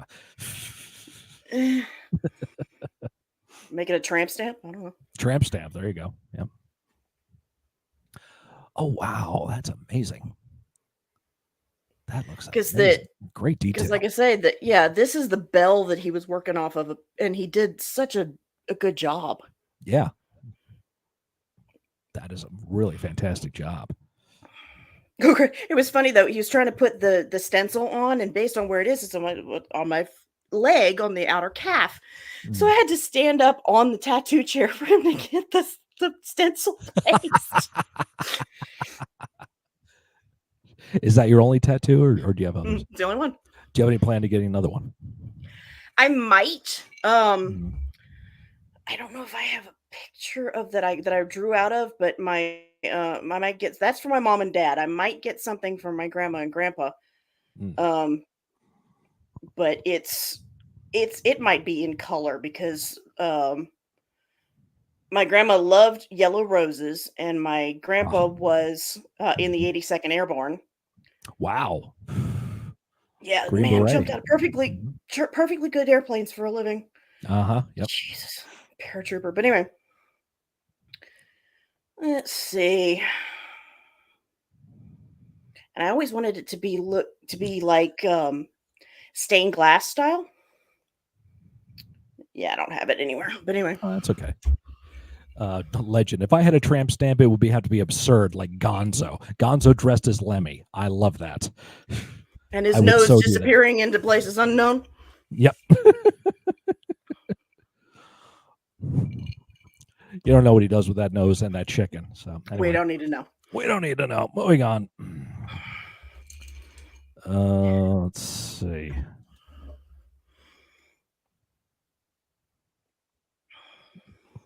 I'm not doing that one. Let's see. How long are you going to stream for, by the way? It's 2:30 in the night here, and I think around 3:15, I might go for a nice late night walk along the river canals in Amsterdam is best at night. I don't know how much longer we're going to go. She jokingly said just under 6 hours, but we'll see. You tagged me in a picture on Discord. Thank you. I'll check that out. Just so I could say that we didn't go 6 hours. Just didn't go 6 hours. 5 hours, 59 minutes, just to piss them off. Just to piss them off, exactly. I'm not a brat, no. Oh, there it is. This is the mock-up I did for it. Oh, all right. Mm-hmm. And that border there is a song, the music or the notes to the song my grandma used to sing to me. Oh, wow. Very intricate. Very nice indeed. They've got to have, I'm not one of the ones who can just go get ink to get ink. It's got to have something meaningful to me. I'm going to have it on my body for the rest of my life, for God's sake. Of course. No, we're not doing that one.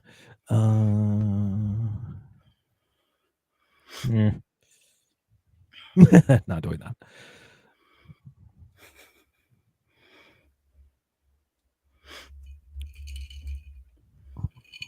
Would you rather win $25,000 or your best friend wins $100,000?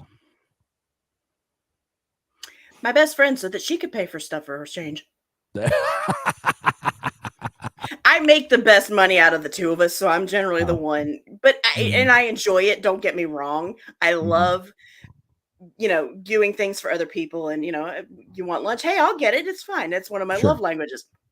But so I make twice what she does, and so give her the break for a change. There you go.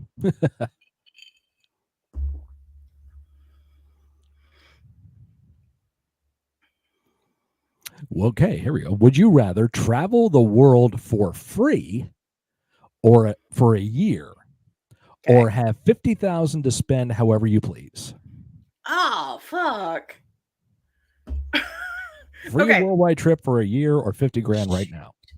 See, I love travel. I always wanted to travel. My bucket list is full of travel destinations. But do you know how much debt I could get done with $50,000? I think I've just I could barely be out of actually debt with help that. pay for my. I mean, I can help pay for my parents to finally handicap their house. Like, shoot, I'd have to go for the 50,000. You go to 50,000. Of course, then they tax the hell out of it anyway. So. Yeah, they would. But in this case, this is just says 50 grand. This is it's all fantasy anyway, so there is no taxation. Right. And who says you can't use the 50 grand for a world trip?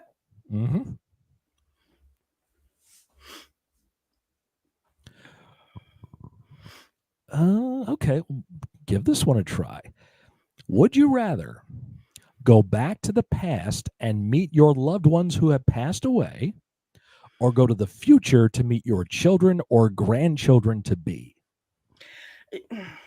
Well, I could say something stupid like I'm never going to have children, but this is going to get a little heavy because my grandparents, both sides, passed long before I was born.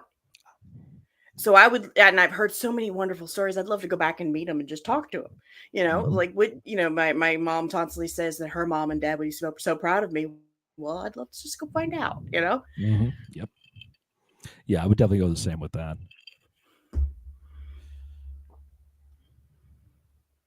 And I really wouldn't want to know how badly I'd messed up my children. Right. Would you rather stay the age you are physically forever, or stay the way you are now financially forever? Physically, because I could do better financially. Yeah, we all. I mean, I make good money, but I could be better on. I do too, but it all goes out to other people. I don't get to enjoy it. My bank account looks real good for about 5 minutes, and then I pay bills. Same here. Yep.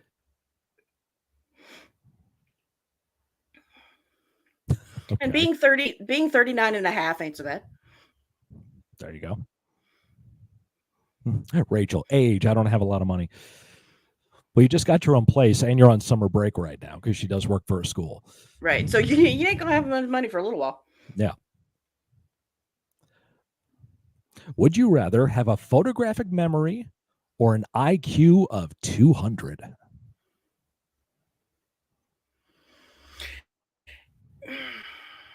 A photographic memory would be more useful, I think. But can you imagine never being able to forget what you see? Just because you have a high IQ does not mean you're smart. That's true. Yep. We had an uncle. My dad's his middle name's named after him, Uncle Milton, and he was an engineer for NASA, but the poor boy had zero common sense whatsoever. Ugh. He was the 75-year-old man version of a dumb blonde. So his IQ is off the charts, but book smart, great. Street smart, nothing. This one's too easy. Okay. Marvel, here we go. Okay. Would you rather smooch Chris Pratt, Chris Pine, Chris Evans, or Chris Hemsworth?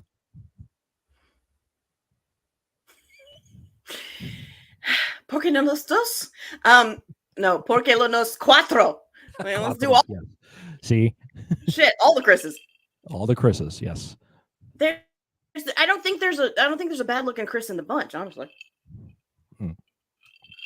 But you only get one. So Rachel says Shoot. Chris Evans. It would be a toss up between Evans or Hemsworth. Okay. Okay.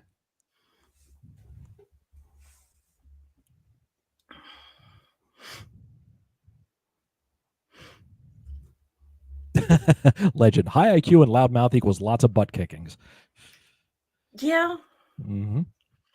I'm pretty sure I have a decently high IQ because they say, or you might even too, because I mean, they say artistic and musical minds tend to have higher IQs.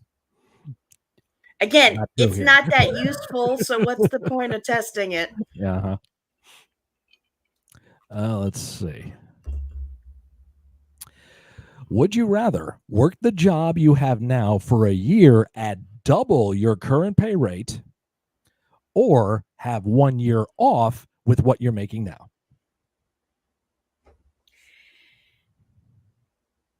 Considering how much I make, and I do enjoy my job, it's fine. So yeah, we'll do that. I honestly, if I had the year off, I probably would get really bored really quick. Yeah, I do make some good money, so. But I use it on trips, and so it's not like I still live fairly simply because I'm spending. You spend what you make. Mm-hmm. Would you rather have super sensitive taste buds or super sensitive hearing? Taste buds, because I already have issues with hearing. Oh. We discovered that, again, the musical thing. A friend of mine who's a music teacher, discovers like I have perfect pitch. I don't have absolute pitch, meaning I can't tell you, okay, that's an E flat. That's a, or I can't always replicate it quite accurately. But I can tell if something is even the slightest bit off. Live music drives me insane. Oh yeah, my live streams on Twitch would drive you nuts trying to keep my bass in tune. So if I had even more sensitive hearing, I'd be in a rubber room. Mm-hmm. And some things I'd like to taste better. They're just good. Let's see. Would you rather ask your ex or a total stranger for a favor?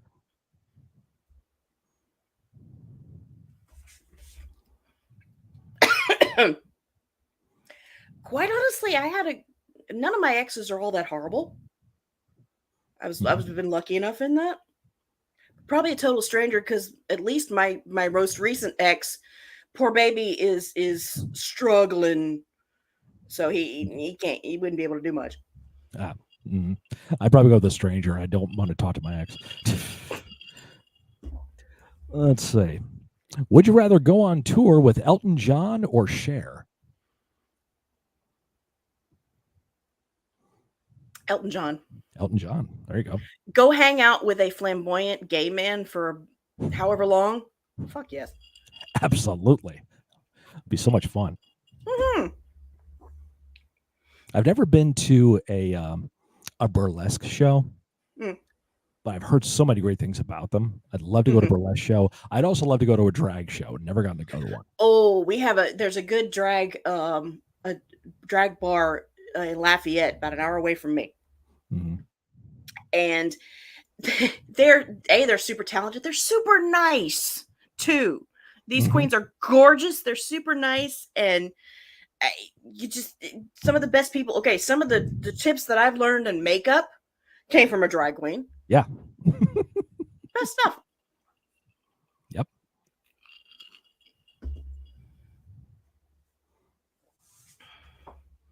Would you rather be able to speak any language, Miss I've sung in 13 different languages, or be able to communicate with animals? I don't really want to know what my cat's thinking half the time. I'll speak in language. There you go. She's probably plotting to kill me half the time. That's what cats do. So yeah, that's part of their modus operandi. Right. And the only thing, like communicating with animals, certain birds would just be like, "Hey, hey, hey, hey," all the time. Mhm. Hey, are you a dog? Yes, I am. So am I. Wow. It would be a constant loop of dude, sweet, dude, sweet. Oh, here you go. Sean just said, would you rather only be able to wash your hair twice a year or only be able to check your phone once a day? Mm, check Honestly, my I'd, phone because I I'd could do love to. without Yeah, the people. Yeah, but my hair, like I don't wash it like every day because I don't want it to dry out. But twice a year is pushing it, that's pushing it. Yeah. But I would definitely go with the check the phone once a day. I wish I could do that. right?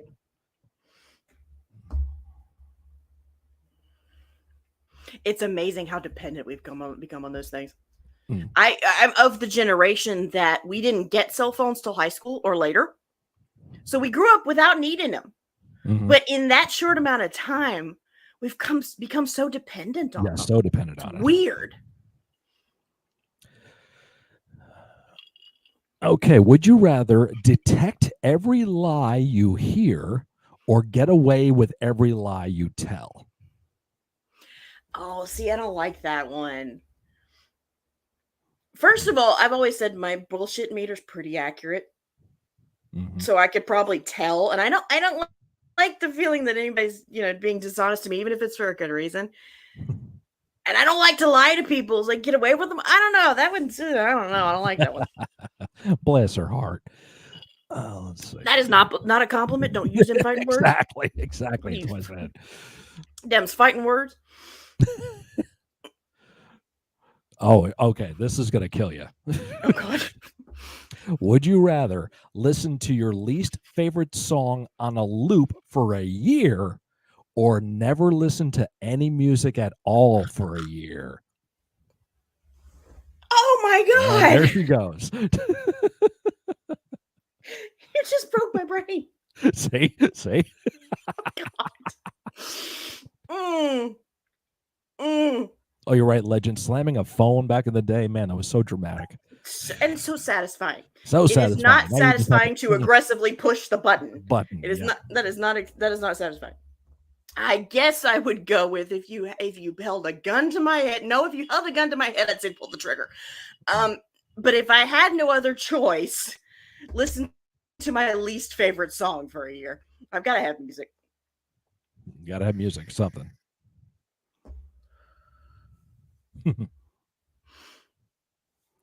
God, why do you do this to me, Scott? I'm starting to think that Sean's right and I should have run. Let's see. Okay. Okay. Would you rather? Well, this is a different. What would you rather spend the weekend with pirates or ninjas? Ninjas, they're cleaner. There you go. Cleaner kills. Would you Because I rather mean, have no internet? you've got to be clean to be as stealthy as they are. Oh, Because if that's you true. smell, what are you gonna do? Yeah, that's true. Would you rather have no internet or no cell phone? I'd rather have no cell phone myself. I'd rather have no internet because I have to be able to communicate with people, and I'm paranoid enough. If I don't have a means of communication, if something goes wrong, no. Y'all are learning all kinds of things about me. I'll bring back the landline. I'll be fine. Sean, I tried to warn you. You didn't know shit. Relax, Sean. All right. Would you rather end every phone call with "I love you" or accidentally call your partner the wrong name during a fight? Oof. Now, and in the call, or normalize platonically saying "I love you." There you go. Nothing wrong with that. Would you rather be on a train for 1 year without stops or on a boat? Mm, So that train is constantly, or the boat is constantly moving for years. Is that what you're saying? Wow. No, well, I mean, the boat could possibly be a houseboat. It's stationary. Well, that's true. I guess that's what. Yeah. You could go swimming and whatever. I've seen Snowpiercer. I don't want to be on a train for a year. Yeah. Have you seen that movie? I've seen the clips of it. I know, but I know the plot of it. Yes. Trauma. That's the one Chris Evans movie I don't like. I mean, he was great, but still. Now, this should be easy for you because you have not done this, I don't think, once since we've been talking for almost 5 hours. Would you rather give up cursing forever or give up ice cream for 12 years? I'm not a big fan of ice cream as a dessert to begin with. Okay. And fuck yes, you've heard me curse it during this live stream. What are you talking about? I don't remember hearing it. I don't remember hearing it. It must be so ubiquitous that we just don't hear it anymore. It's so subtle. It just flows off the tongue so well. Whereas I'm the one with the dirty fucking mouth. I have the mouth of a sailor sometimes. It's bad. Okay. But I am also very good at, again, being raised as by a Southern mama. I am very good at finding other ways to curse, but not curse. Yep, there you go. Yeah. Sean says, would you rather have front row tickets to a musician you've never heard of or listen to your favorite band perform from the parking lot? That's a tough one. Because, I mean, if it's loud enough and you hear them from the parking lot, you could still, experience it, right? You can still hear it. But a band you've never heard, it'd be nice to, whatever. But live music for me, again, we've discussed this. I don't know. Mm-hmm.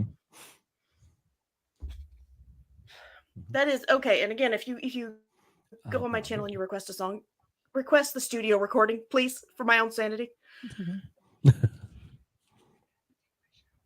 It's a sickness. Well, get down with the sickness. Let's see. That's a good one, by the way. Actually, I love David Draymond. Anyway, sorry. Ooh, would you rather hear a comforting lie or an uncomfortable truth?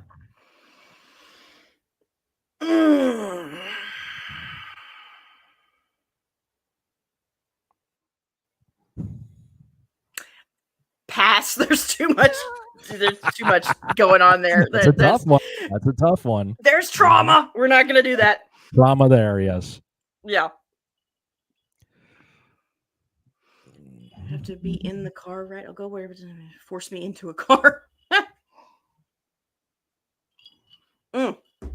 Fly or drive? Drive. Fly. It's cheaper to drive.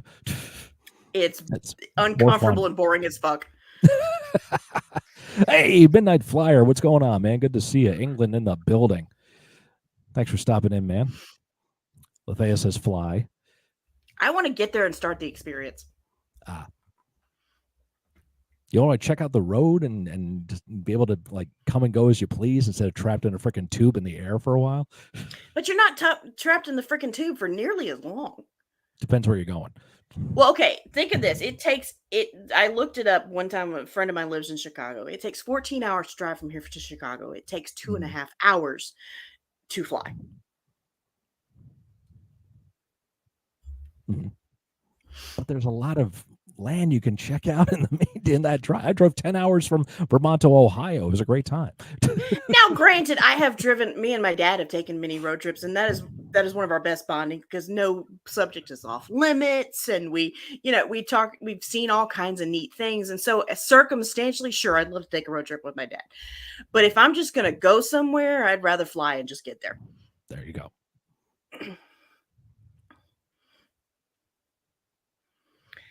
I'm told to take the train to Oregon, but I'm scared of a plane. Okay, wait. Taking a train to Oregon, but I'm scared of heights. But trains are on the ground, dear. Do you mean plane? Right. Oh, okay. I should fly instead of taking the train. Okay. Instead of taking a train. Okay. In Netherlands, you just take a train because they go everywhere, and you can have a drink or work on your project on the way. Well, see, and here's that thing about it, though, Lateus. People forget how big the United States is. say in the Netherlands or in England, for instance, you can go from one end of the country to the other on a train or drive in a single day. Mhm. You can't get across Texas in less than 14 hours. Nope. Mm-hmm. You'd love the underground trains in London, especially at rush hour. People's armpits in your face. Hey, at least, okay, down here, because it's a small town, our public transportation is not reliable. They're half an hour late, they're 20 minutes early, whatever. At least it would be reliable. You'd know you'd get most of the time, Mm-hmm. get there on time. Let's see. So that argument is a fallacy. U.S. is smaller than U.S. in terms of continent size, yet across Europe we have trains. No, that's fine, Latias. No problem at all. Well, the thing about it is like you say, but the thing about it is, the continent of Europe is larger, but in 4 hours, let's say, you could be in a different country. Yeah. In 4 hours, you're not even across Louisiana. Mm-hmm. Yeah, it's different in every state. So,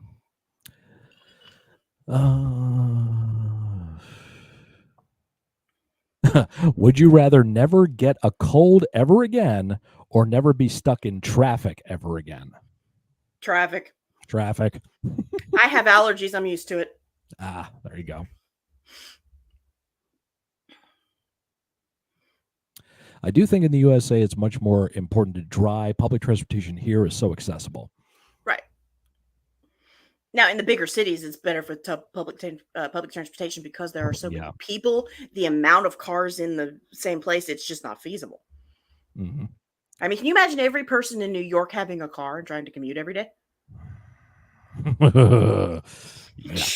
It's bad enough as it is. True that. They don't get out of the way of the cars. Mm-mm. Would you rather lose your long-term memory or your short-term memory? Short-term. I know. Half the time I don't remember what I had for breakfast anyway. It's fine. Would you rather have a mullet or a perm? Perm. Do not you come anywhere near me with a mullet. Just don't do it.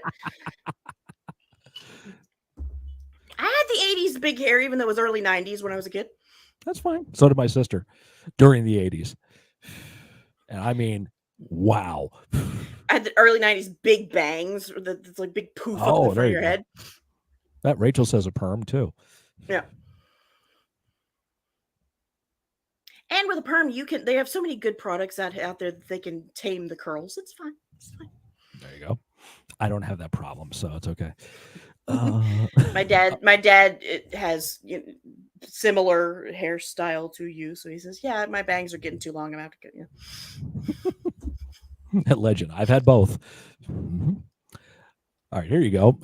Louisiana style. Would you rather live in a house haunted by friendly ghosts or be a ghost reliving your average day after you die?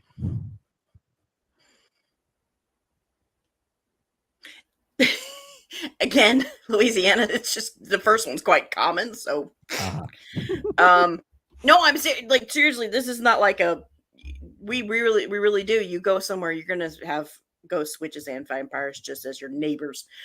So living my average day, oh my god, how boring would that be? I know, same here. Let's see. Midnight said, would you rather a comb over or a mullet? I'll take the mullet. Okay. At least the mullet, I can slick that shit back. So it kind of looks like I have good hair, but I won't. Ooh. Would you rather have one wish granted today or 10 wishes granted 20 years from now? Neither, because I remember the Arabian Nights and there's always a fucking catch. Always a catch. Okay, Sean. Would you rather get diarrhea on vacation or the day of a big presentation at work? Okay, wait. Does the diarrhea only last one day either way? Yeah, exactly. Yeah. Because if it only lasts one day on the vacation, well, okay, you deal with it the one day and you're done. Yep. Rachel, haunted by friendly ghosts. Help me with the chores. There you go. Friendly poltergeist. I love it. Ooh, Lateus, would you rather leave out the piano in world history or the guitar? Interesting.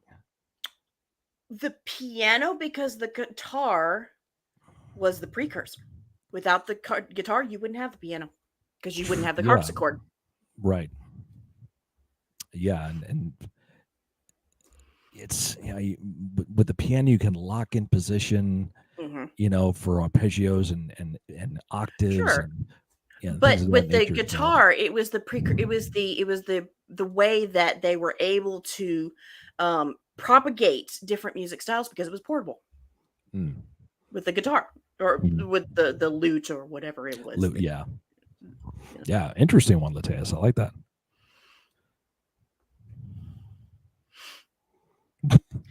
Accessing my music history classes. Yep.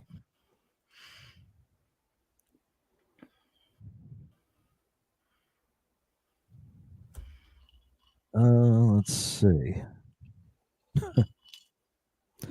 These are getting not the ridiculous ones here. So this is like, no.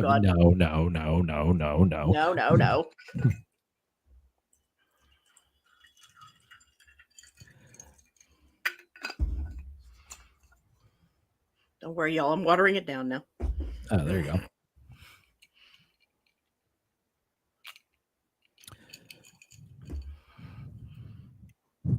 All right, Sean just posted. Would you rather eat mystery leftovers that have been in the fridge too long or a stranger's leftovers that they left on their plate at a restaurant?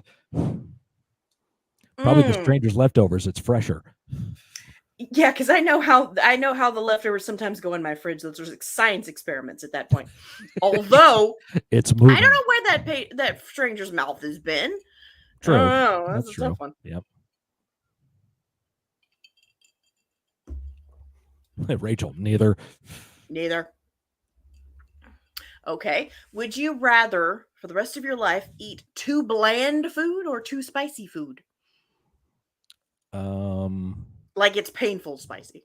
Yeah, too bland. I'd rather eat that. Too spicy. Yep. Louisiana. There you go.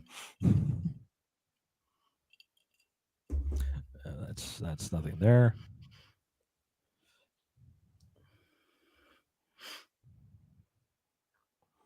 Would you rather be asked the same question over and over again or never be spoken to ever again? Shit. Okay, one of my pet peeves is having to repeat myself. But never be spoken to again? Mm-hmm. I don't like either of those. This is like the music one. It's like, broke my brain. Like, why?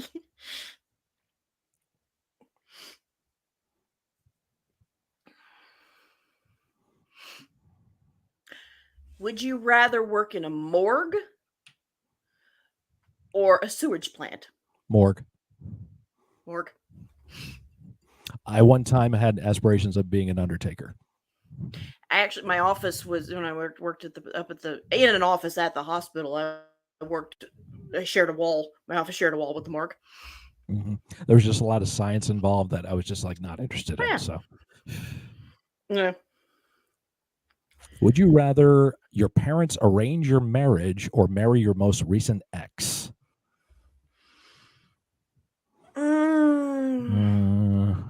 My most recent ex was so emotionally immature. Yeah.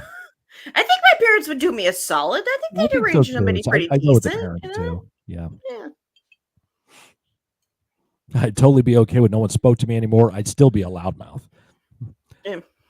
Yeah, an Undertaker, not the Undertaker. Yes. Although the Undertaker's he's kind of a cool guy. If you look at his interviews, he's like kind of a cool guy, actually. Oh yeah. I get annoyed with repeating myself. I get annoyed when people ask the same question because they can't handle the answer. I get annoyed by people who are deaf and don't put in their goddamn hearing aids. All right, Dad. Mm-hmm. Do you think you could live without internet access ever again? Nowadays, I don't think so. Yeah, it's too essential. Especially, I have to have internet access to work. Mm-hmm. It's And I can so work from home ubiquitous. sometimes too. So, and we wouldn't be able to do this. I By the mean, way, we are over 5 hours, ladies and gentlemen. 5 hours 8 minutes here, and we only have about Jesus. 50 more minutes to go before we cut it off. So it looks like we actually may make it. Amazing. What are you people still doing here? I know, what the hell. Are you enjoying yourselves at least? I mean, come on. Was this a good idea?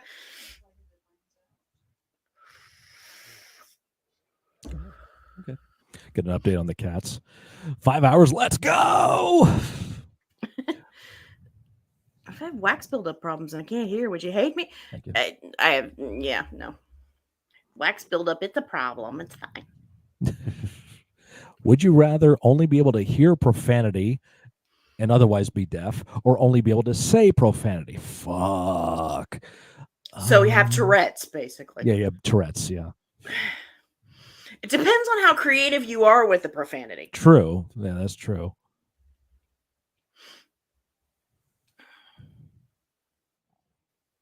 We're listening to you guys. We're great. You guys, I love you guys. Great vibe. Well, thank you.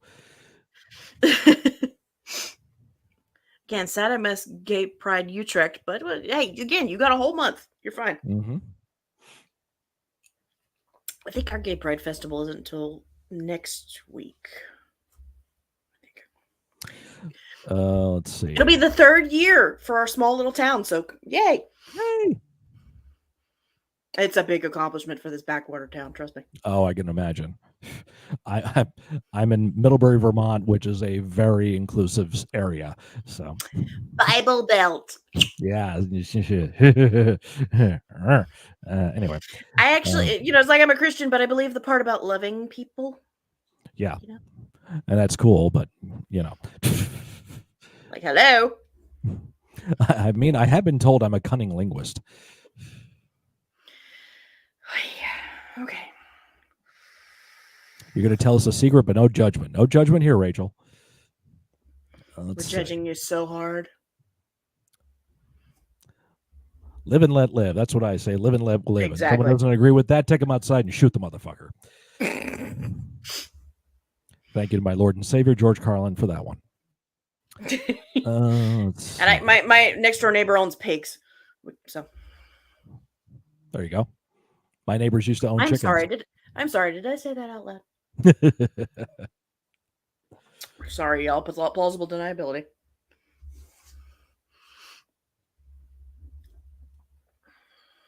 And no, I'm not drunk. I'm just getting more comfortable with you guys. That's fine. Exactly. The shit's a lot funnier when you're drunk, people, or comfortable, however we want to put it.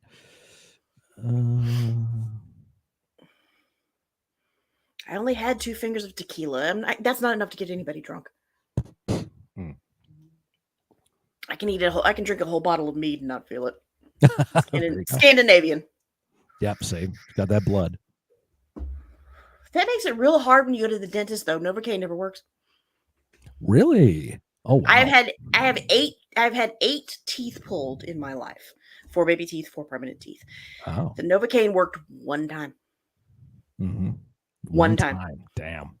My pediatric dentist is lucky he still has all his fingers. Oh, God. Midnight Flyer is not a fan of tequila. The secret is that my best friend is gay and thinks Pride Month is a joke. I don't remember exactly why he said it, but that's how he feels. He's entitled to his opinion. Yeah, the shit that he's had to go through. I mean, why not? Mm-hmm. I mean, I've always been, my wife and I have always been allies and never judged in that respect. I do see, though, as an outsider, that it's a commercialization of a lifestyle. And I don't necessarily agree with that in many ways. I mean, the rainbow flag was a wonderful symbol of the community. However, now it's been bastardized and just completely saturated so much that it's everywhere. And I'm not against the rainbow flag at all, but no, it's like it's getting overdone, and I think it's instead of the movement and what is necessary to move ahead and be inclusive of everyone is being shadowed by a marketing scheme. Right. That's like, instead of wearing an ally flag pin, I have taken to wearing, and I don't have it with me right now, but it's a safety pin that says "You are safe with me." Mm-hmm. Yep. That, I think, is the bigger message. Yeah. So that would be my take on it. And also, we can get into this too. I'm not understanding of. Let me get my words straight here, because this is definitely an opportunity to be educated. Sure. We see the LGBT. Okay. We saw that first. Then we see LGBTQ. Then we see LGBTQA, and we see all the additions. Mhm. I can understand the necessity to include all these different groups. However, by doing that, I feel that a part of the community that is already ostracized is inadvertently ostracizing themselves by separating themselves amongst all these identifications. That can be a problem. You think about same issues with indigenous peoples or minorities. Mm-hmm. Yes, and this is what, okay, my opinion on labels as a whole. Mm. Labels can be a very good thing because they give you a sense of community and identity. Oh my gosh, there's a word for that. There's a word for how I feel and who I am. It's not just me being crazy or being sick or being, whatever. But then labels can be detrimental because it opens a lot for gatekeeping, for the ostracization, there you go, that you were talking about, further putting a spotlight on your difference or, difference.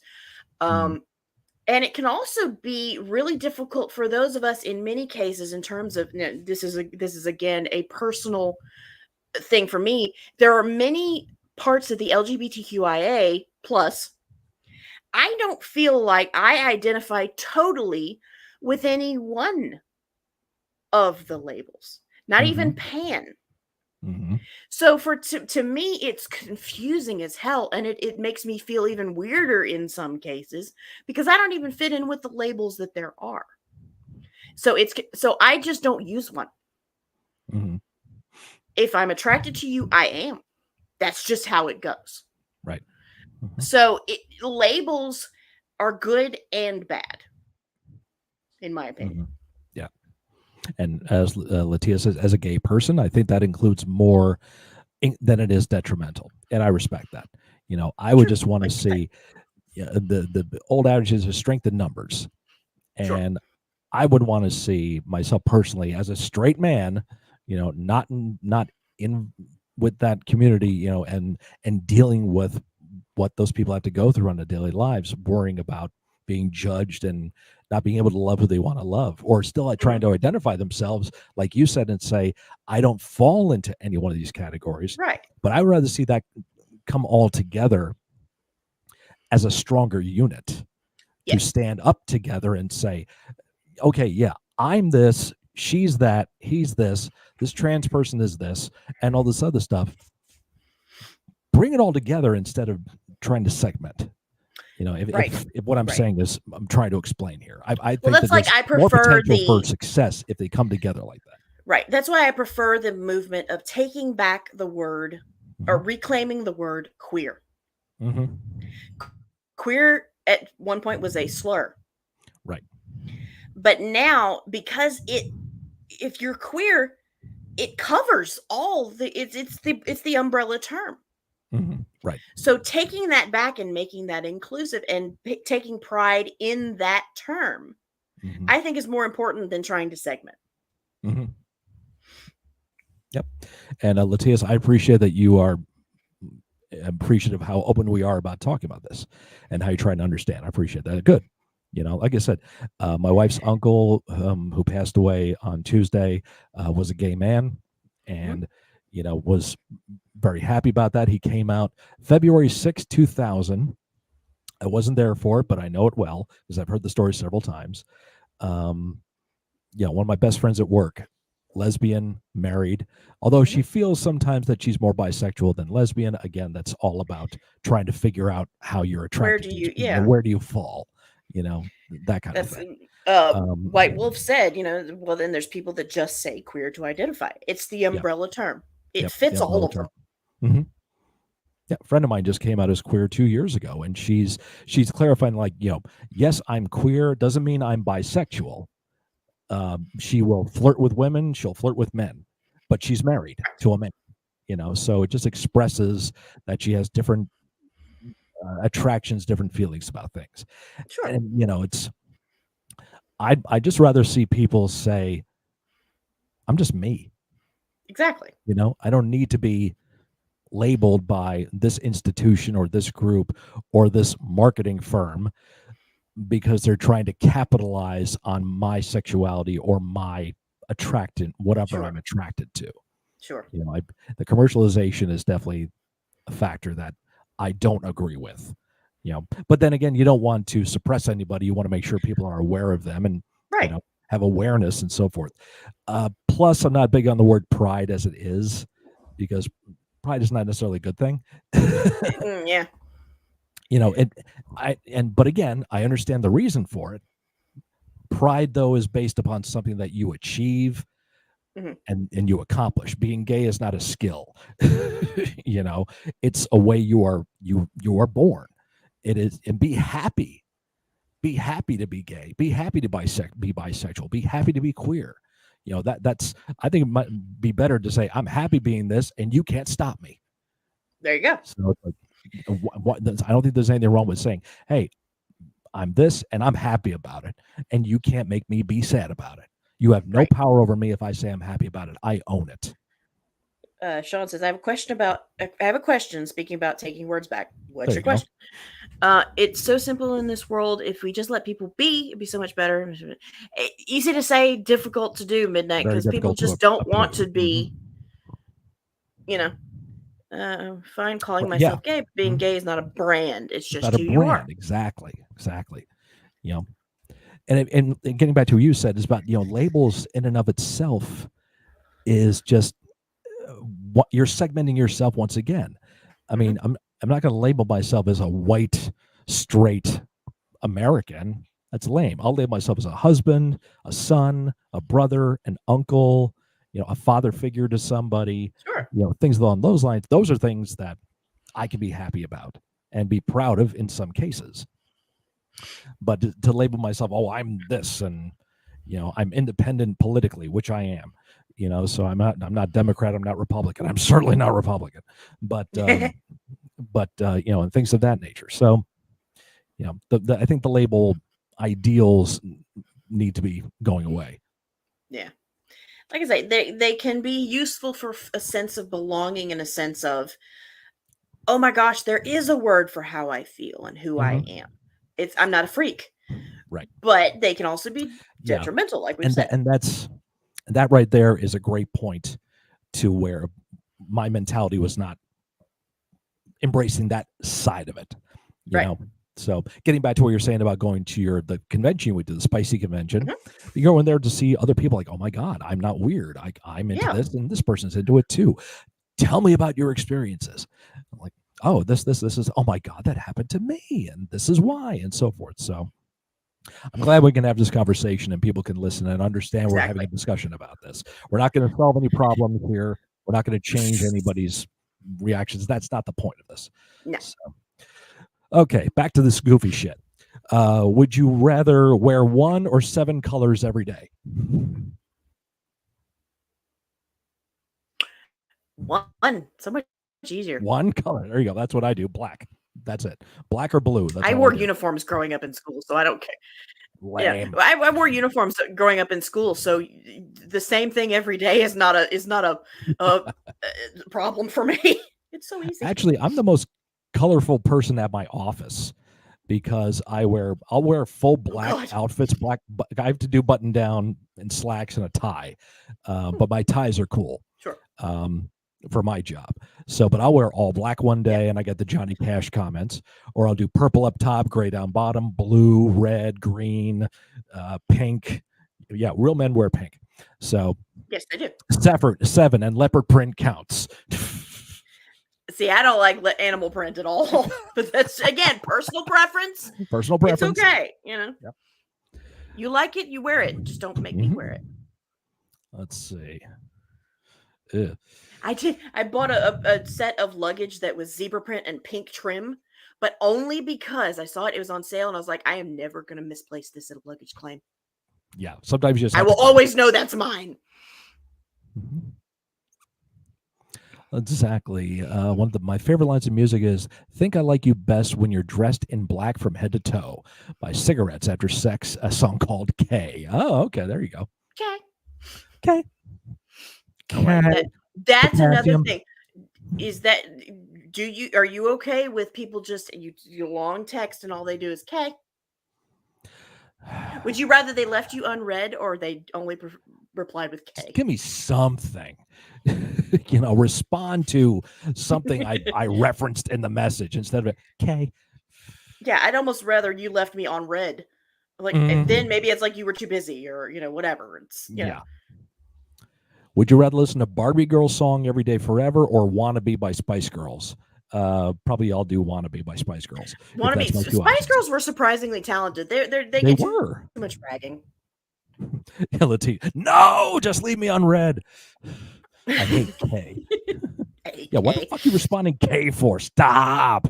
My father, nearly 70 years old, and he's gotten into the point of using just K. I'm like, Dad, seriously. Yep. My wife's father does that too. She'll send this big long diatribe of a text, and he'll come back, okay, K. Of course, I think it's his personal revenge, maybe because he hates texting to start with. Oh yeah. So I think it's his personal form of revenge.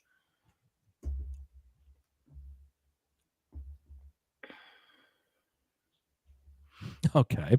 Would you rather be a genius everyone thinks is an idiot, or an idiot everyone thinks is a genius? Okay. Are we talking about would we rather be Tesla or current politicians? I'd rather be Tesla. I'd be Tesla. Yep, true. True that. Historically. Let's see. What? Where did they come up with some of this shit? We're almost to the end of this list, by the way. There's 250 here. Oh my God. I skipped over a few of the weird ones. What?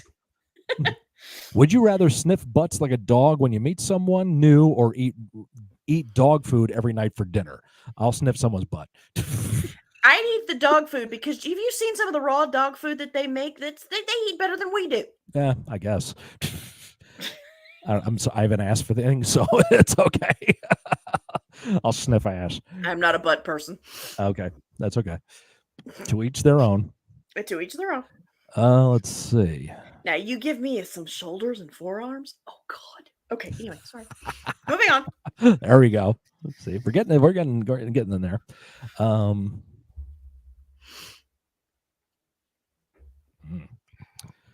right. This is the second to last one. We got to do it. Would you rather get away with a terrible crime but live in fear of someone discovering it, or go to prison for 3 years for a crime you didn't commit? Prison. Go to prison. I don't want to live with that hanging over my head for the rest of my life. Are you kidding me? Although it depends. Okay, if we're talking about I'm going to unalive someone because they touched my child, I will own that shit. Mm-hmm. That's fine. Okay, yep. You've seen the things about these women. They ask these women, a group of women, would you kill for your child? And people come and rebut to that because their responses are, I don't know, it would be an in the moment thing. I don't know if I could kill anybody. And then there's the ones like, they talk to us. They come back saying, okay, now this is why we're scared of Southern women.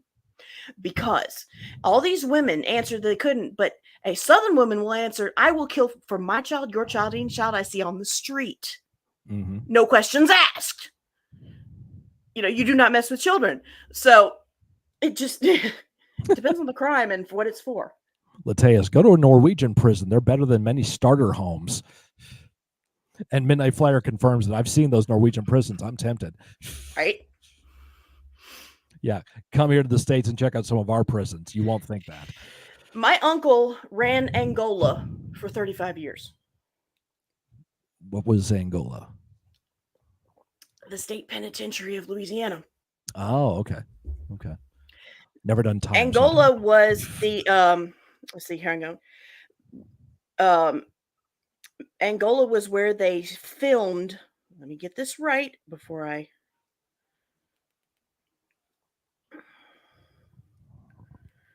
Come on.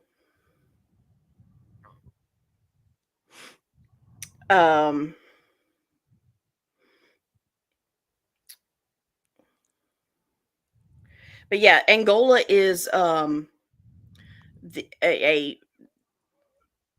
state penitentiary where you go there, you're either there for life or you're on death row. There are no other options. Gotcha. And he ran that place for 35 years. Damn. Susie, coffee is here. Good to see you. Hope you're doing well. Happy anniversary to you and the hubby. I've never seen the show Lucifer. I am aware of it, but I've never seen the show.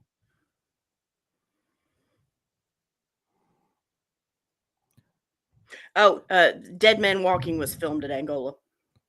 Oh, all right. Mm-hmm. All right. And the last of the would you rather questions on this list. Would you rather be forced to live the same day over and over again for a full year or take 3 years off the end of your life? I've seen Groundhog Day. Give me that cake. Oh God! That's another supernatural episode where they basically did a Groundhog Day, but every time he sees his brother die in different kind of ways. I'm like, That's rough. Is Shawshank Redemption the best prison movie ever made? Green Mile is amazing too. They're both great. I probably Green say Mile I loved. too. Green Mile. I think Green Mile is better. Well, I mean, come on, we're talking Tom Hanks. What's his name? Tom Hanks and the big guy. Yeah, Michael Clark Duncan. Thank you. Yes. We had, and it was speaking of like with Renaissance festivals, we had a guy that basically he was Michael Clark Duncan, but he was called Sholo the Barbarian. That was his role and he passed away a few years ago from the same problem that Michael Clark Duncan had, because they're big, huge guys, and their hearts just couldn't keep up. Mm-hmm. So they have a wonderful memorial for him there. The Shank is a classic. They made a movie. They made a movie about it.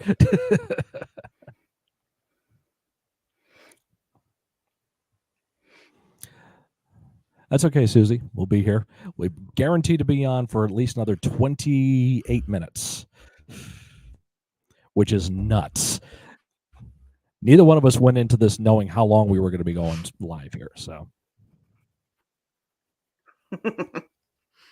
they made a video game not out of a minute week, more. Day for PS4. Not a minute, not a second more. Not one second I hate more repeating or myself. less. Again, I hate repeating myself. Again, I hate repeating myself. Again, I hate repeating myself. Would you rather? So, what do we talk about here today? God damn.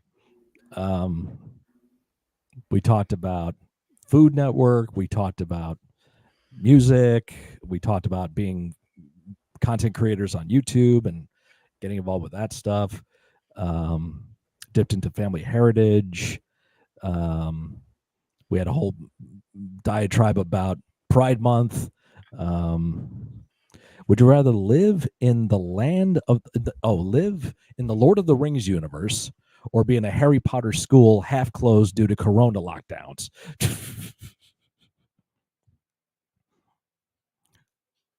Neither for me.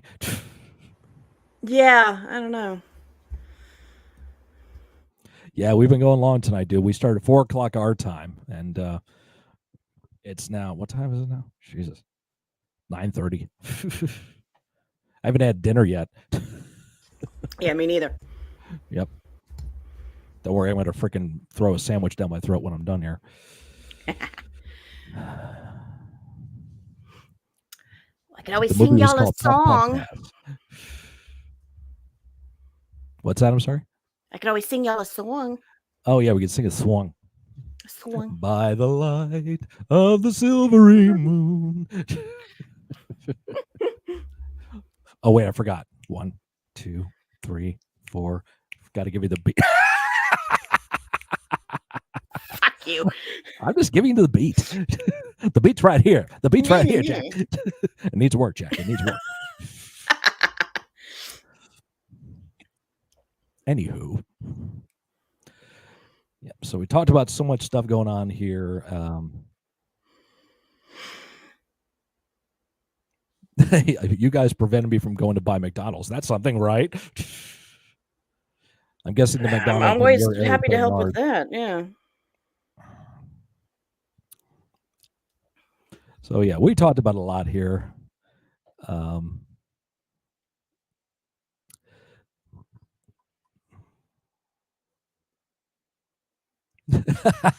We remind you of Kenny Rogers and Dolly Parton. Wonderful duet. There you go. You act Islands like, in this are you game? saying that's an insult? Because, oh It's my not an God, insult. that's Yeah, awesome. that's lovely. I make great chicken, apparently. Right.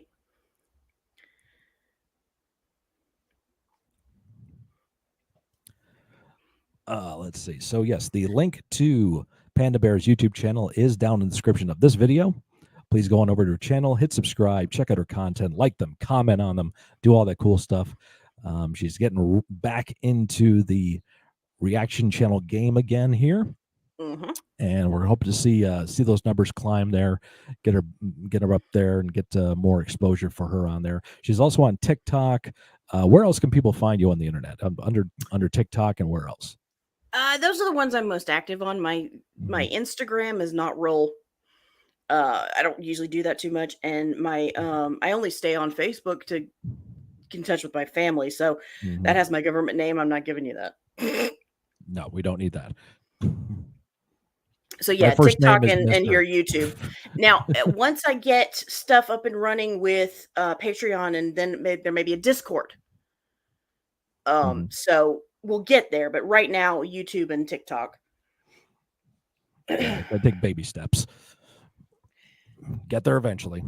Yeah, because those are difficult to set up just because of all the steps you got to go through to them. All the stuff you got to do. I know. And again, that's more stuff that we didn't know about, or I didn't know about at least when you started getting into this game. Like, what the hell's Discord, and what's Twitch, and do I need to get a TikTok? Oh, okay. I don't wanna, but okay. TikTok is good for certain things, but I think to promote a YouTube or a Twitch, it doesn't really help. No. It's again, apples to oranges. You'll get there. Your vibe is nice. Well, I appreciate that, Latias, that you hang out here and you appreciate us doing this, spending almost 6 hours with us on here, which is ridiculous. Y'all are crazy. Oh, crazy! Not to mention the 2.5 hours I did last night. Yeah, of course we might be. Who's crazier, them for sticking around or us for doing it? I think it's them, because they're free to go do whatever they want, and they elect to stay here with us. Yeah. I liked the dedicated message boards better than Discord. Yeah. Depending on the message board. I was some pretty toxic wrestling message boards back in the day.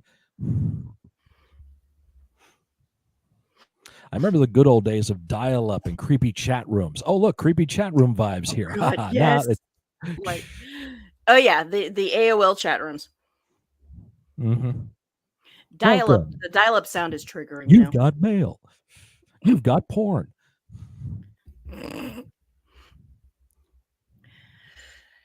Yeah, when we get ready to sign off, I will sing y'all a song just for Okay, fun there you go. She's going to because sing a it's a song good for you all.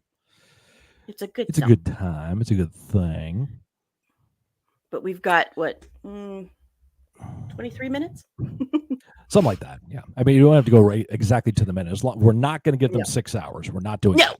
I Yeah, we're refuse. definitely not going to 6 hours. We're not doing that. So you can't make us. No matter No, what you try, no matter what you but this is do. a sign off song, so we need to be ready Yeah, to we'll do sign it. Yeah, off when we're it's done. basically we're doing closing time. So Yeah, closing I met the time. love of my life in an all chat room. She's sadly no longer with us, but I'm thankful so much. Well, that's nice to have that memory. Midnight. I'm sorry to say she's no longer with us. I remember Prodigy and AOL. Mm-hmm. My wife and I actually, our first conversations were over AOL Messenger. That's going back to 2001.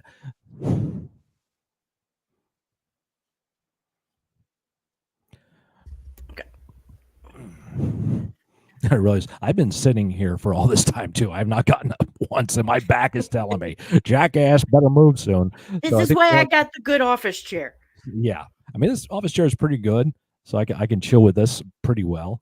Yeah. But my condition, I just got a chiropractic appointment. I really should be Right. moving around a lot more. Motion is the lotion, everybody.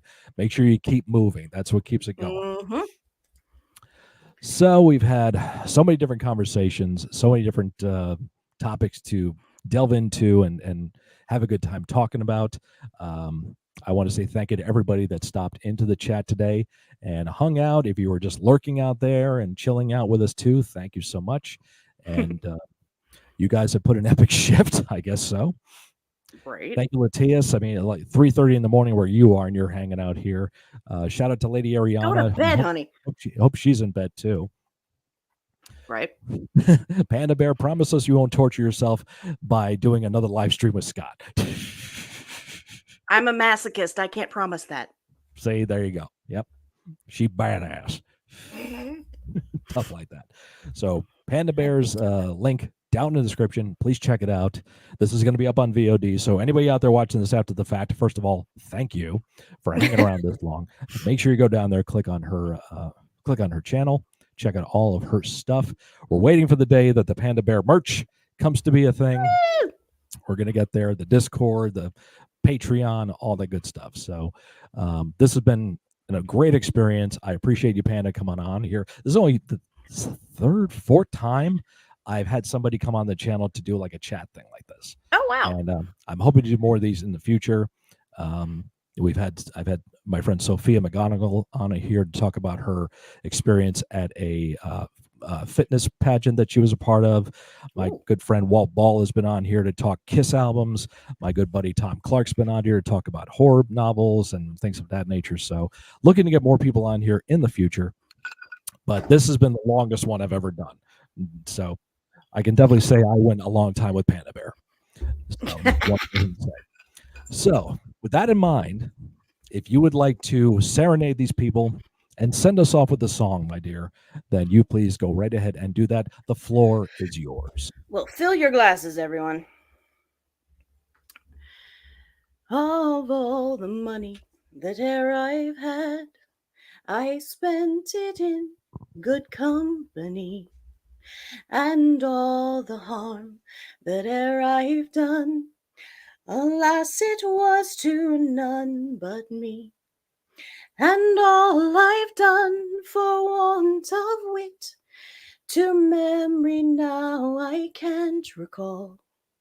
So fill to me the parting glass. Good night and joy be to you all. Let's see. So fill to me the parting glass, and gather as the evening falls, and gently rise and softly call. Good night and joy be to you all. So fill to me the parting glass, and gather as the evening falls, and gently rise and softly call. Good night and joy be to you all. Absolutely lovely. Thank you, Panda, so much for your time. Thank you for your song and your insight. Appreciate it. And we'll see when next time we get to do this again. I'm not doing 6 hours again. No. In the meantime, my friends, It's amazing I still have a voice. Yeah, same here. I'm rushing right now. Horns high, never stop playing, hearts and horns.